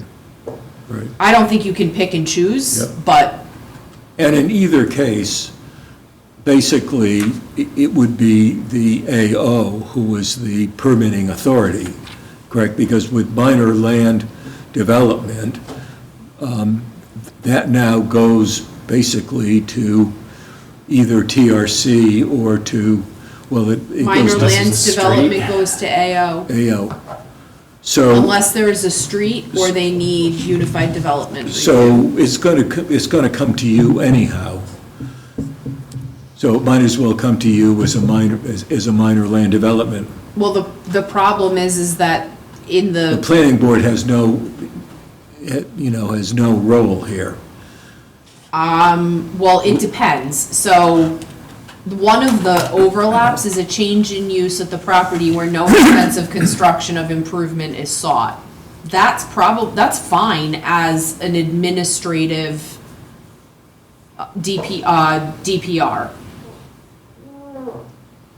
it's probably fine as an administrative minor land development. It seems like it's a little excessive to do minor land development for a change of use. It probably should just be a one-step DPR, but the law lists that as a minor land development. The other one is an adaptive reuse project located in a residential zone which results in less than 9 residential units. In my opinion, an adaptive reuse project of 9 units should go to the planning board. That should not be a minor land development project. But we That have no should- choice. A minor subdivision is 9 units, period. I know, but you're talking crazy. the difference for me is that a minor subdivision of 9 units that doesn't create a street and doesn't require any waivers, that's something that completely adheres to the regulations and is probably it's gotta be all frontage lots.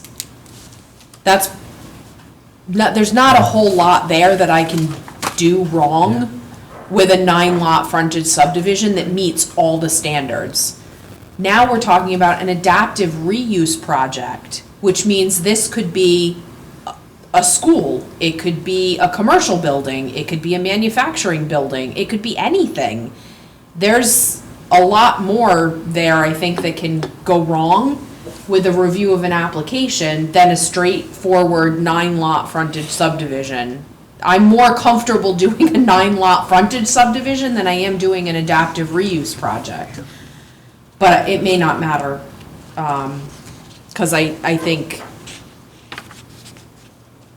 I don't think you can pick and choose. I think you agree that you can't pick and choose. Nobody has told me that you can pick and choose except for the person that drafted the language that clearly reads that you can't pick and choose. She's the only person that told me that you can pick and choose. So do we have any recourse here? We do what I did here. Except the language Which that- fine, yeah. Up at the top here. Let somebody take us to court on it. And I guess my question for you is, we've made administrative DPR a change in use of the property where there is neither a change in the footprint of the existing structure nor an increase in the parking provided, and where the project does not require a waiver under Appendix B of the Land Development and Subdivision Regulations. That's not gonna get messed with because it says a change in use with a property, because we've added to it, I'm hoping,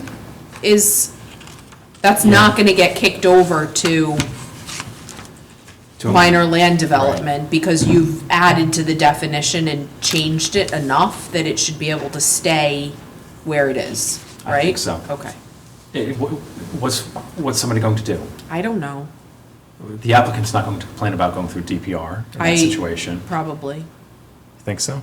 No, Oh, they no, will no, not, no, right, right. no, So, an abutter may. yeah.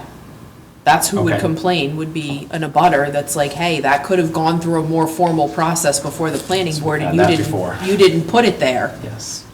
Because you changed the definition and gave it a lesser review. That's my only concern. Understood. This is what we talked about at the workshop. I can remove it very easily and have no I'm- administrative development review. I don't think you can. Right. It says you shall have administrative and formal. And the idea was to give DPR somewhat innocuous uses for now until they do something to fix it, because it was supposed to be optional, now it's mandatory, there's overlap with minor land development.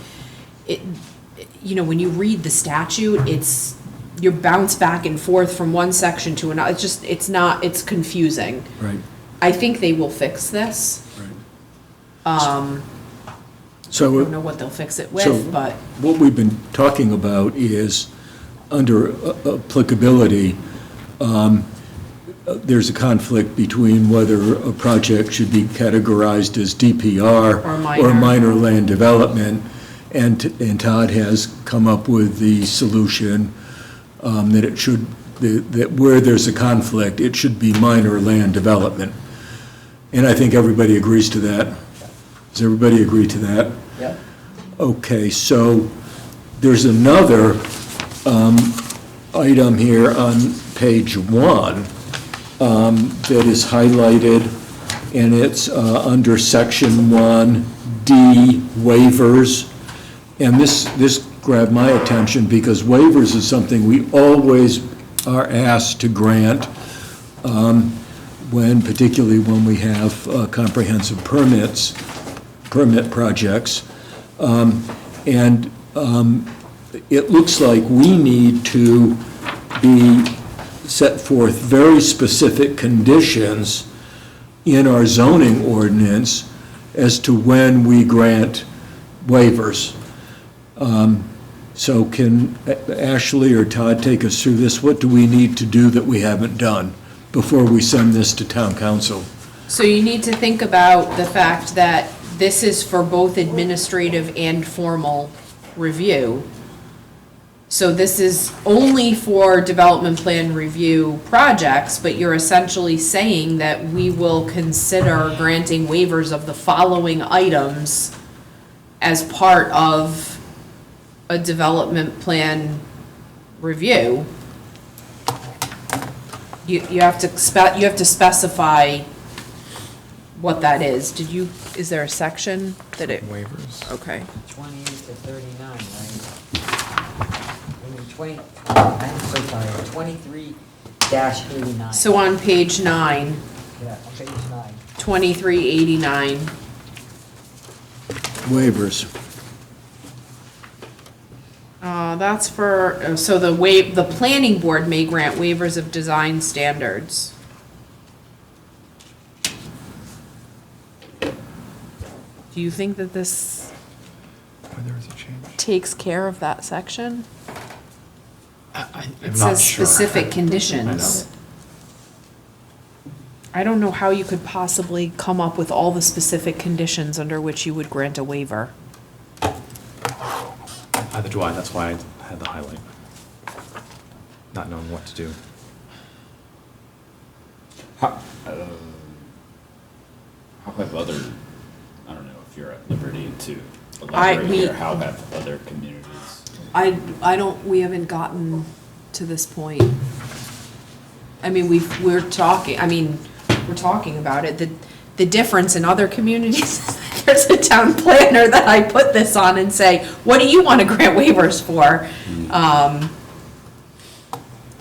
Because they're the ones that have to worry about granting those waivers. So Ashley, is this something that we can leave to a later date and just go with the language that we have in front of us on page 9?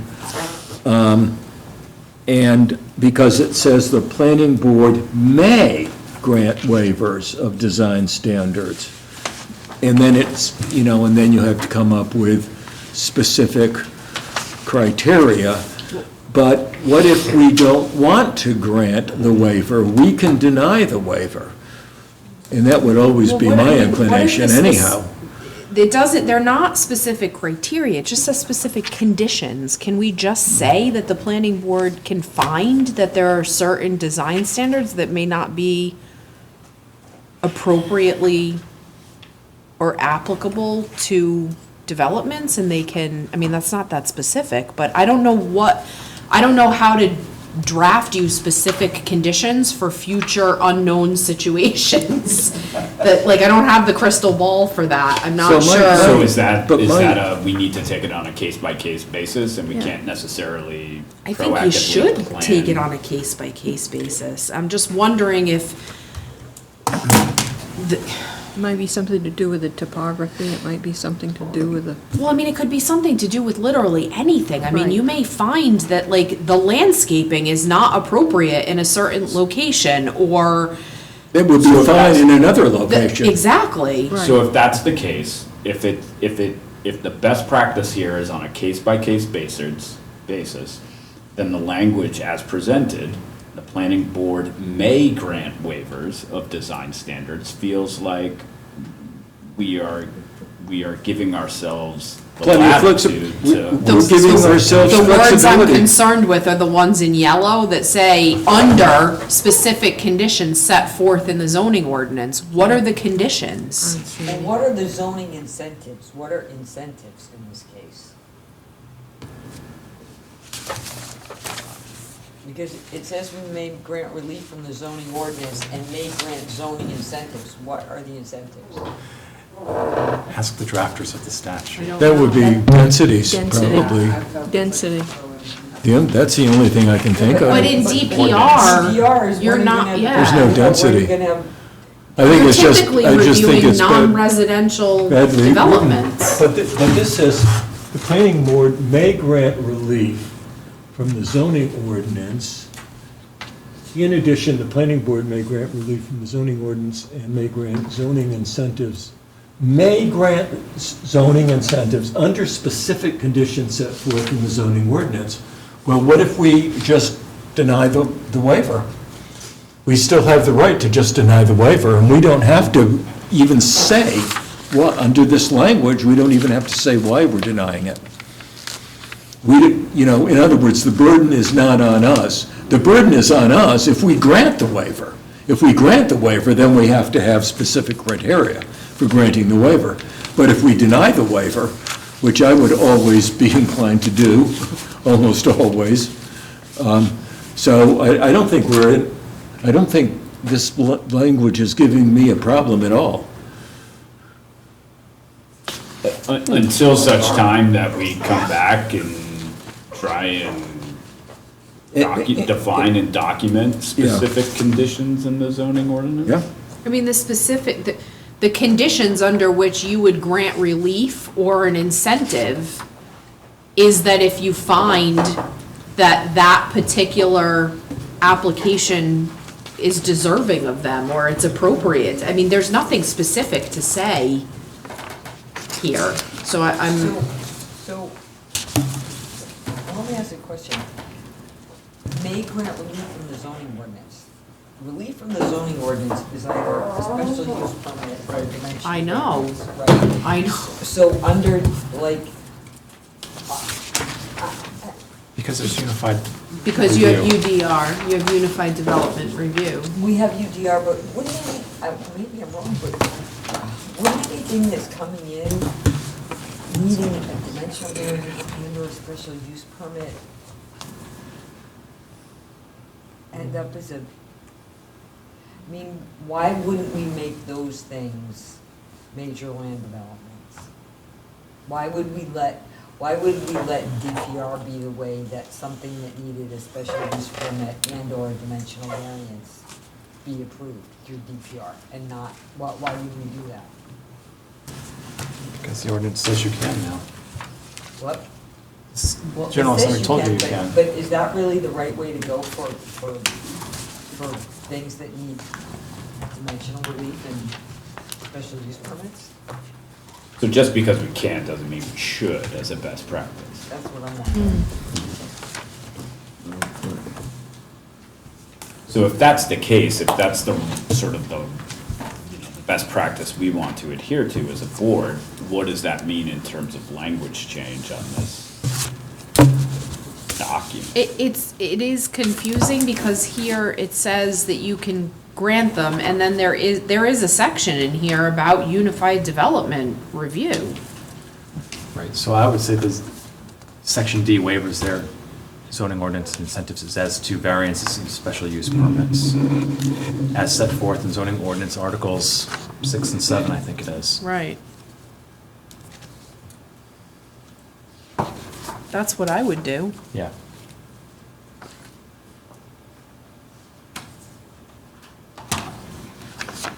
Is everyone comfortable with that? So what was the option? You're basically saying that, Set forth in the zoning ordinance, articles 6, special use permits, and 7, variances. those are your specific conditions, because you have to find specific items, you have to find on specific items for a variance and a special use permit, Yeah. and that's the relief. Yeah. That's the waiver. Although that's waivers of design standards, That's different. that's different. This It's a really badly written sentence, and don't forget you have special use permits and dimensional variances in the watershed overlay district with the top 10 PRSs, because they're gonna have to do one, even though they're going through DPR.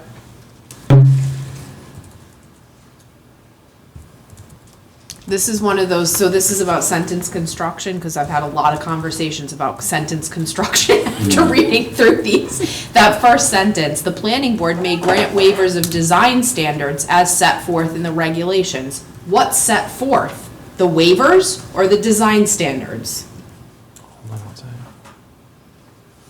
I would say the waivers because of just the heading, right? That means that I have to, in the regulations, I have to set forth the waivers I can grant. And aren't those the ones Planning that are board may the grant waivers of appendices design standards, of which are set zoning? forth. So we're running out of time. It's almost 10 o'clock, and I'd like to adjourn at 10 o'clock. I'd just like to call the attention to the fact that it's may, not shall. The planning board may. And I think that Todd's solution is a good one, to say specific conditions are set forth in, and that's the best we can do. I think that's the best we're going to do tonight. That's your unified, So does that, review. Is there anything else in here? is there anything else? We've I don't think so. Made it to page 8. Page 8. In all 15. seriousness, though, on both the unified development plan review and this, if we really did have to consider dimensional variance or special use permit in the watershed, do we need to include that, or do you think it's covered? I'll do what we did previously. Right? yeah, yep. We have the minor and major changes to plans at any approved stage. I'll fix that as we did previously. The design standards at 2394, page 12, I took straight from what you have currently. I have a question. We're putting, this is going in the subdivision regulations? Yeah. Well, And we I'm- have zoning and, Right, and I'm Sorry. assuming this is, but the enforcement is by the zoning official yes. through the subdivision regulations?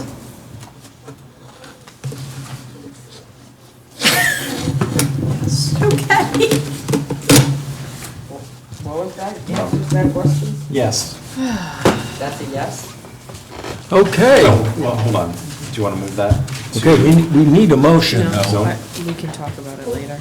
Hang on, Todd's doing one last thing here. No, I'm going to move 2396 enforcement from the subdivision regulations to the zoning Article 20. I'll I create- guess as a practical matter, how does the zoning official, the zoning officer enforce something that he had no part in? That's where it was before. I Okay. think it was.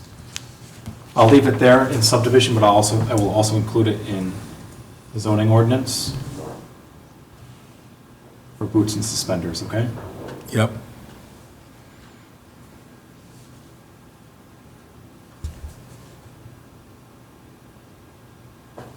So when somebody doesn't comply,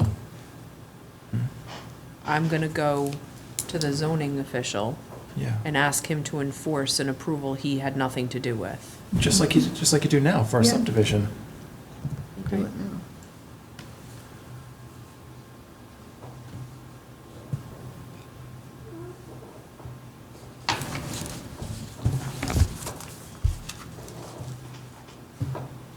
I'm good. Okay.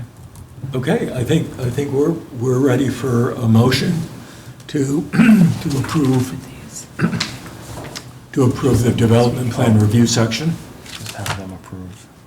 I'll make a motion to approve amendments to Appendix A zoning and Appendix B land development and subdivision regulations, development plan review as amended this evening.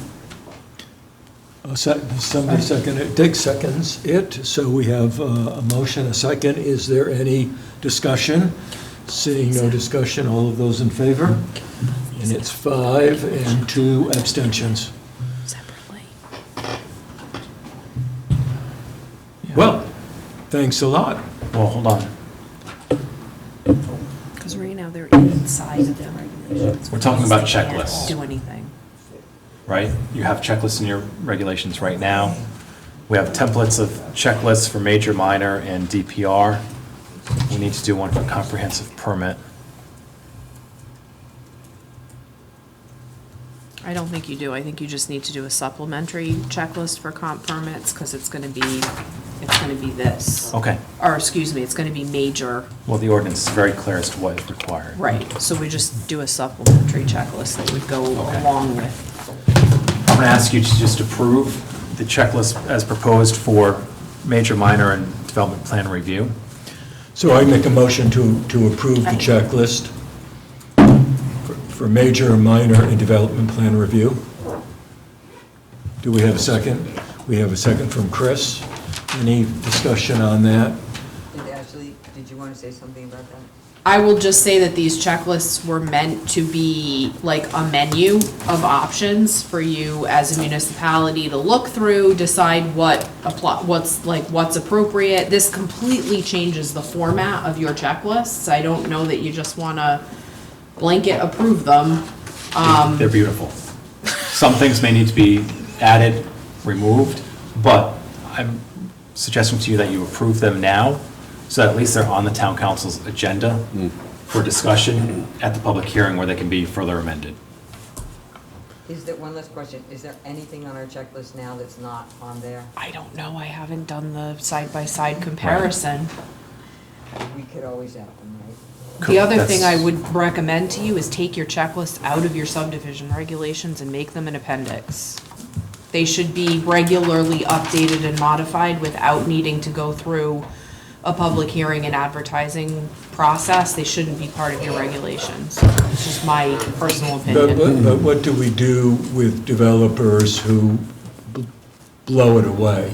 Right What do you now, mean? we can say, hey, this is a regulation, you have to It do is it's part of your, they're not optional. Just because they're not in the regulation does not mean that they're optional and that they don't have to comply with them. That's just my recommendation from like a housekeeping standpoint. It's just easier to amend and deal with them when they're not. You can make reference to them from the So, regulation to the but- checklist, but we don't, but- I mean, but we don't Ashley and- necessarily have time to deal with all that Ashley, right now. do we even need to take checklists to town council at this point? We have a process underway that, as you well know, because you're right in the middle of it, of updating not only zoning, but also our subdivision regulations, which include the checklists. You can keep your And- checklist as is and- right now if and- you want to. I would keep it as is, because first of all, we want to take as little to town council in the month of November as we can possibly get away with, so that they can get through it in one hearing.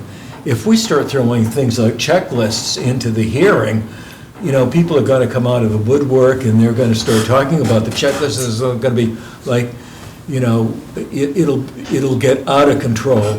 So when we go to town council in November, let's keep that list only the items that we absolutely have to deal with before the new legislation kicks in on January 1st. The checklists are something, first of all, I want to see the language, you know. Yeah, you should. And this is something that can wait. So let's hold this back, please. So what we're taking to town council right now, and what we've been talking about all evening, is stuff that they really need to see.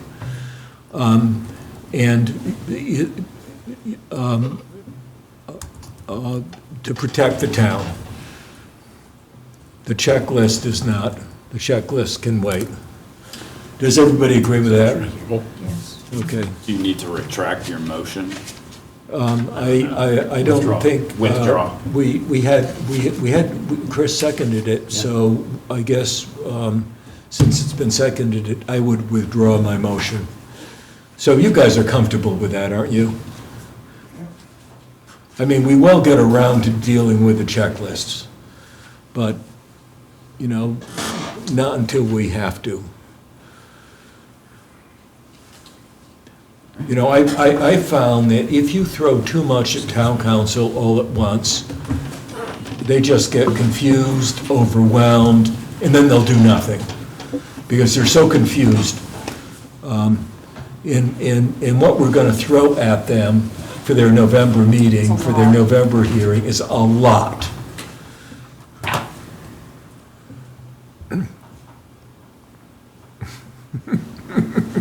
So, do I have a privileged motion to adjourn? I think we're ready for adjournment So moved. at 10:07. Thank you so much, everybody, for... No, you can't. You can't, I'm sorry. We have to talk about the November 14 meeting. Oh, yes. I don't even have an agenda. So, that is the one essential thing we have to talk about, right? Because we need to reschedule November 14 to, You don't really have to reschedule it other than having the venue, because You have to change the location. the venue has to change. You Okay, can still so have it on the 14th, but find a it's place to have it. it's still going to be on the 14th, but, so did Ed have a chance to see what was available on the 14th? Oh, no. I don't know. I don't know if he did. But we have time. I mean, we don't have to post the agenda for Correct. a while there. We can nail down. Right, I didn't know if you wanted to change the date, change the venue. Yeah. That's why it's on the agenda. So if you're telling me to find a new place, No, that's what we'll November do. 14 is fine. I think we've all got that on our calendars. Anything else on the agenda? Nope. Nope.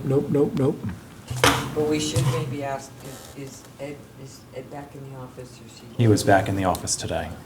Because if not, we could, ask the clerk's office if they could check with the library, the senior center, or, some, and book us. Someplace will be available. The library would be good if we can get that, because I understand there's a code and everything up there. You have to get the key from some other place for the senior center.